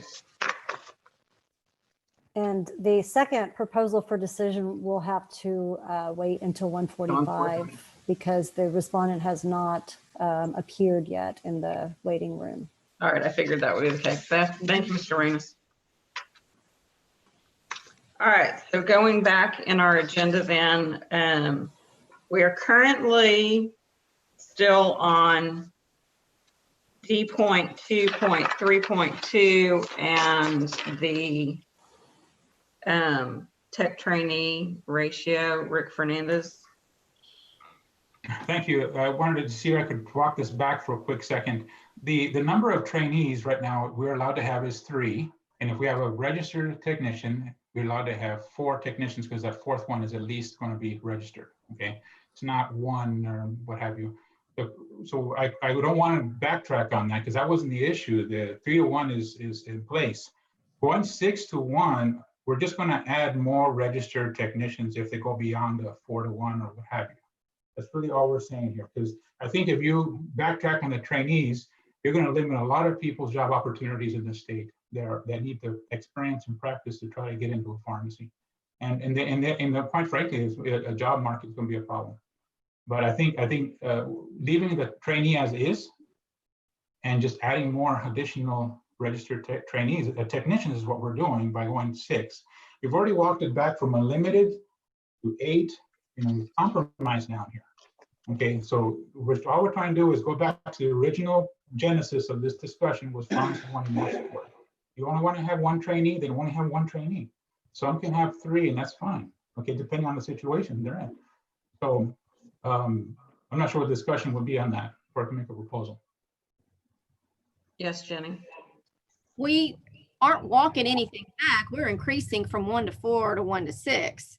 And, if that supervising pharmacist has that option to decide whether or not he wants 5 techs in trainings and 1 pharmacy tech, that's one thing, but to have that forced on them, I just think it's impossible, or it's asking a lot of a pharmacist who's already overworked to have to supervise 5 tech and trainees with 1 I'm not technician. saying that. The max will be 3 trainees. 3. You're adding more. Yeah, you're only adding registered. You've got 6 technicians and 3 of those are trainees. Max. The rest of them are going to be. You can have now. Right, but you can have now. All you're going to do when it goes to 6 is add more registered technicians. That's all we're doing. I mean, that's really what I was thinking about. Not having 5 trainees. We walked back on that. 3. So what's the best way to word that where it's not confusing? Basically, just to remain having the maximum number of technician trainees be 3, the way And it then you currently change it is. from 4 to 6. You're only changing one thing for the 4 to a 6. So then, tech trainees, we could just leave it at no action. Is that correct, Kirsten? I think you need to make a motion. It's so confusing at this point that I think you need to clarify it. All right, so your hand was up first. So I would move that we include the language saying that the ratio is 1 to 6 with a maximum of 3 trainees. Just add that with a maximum of 3 trainees into our original order. That's my motion. I'll second that. Allison, you want to take a vote on that? I'm sorry. I'm curious. I just want to make sure are we still talking about D.2.3.2? Yes, sir. But we already voted on that one. So are we going to undo that vote to? You're just adding an additional caveat to the vote that you took. I mean, you're not changing The the trainee original part. vote. You've only addressed technicians. Okay. And but now this you're is an addressing amendment. technician This trainees is a new as vote. a second vote, As a second vote. Okay. independent vote. And adding the language with a maximum of 3 trainees. Yeah. Okay, but with a ratio of 1 to 6. That's already been voted on, right? Mhm. Right, that's already been voted on. Just we're adding right after that with a maximum of 3 training. All right, Donnie Lewis, Yes. Jenny Oakham, Yes. Rick Fernandez, Yes. Daniel Guerrero, Yes. Lori Hinkey, Yes. Brad Miller, Yes. Donna Montemayor, Yes. Chip Thornsberg, Yes. Suzette Tiarena, Yes. Rick Tisch. Yes. Thank you. All right, so going forward, we need to make sure that our motion contains both the technicians and the tech trainees so that we do not have to repeat a double vote again. So we have now done Class A. We are now, and we're going to watch time. We're on point 3.3, which is Class B, nuclear pharmacy. Discussion or a motion? Yes, sir, Chip. I'll move that we increase the technician ratio up to 1 to 6 with a maximum of 3 trainees. Do I hear a second? Jenny has made a second. Any comments? Allison, will you take a vote? Donnie Lewis, Yes. Jenny Oakham, Yes. Rick Fernandez, Yes. Daniel Guerrero, Yes. Lori Hinkey, Yes. Brad Miller, Donna Montemayor, Yes. Chip Thornsberg, Yes. Suzette Tiarena, Yes. Rick Tisch. Yes. Thank you. All right, just to make sure everybody's clear, we are skipping Class C only because they do not have a ratio at all. So We've already done that one. So we're going to go past that. So remote pharmacy services. There's not one in there either. There's not a ratio. Oh, there's not. You're correct. So satellite pharmacy would be next at D.2.3.6.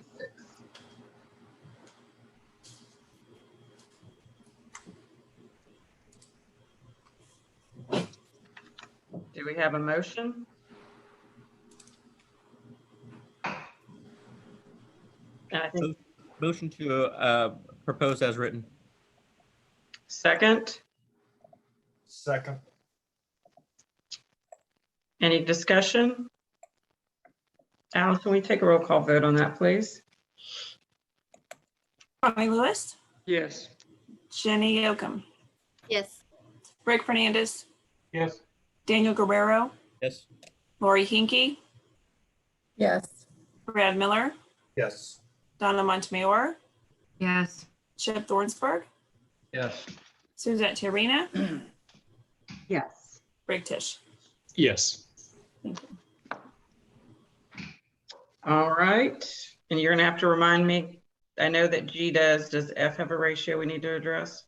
They voted to table. I don't think it does, but that one was, they're taking no action on D.2.3.7.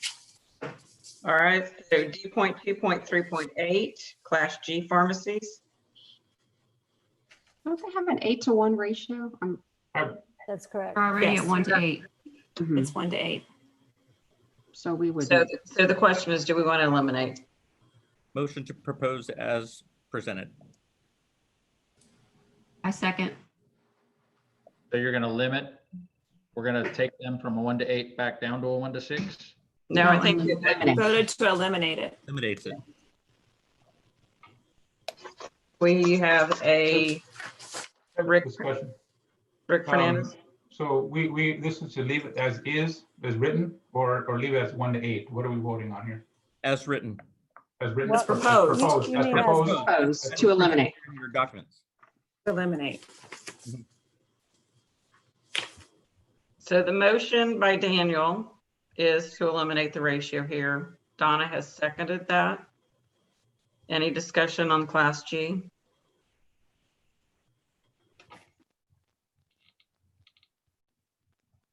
All right, seeing none, Allison, will you take a vote? Donnie Lewis, No. Jenny Yocum, No. Rick Fernandez, Yes. Daniel Guerrero, Yes. Lori Hinkey, No. Brad Miller, No. Donna Montemayor, Yes. Chip Thornsberg, No. Suzette Tiarena, Yes.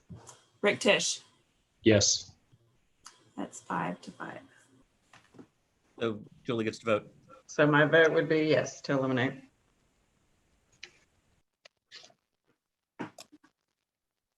Okay. And I don't think you need to do 2.9 because No, we don't. 2.3.9, it's already been done and there's no ratio there. That is correct. These go forward to our November meeting and we get to do this all over again.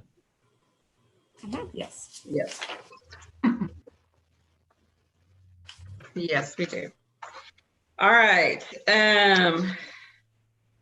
We have 3 minutes until our next disciplinary. Do we have, are they on or do we have enough time? I don't think they're on, no. You could do the rule review if you wanted to. All right. There's no discussion on that, if Yeah, that's okay with you. Yeah, that's super fast. That's So- D3. So Megan, would you assist us through that? Sure. So behind D.3 is our rule review plan. And state law requires you to review the rules on a 4-year cycle. And as always, you're looking to see if you need these rules. It's not about their content. And this rule review is up for adoption. So this is for Chapter 291, the sections concerning Class C institutional pharmacies, and Chapter 303 concerning destruction of dangerous drugs and controlled substances. So again, this is not content. This is just that we need these rules. We will need to have a motion and a second adopt. to adopt to keep. I move to adopt to keep these. That was Lori, and I believe Brad, you had a second. Yes. Allison, will you take us roll call vote? Donnie Lewis, Yes. Jenny Yocum, Yes. Rick Fernandez, Yes. Daniel Guerrero, Yes. Lori Hinkey, Yes. Brad Miller, Yes. Donna Montemayor, Yes. Chip Thornsberg, Yes. Suzette Tiarena, Yes. Rick Tisch. Yes. Thank you. All right, it has been passed for us to keep those rules. And with that, we've got a minute Hey, sir. before our disciplinary action, which is I 1.2. Yes. Has anyone come into the waiting room, Mr. Driscoll? Respondent is not there. I verified with legal assistant on the case and the respondent has not replied to our invitation. Okay. All right. I think we can probably queue it up and get it started. It'll be in just 30 seconds. It'll be 1:45. So, Mr. Griffith will be joining us again. He is the litigation counsel that handled this case at the State Office of Administrative Hearings, and you have the same set of documents behind your tab I.1.2, the proposal for decision that was issued by the administrative law judge, followed by a proposed board order. And Mr. Griffith will go over the procedural history and the facts of that case. Thank you. On June 11th, 2020, a proposal for decision was issued by an administrative law judge of the State Office of Administrative Hearings in the matter of contested case TSBP versus Gerald Edward Zimmerman. Procedurally, Mr. Zimmerman holds pharmacist license 30404 that was issued on July 12th, 1988. In the proposal for decision, the administrative law judge found by preponderance of the evidence that Mr. Zimmerman violated the Pharmacy Act and the board's rules, and that he did so while acting as a pharmacist in charge. Mr. Zimmerman failed to legally operate One Choice Pharmacy within 6 months of the date of issuance of the pharmacy's license. One Choice Pharmacy was licensed as a Class A pharmacy on April 19th, 2018. And on March 4th, 2019, a board inspector observed the pharmacy was in fact not operating. These facts were undisputed at the hearing. In the proposal for decision, the ALJ has recommended a sanction against Mr. Zimmerman of a $1,000 administrative penalty, which is consistent with board rules. Board staff has prepared a board order for entry for the ALJ's recommended sanction, which is again consistent with the board's rules. And staff urges the entry of the proposed board order as this disciplinary action is in the public interest. Okay. So again, this would be a situation where we would request a motion for the entry of the proposed board order. Do we have a motion for the entry of the board order? I'll make that motion. Donnie Lewis has made the motion. Do we have a second? Rick Second. Fernandez has made the second. Allison, would you take a roll call vote? Yes. Donnie Lewis, Yes. Jenny Okum, Jenny, you're on mute. Jenny, Sorry, yes. Rick Fernandez, Yes. Daniel Guerrero, Yes. Lori Hinkey, Yes. Brad Miller, Yes. Donna Montemayor, Yes. Chip Thornsberg, Yes. Suzette Tiarena, Yes. Rick Tisch. Yes. Thank you. Thank you. All right, Mr. Griffith, as always, we appreciate all that you do and the great job that you do for the board for us. Thank you, Madam President. Thank you, board members. All right, I'll call you back as far as the agenda to D.2.4. And Megan, I believe you'll have the floor. You're on mute though. There you I'm go. turning myself back on. Thank you. So D.2.4 is 283.11 examination retake requirements. And line 40 updates the definition of coursework to be consistent with section 558.055 of the Pharmacy Act. All right, do we have any discussion, or if not, can we have a proposal to, or a motion to propose this? So moved. I'll second. I believe that was Jenny that proposed and Daniel second. Allison, can we have a roll call vote? Donnie Lewis, Yes. Jenny Okum, Yes. Rick Fernandez, Yes. Daniel Guerrero, Yes. Lori Hinkey, Yes. Brad Miller, Yes. Donna Montemayor, Yes. Chip Thornsberg, Yes. Suzette Tiarena, Yes. Rick Tisch. Yes. All right, the motion has been approved. Before we go to D.2.5, I'm going to ask Allison to give us a little background, and then after Allison gives us background, then Megan will take over. So many of you have during informal conferences seen where we've had issues with non-pharmacist owners of pharmacies and having problems operating a pharmacy because they're not aware of what the requirements and the rules are in order to have a pharmacy. And so we sort of came up with an idea that we could require certain applicants that are non-pharmacist owners to take a course, sort of like a law review course, prior to getting their application approved to operate that pharmacy. Megan can kind of explain who that would impact, what kind of applicants would be involved. But of our compliance staff, they've kind of started working on and put together sort of a course. And we were originally envisioning it would be something you'd come to Austin to take, but that's not happening right now. So it would be then conducted on, as you know, some sort of platform like Zoom or like we're doing this or something like that, where they would be able to watch it, but it would be something that non-pharmacist owner would be required to take. So I'm going to let Megan kind of explain the rules so you can understand who that impacts and what would be required. And then we can, if you have more questions, we can talk about that after she explains it. Okay, so the first rule that we have is D.2.5.1, and that's 291.1 pharmacy license application. And line 25 adds a requirement that a non-pharmacist owner or managing officer must submit proof of attending a pharmacy ownership training course before a Class A license is issued, unless the pharmacy is operated by a publicly traded company or is wholly owned by a retail grocery store chain. And this requirement would be effective January 1st of 2021.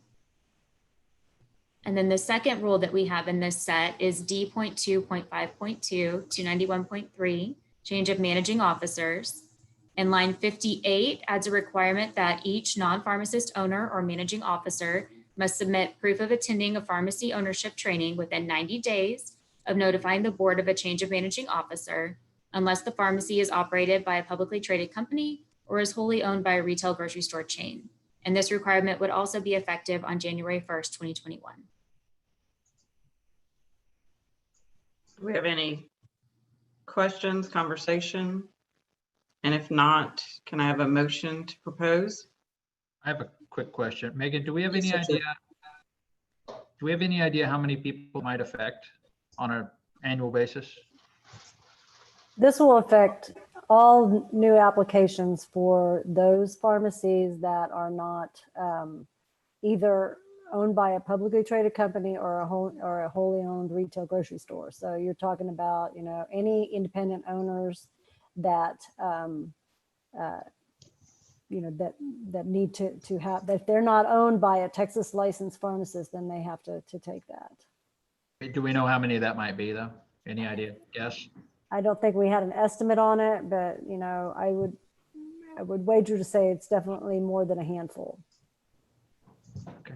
Jenny? Will that be required for renewals or only new applicants? It's for any new applicant or any time that there's a change of ownership. And you may have said this and I missed it, but is there such a class, or is this going to be created by TPA or?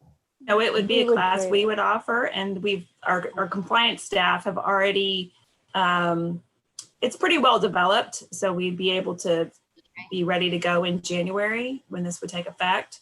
You know, it might need to be tweaked a little bit, but for the most part, they did a great job. The compliance officers and inspectors worked on putting together different components and looking at things they see that are problems, as well as things that, you know, we end up seeing here in the office as problems with. So is it something as board members that we could see, like what the questions are, or what's on the application or table of contents even? Sure, you could take the class if you wanted.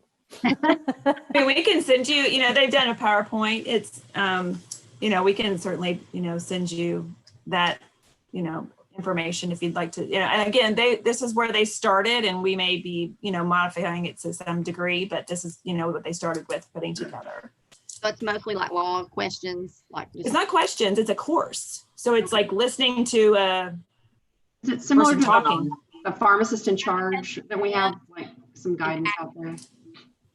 Yes, we have a pharmacist in charge, you know, top 10 things you need to know kind of course. And it's actually, you know, that was kind of where they started with what they put together. So, you know, probably similar to that, but it's not just a 1 hour course. It's probably, I don't know if it's 3 or 4 hours, you know, kind of, you know, once we probably have to do like a run through and kind of figure out how long it would actually be if we put it together, you know.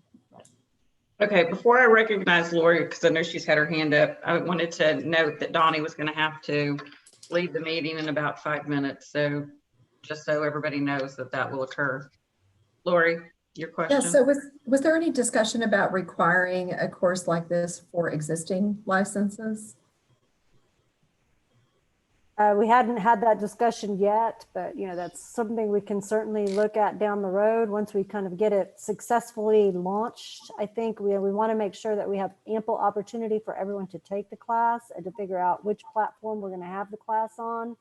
And particularly if we end up requiring it live, that we have enough class opportunities to make sure that everyone can attend. Because obviously if you were doing it on a renewal, you would need to get that done very quickly. It's different than an application, because then you just wait until the next class happens, and then after you take it, the license can be granted, or the change of managing officer, the change of ownership can be granted. But on a renewal, it would have to be in each month, so that the renewal could be granted. And correct me if I'm wrong, but if we had an informal conference where there was some issue, we could make this. For sure, we could mandate this as part of the order. I had figured that would be somebody's question, so. That's exactly my question. Yeah, good one. Rick? Could we mandate it on? Jenny, let's get Rick. Rick had his hand up next. Okay, appreciate it. I think it just addresses some of the issues we've seen in some of these conferences with owners that didn't know what they're getting into and weren't opening their stores or whatnot. So I think it's a positive move to educate. So I like what you guys are doing. Now, Jenny, sorry. Oh, no, that's okay. I withdraw my question. Okay. All right, we do need a motion. Chip? Move to propose as written. A second. Donnie has seconded. Allison, you want to take a roll call vote for us? Ma'am, Donnie Lewis. Yes. Jenny Oakham. Yes. Rick Fernandez. Yes. Daniel Guerrero. Yes. Lori Hinkey. Yes. Brad Miller. Yes. Donna Montemayor. Yes. Chip Thornsberg. Yes. Suzette Tiarina. Yes. Rick Tisch. Yes. Thank you. All right, Miss Megan, D.2.6. Yes, so these are amendments concerning definition of Class E pharmacy license. The first one is 291.101 purpose. And this is an update that came out of House Bill 2847. And it permits Class E pharmacies to process prescription drug orders and perform other pharmaceutical services as defined by board rule. And then the second one is 291.102 definitions, and it makes that same update that came out of House Bill 2847.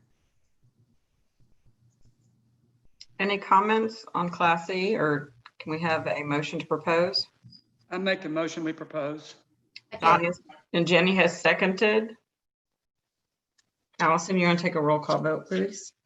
Donnie Lewis. Yes. Jenny Oakham. Yes. Rick Fernandez. Yes. Daniel Guerrero. Yes. Lori Hinkey. Yes. Brad Miller. Yes. Donna Montemayor. Yes. Chip Thornsberg. Yes. Suzette Tiarina. Yes. Rick Tisch. Yes. Thank you. All right, and the next, I believe, came out of some suggestions from the governor's office. So Megan, if you'll go over D.2.7. Yes, this is 315.3, electronic prescribing waivers. The board voted to propose the amendments highlighted in yellow at the February board meeting based on the recommendation from the interagency work group. So House Bill 2174 required the board to convene an interagency work group regarding waivers and then to adopt rules establishing the eligibility for a waiver, and then requires each agency that licenses a prescriber to adopt rules consistent with the board's rules. And the governor's office has suggested the addition of the language that is highlighted in blue as a definition of economic hardship. And the board would need to vote to propose the rule with this addition. So the yellow is what you've already seen before, and the blue is what the governor has added that you would need to vote on proposing now. Do we have any questions or comments regarding the addition of this language? I have a question. Yes, ma'am, Jenny. So in the waivers, is that a waiver that's outside of what was already excluded in the bill. Like veterinarians were excluded. Yes, that's all. This is all just basically defining what an economic hardship is. Okay. Yeah, all the rest of the language remained the same. Mm-hmm. And the waivers come from the other licensing agencies. We're not issuing the waivers. Right. Any other questions or comments? Do we have a motion to propose? I make a motion, we propose. I'll second.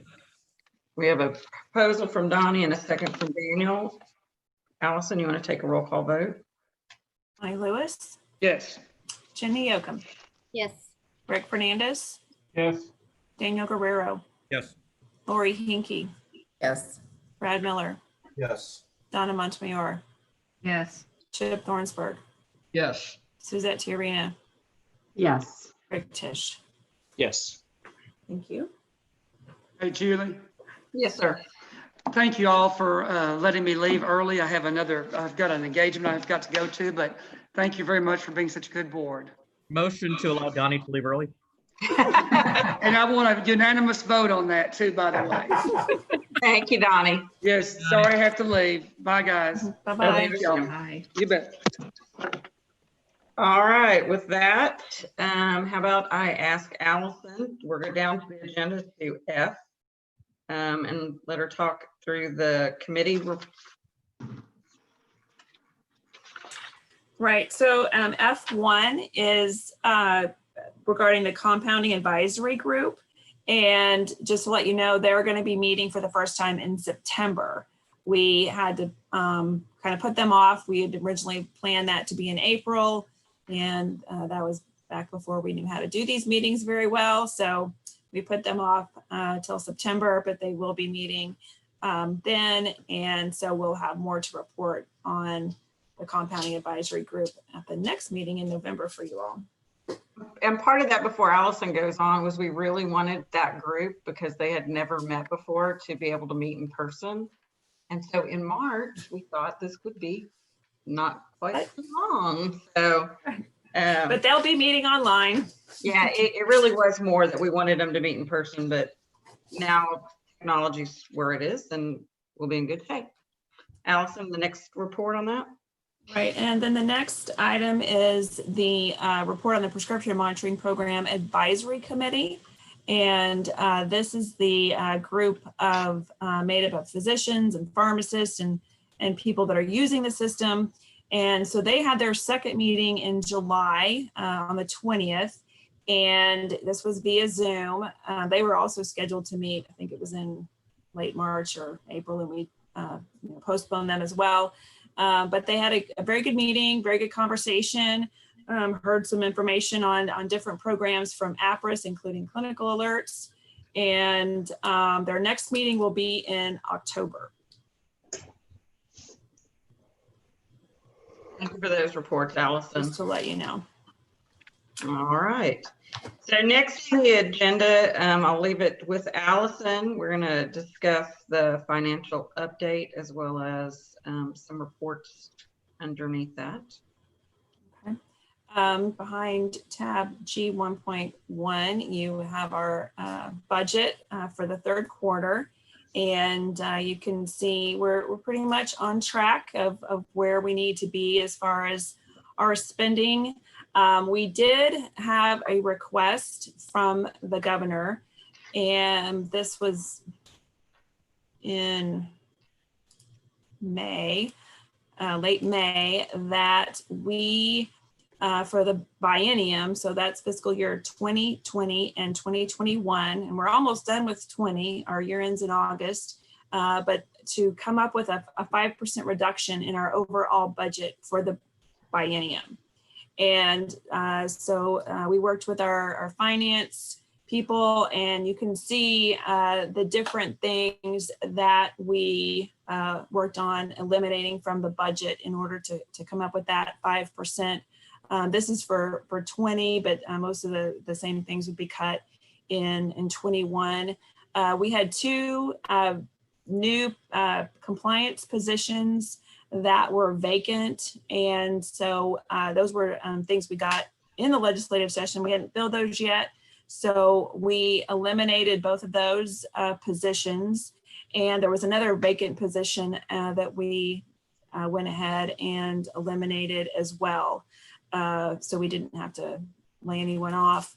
And then there were just other things that we, looked through the budget, trying to find places where we could save, and that, like we'd saved on travel, since our compliance staff, their travel has gone way down. Our board member travel, which you'll see that in the next item, y'all aren't traveling, so we were able to reduce that. So that's where we came up with things that we could kind of cut to come up with that overall 5%. John, any questions? If we continue, if we have the ability, say, the beginning of 2021 to start at least having board meetings in person, will that mess up our 5% reduction? Would we still be okay?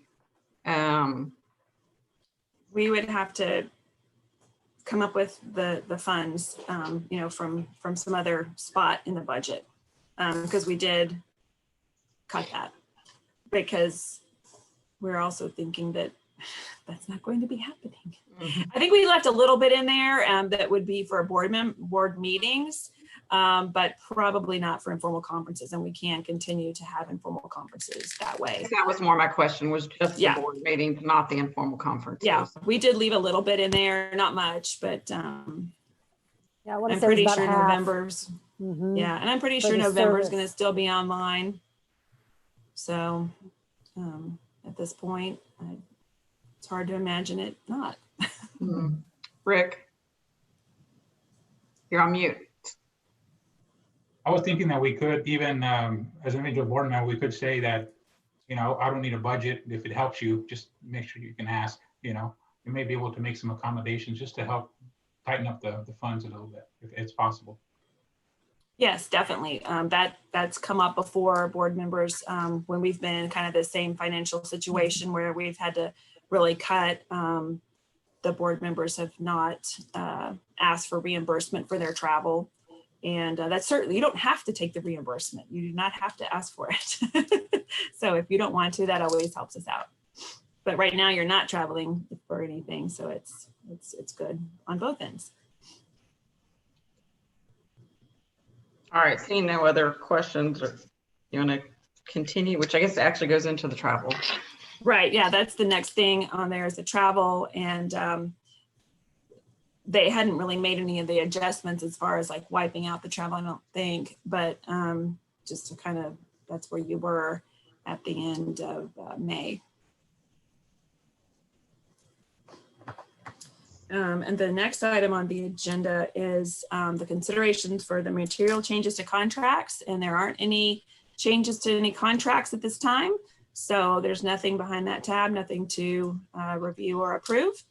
And then the next item is the update on the legislative appropriations request. And we are still waiting on our instructions from the LBB on what to do. Normally by this time we've had our instructions, the report is pretty much ready, and we are, planning our first, they're scheduling our first hearing, and we're planning for that. But we don't have the instructions yet at this point. Had heard that they thought it was probably going to come out last week, but it didn't. So I was hoping maybe it would come out this week. And we're just still waiting on that. That'll kind of give us some more guidance on what we need to come up with. I have heard that there may be a request that we look at our licensing fees and make some reductions to the fees. And we'll see what that looks like in the instructions. But that is one of the things I've heard about. I haven't heard about any further reductions beside the 5% at this point, but we'll be waiting for those instructions. Haven't heard anything else on the move, any information as to what they're expecting us to include any further than what we've already discussed with them, like furniture and things like that are things we need to purchase when we move. But from what I've heard from our agency and what other agencies have been hearing and telling me about is there's not a lot of information out there right now. So I'm not sure what's going on with the building moving issue and how that would impact our LAR. All right, the next thing on the agenda is the goals and objectives. And I would suggest that whenever we finish that, maybe we take a 10, 15-minute break. And then we'll be in the home stretch. Yay. All right. Yeah. So item G4 is our goals and objectives for fiscal year 2021. And we always provide you what our goals and objectives for the coming year will be and ask you to approve those. And so they didn't change significantly. We did move some things around, just more based on kind of how we've reorganized some areas, but as far as the overall objectives and things like that, not really any significant changes. So, but this will start in September. These will be the things that, these will be our objectives and what we'll be accomplishing. And do you need an official approval of this? Yes, we need a vote to. All right. And I know everybody's reviewed this. Is there any questions or suggestions in regards to the goals as they were presented to us? Can I have a motion, if not, to approve the goals of the board? So moved. Bradley has made the motion. Do I have a second? Rick Tisch has made a second. Allison, you want a roll call vote?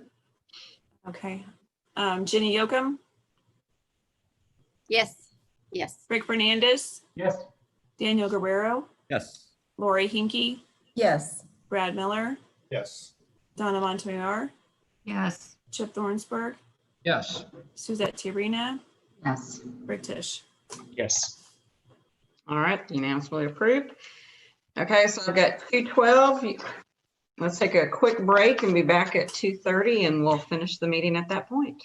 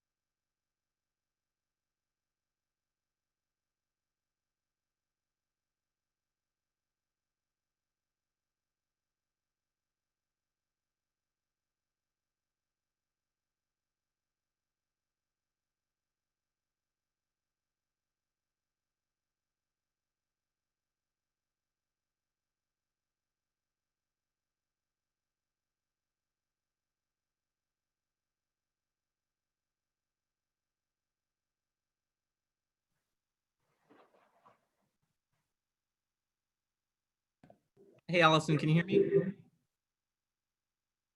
Yes. Our next meeting is scheduled for Tuesday, November 3rd. Is that correct? Yes, that is correct. Any And issue that's with that being election election day. Huh? No issues with that being election day? We're still good for that day? It has happened probably every year Oh, that wow. it has fallen on election day. I'm not No sure issues what on our that. options would be to move it because we're not needing a room at this point. Now, if Everybody the must governor, early vote. right? I vote early, so. Yeah. Yeah. Now, I think almost every year it has fallen on election day. Yep. Because it's like the first Tuesday of the month. First Tuesday after the first Monday. Yeah, and it was always a problem getting a room at the hobby building. Oh. That was part of the issue. So I don't know if it would work. You know, now there's not an issue with getting a room. We'd have to maybe look at that and see if, you know, if that was not an issue. I mean, I think when we were trying to schedule it, we did even look at some alternate days when we thought we were needing a room, as far as, you know, Wednesday or another day. And it gets very complicated when you're trying to reserve a room. So, but I'm not sure we can, if the board would like us to look at possibly adjusting that date. I'm not sure how that would work, but we could possibly try to, I was just assuming curious. we'd be on Zoom. I was putting it in my calendar and noticed that, so I figured I'd ask, but I wasn't Yes. interested in moving it or anything. Yeah, okay. Well, we'll just leave I it. think I as it need is to then. get let back in by the host. It won't let me put video. Oh. I- Let Rick I don't in. blame you for wanting to keep me off the screen there. There you are. Sorry, every time people talk, you move. And so My guess is Lori's in the same predicament. I think I must be. There we go. All right. Thank you. I believe we are all back.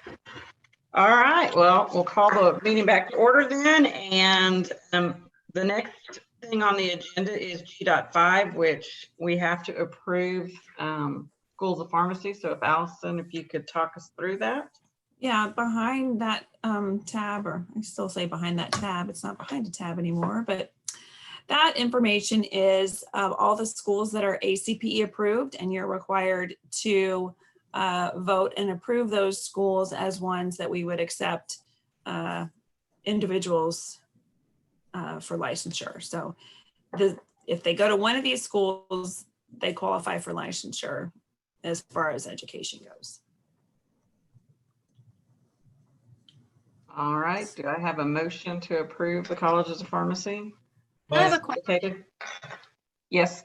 Allison, have any schools dropped off since we last did this? I do not know the answer to that question. I would have to get the previous list and compare. Are there any schools that we should take off? That was a joke. Definitely a joke. I don't know. I know that there is some information at the end there of that about, you know, I think they've changed some of their procedures right now with regard to how they're looking at schools. You know, last meeting, Lori and Julie reported on how they went to the schools and visited for the accreditation. And so I think they've made some adjustments with regards to checking with the schools and how they're doing that, and also with regards to CE approvals, but I don't know about the change in status of schools. None of the Texas schools have changed, you know, their status as far as going off the list or anything like that. All right, seeing no other discussion, can we have a motion to approve the college's pharmacy as indicated by the list? I'll make the motion. Bradley has made a motion. Daniel has seconded. Second. You want to take a roll call vote, Allison? Jenny Yoakum, Yes. Rick Fernandez, Yes.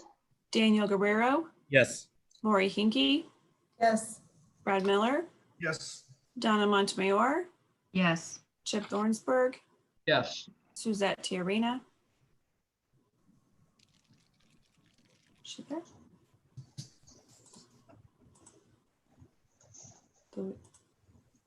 I thought she was on there. Yeah, there she is. She is. They kind of Sorry, move around. yes. And Rick Tisch.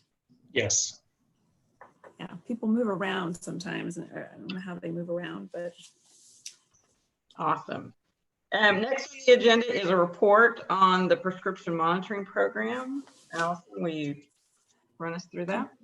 There's just some updated information on the data for fiscal year 2020 through the third quarter. You can see the number of people that are registered and what role they have. You can also see the number of searches and how many prescriptions are reported and what the highest highest drugs, hydrocodone being number one. I think that's been consistent for quite some time.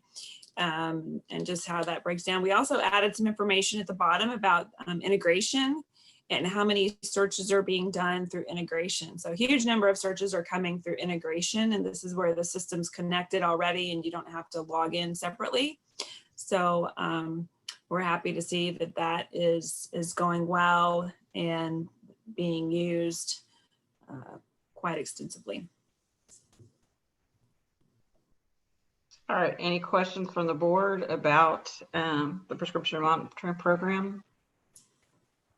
Has there been any downtime at all, Allison, that you know of?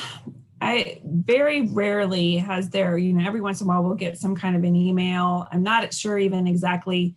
I think they report all kinds of things to us, and not that it's necessarily impacting a user's ability to search the PMP, but we get various reports. I wouldn't say it's never been down, but any reports we get are very few and far between.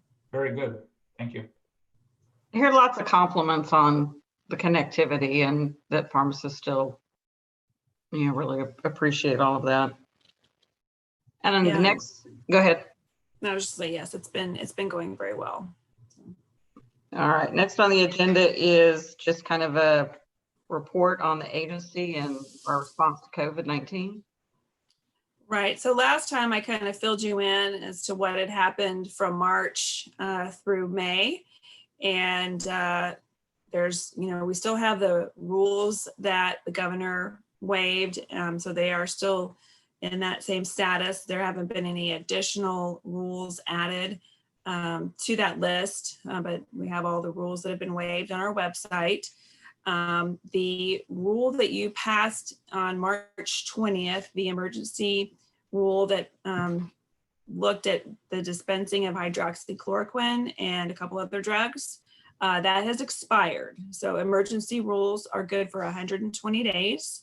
And so that time came and went on July 17th. So that rule is no longer in effect. So there's absolutely no issue with pharmacists dispensing it other than any that they would normally, if they have a question or concern about a prescription, just like they normally would. There was, every now and then, it seems like over the last 5 months, hydroxychloroquine gets in the news. And when that happens, then that stirs up a bunch of calls and emails. So we have had quite a flurry of phone calls and emails in the last couple of weeks again, with people asking about, can they dispense it and things like that. And, patients saying the pharmacist won't dispense it, they won't give it to me. So there are no restrictions on our end as far as dispensing it, just like you would a normal prescription, how you would, evaluate it and decide whether or not you're going to dispense it. We also implemented virtual inspections for our compliance staff. They're not having to always be in the pharmacy. If they need to, we've sent people out for various issues, but they are doing these virtual inspections now. And we've had lots of good feedback on the virtual inspections from people, but they're calling the pharmacy finding a time that they can set up a meeting. And then if they can, using virtual means, if possible, Zoom, Skype, FaceTime, to sort of have a conversation, being able to maybe even walk around the pharmacy, like show me where this is and show me where that is. And then conducting the inspection, then they'll email them documents once it's over. And I think it's gone, really well. We've had lots of, good compliments from the people that have been inspected that way. So, and that's also helping not only with keeping, pharmacists and patients out there, safe, with someone that's not having to come into the pharmacy, also keeping our employees safe and saving us some travel money as well. And then we've had some comments about pharmacies that if someone's sick in the pharmacy, the pharmacist in charge, maybe they're the owner, they're the only pharmacist, and they get sick, and what are they supposed to do?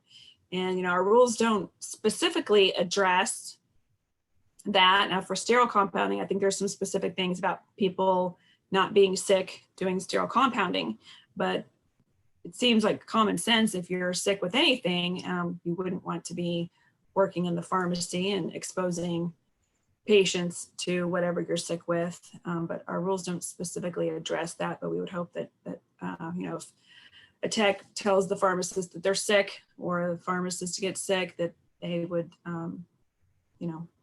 not be in the pharmacy exposing other people. But we've just heard some reports about that, so. All right. And great job to the staff for keeping the board website updated. I hope that all of you periodically go and look. But the staff's done a really, really good job of keeping pharmacists and techs out there. Yeah, we still have that. We still have that website, the COVID webpage up, and trying to, anytime something is changing, it's definitely a moving target every day, but they're keeping it updated and pushing out, information on social media. So if you see anything that doesn't look right, let us know. We're happy to fix it. Or if you find out something that maybe we should add, feel free to send it on to me, and we can look at adding it if we need to. Thank you. Great job on that. Kirsten, I believe that you have our report on appeals from the State Office of Administration hearings.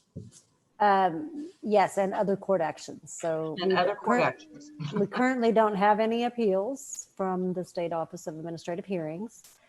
We do have the lawsuit that I've told you all about on a number of occasions, the two physicians that have sued the board and also the medical board in regard to wanting to dispense prescription drugs, dangerous drugs, from their offices. And we've completed the discovery processes in that case. And last Friday, our attorney from the Office of the Attorney General filed a motion for summary judgment in the district court. And we are now waiting on a ruling on that motion. So that's where we're at with the case. All right. Well, hopefully next time we'll have that summary judgment in place then. As everybody knows, this is we have a every other year legislative, and it's that time again this year. So Allison, you want to kind of walk us through where we are for legislation? Right. So like I said earlier, we don't have anything really on the LAR. I've also heard there's going to be minimal hearings during the session. So I'm not sure how that will impact pharmacy, but, things that have to get done are like the budget and any agencies under sunset.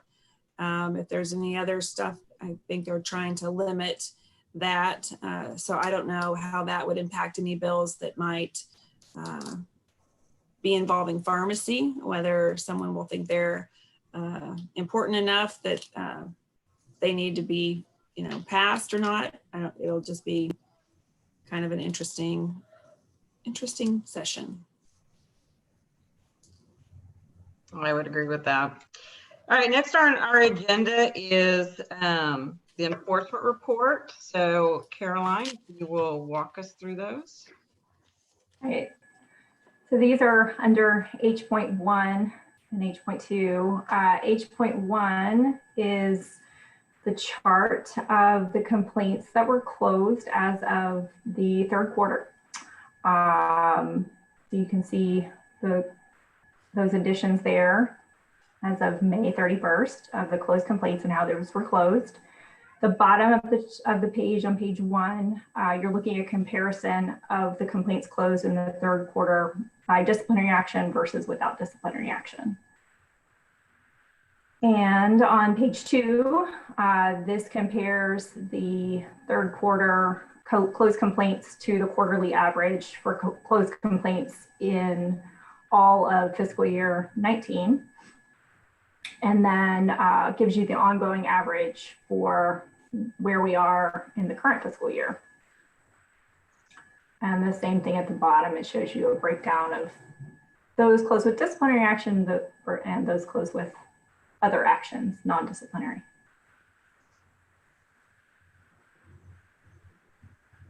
Any questions? You know, as always, we appreciate all that the compliance department does for us. Obviously, as we go. Did you want to look at the open complaints? Oh, I'm sorry. Yes, we do need to look at the open complaints. Under H.2, this is your open complaints reported as of June 29th, 2020, and gives you the number that were closed, or I'm sorry, the number that are currently open and their age.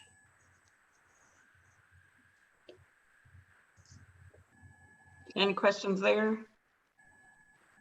Sorry, I missed that report. Again, appreciate everything the compliance department does. On the agenda, we're back into disciplinary orders. And we'll be starting with I2, and everybody has, Anne did a great job and Amy of getting all of the orders out to us so that we could review them. So at this time, we'll look at 1.2 through 1.5, and barring any questions or concerns, we just need a motion to accept. Yes, Daniel? You're on mute. You're still on mute. Motion to accept. Okay, we have a motion to accept. We have Rick Fernandez with a second. Allison, you want to take a roll call vote, please? Jenny Yocum? Yes. Rick Fernandez? Yes. Daniel Guerrero? Yes. Lori Hinkey? Yes. Brad Miller? Yes. Donna Montemayor? Yes. Chip Thornsberg? Yes. Suzette Tiarena? Yes. Rick Tisch? Yes.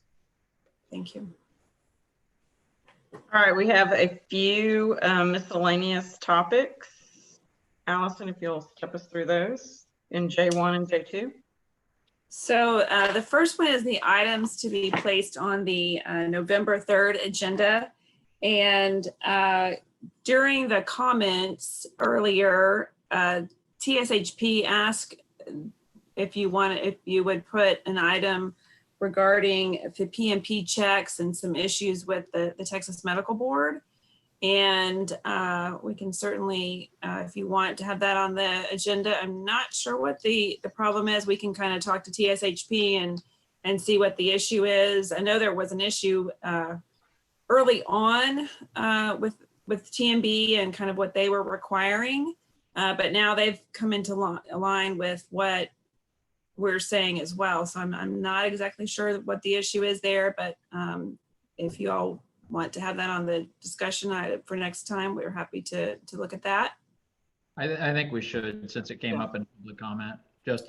And so I just wrote it down as PMP alignment with the medical board. I think it was the directives that they're issuing. So Right. Yeah, I think we can just have it as a discussion point if staff would do some due diligence to see what the concern is. Absolutely. Yeah. And we can ask Sarah Lake Wallace to come and speak too if we need to do that. Yeah, we'll reach out to TSHP and to also the medical board and figure if we need to figure out what's going on. We were going to have an item this time to have the board members look at the mission statement of the agency.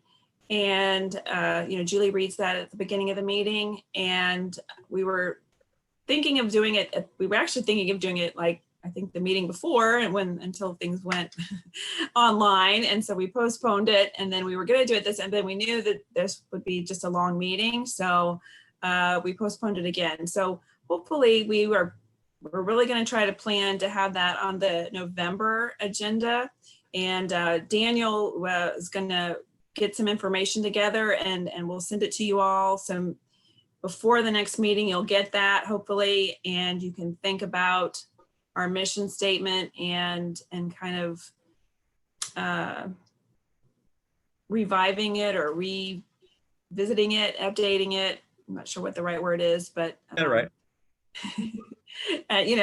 Just kind of updating it. And so we'll send that to you, but be thinking about, the board's mission and the statement. I mean, to protect the public is the bottom line, but there may be some things. We also have our philosophy statement, which is we think is our vision, and we may need to just kind of think about that and update it as well. So you'll be getting that, and we'll plan to have that on the agenda. I did get an email or a text from Lily. She was on the ball, and she said that the ACPE list is the same, just to let you know.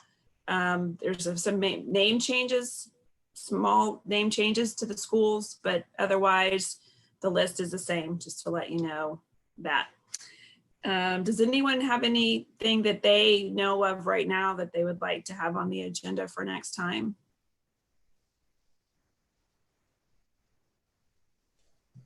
If you think of something between now and the next board meeting, feel free you can send me an email, and we can work that into the agenda. We do need it about a month before. So the board meeting is November 3rd. We need it very early October if you want to have something added to the agenda. If you think of something between now and then. And then the last item, J2, is just the upcoming informal conferences. So if you have any questions, you probably are already all scheduled for your times for the informal conferences in September and October. But if you have any questions about that, please email Anne and she can help you with that. And then, as we mentioned, our next board meeting is November 3rd. And most likely we'll be online unless something drastic happens. It'd be great to be in person. It would be nice, but yeah, I'm just not very optimistic on that. So just a closing comment, and then I'm going to ask for a motion for dismissal. So, as we've been going through this process, one of the things that kind of comes to mind, and it fits very well with us looking at, truing up or making sure that our vision and mission statement and goals are completely in line with what we're called to do. It is a legislative year. We have a lot of things to think about between now and our next meeting. And I would say that, our job is to protect the health and the public. And it's all about public safety, but it's also about making sure that we're meeting the healthcare needs of the citizens of Texas. And when you think about that, that really is a great calling, and it takes it, it really re-emphasizes what we're doing. It's not just protecting the public, but making sure that they are getting everything that's needed as far as their healthcare needs. With that, if there are no questions or comments, I would ask for a motion for dismissal. Rick Fish has made a motion, and I believe Daniel has a adjournment. Daniel has made a second. I don't think we need a roll call vote for this, but if there's anybody that opposes, you can stay. You can stay on. Right. All right. With that, then I will call this meeting of the Board of Pharmacy to adjournment, and I hope y'all all have a great day. You, same to you. Thank you. By the way, happy Thank birthday you. to Lori, and whose birthday was this past weekend, and happy birthday to Kirsten, whose birthday is this week. Yeah, happy Thank birthday. you.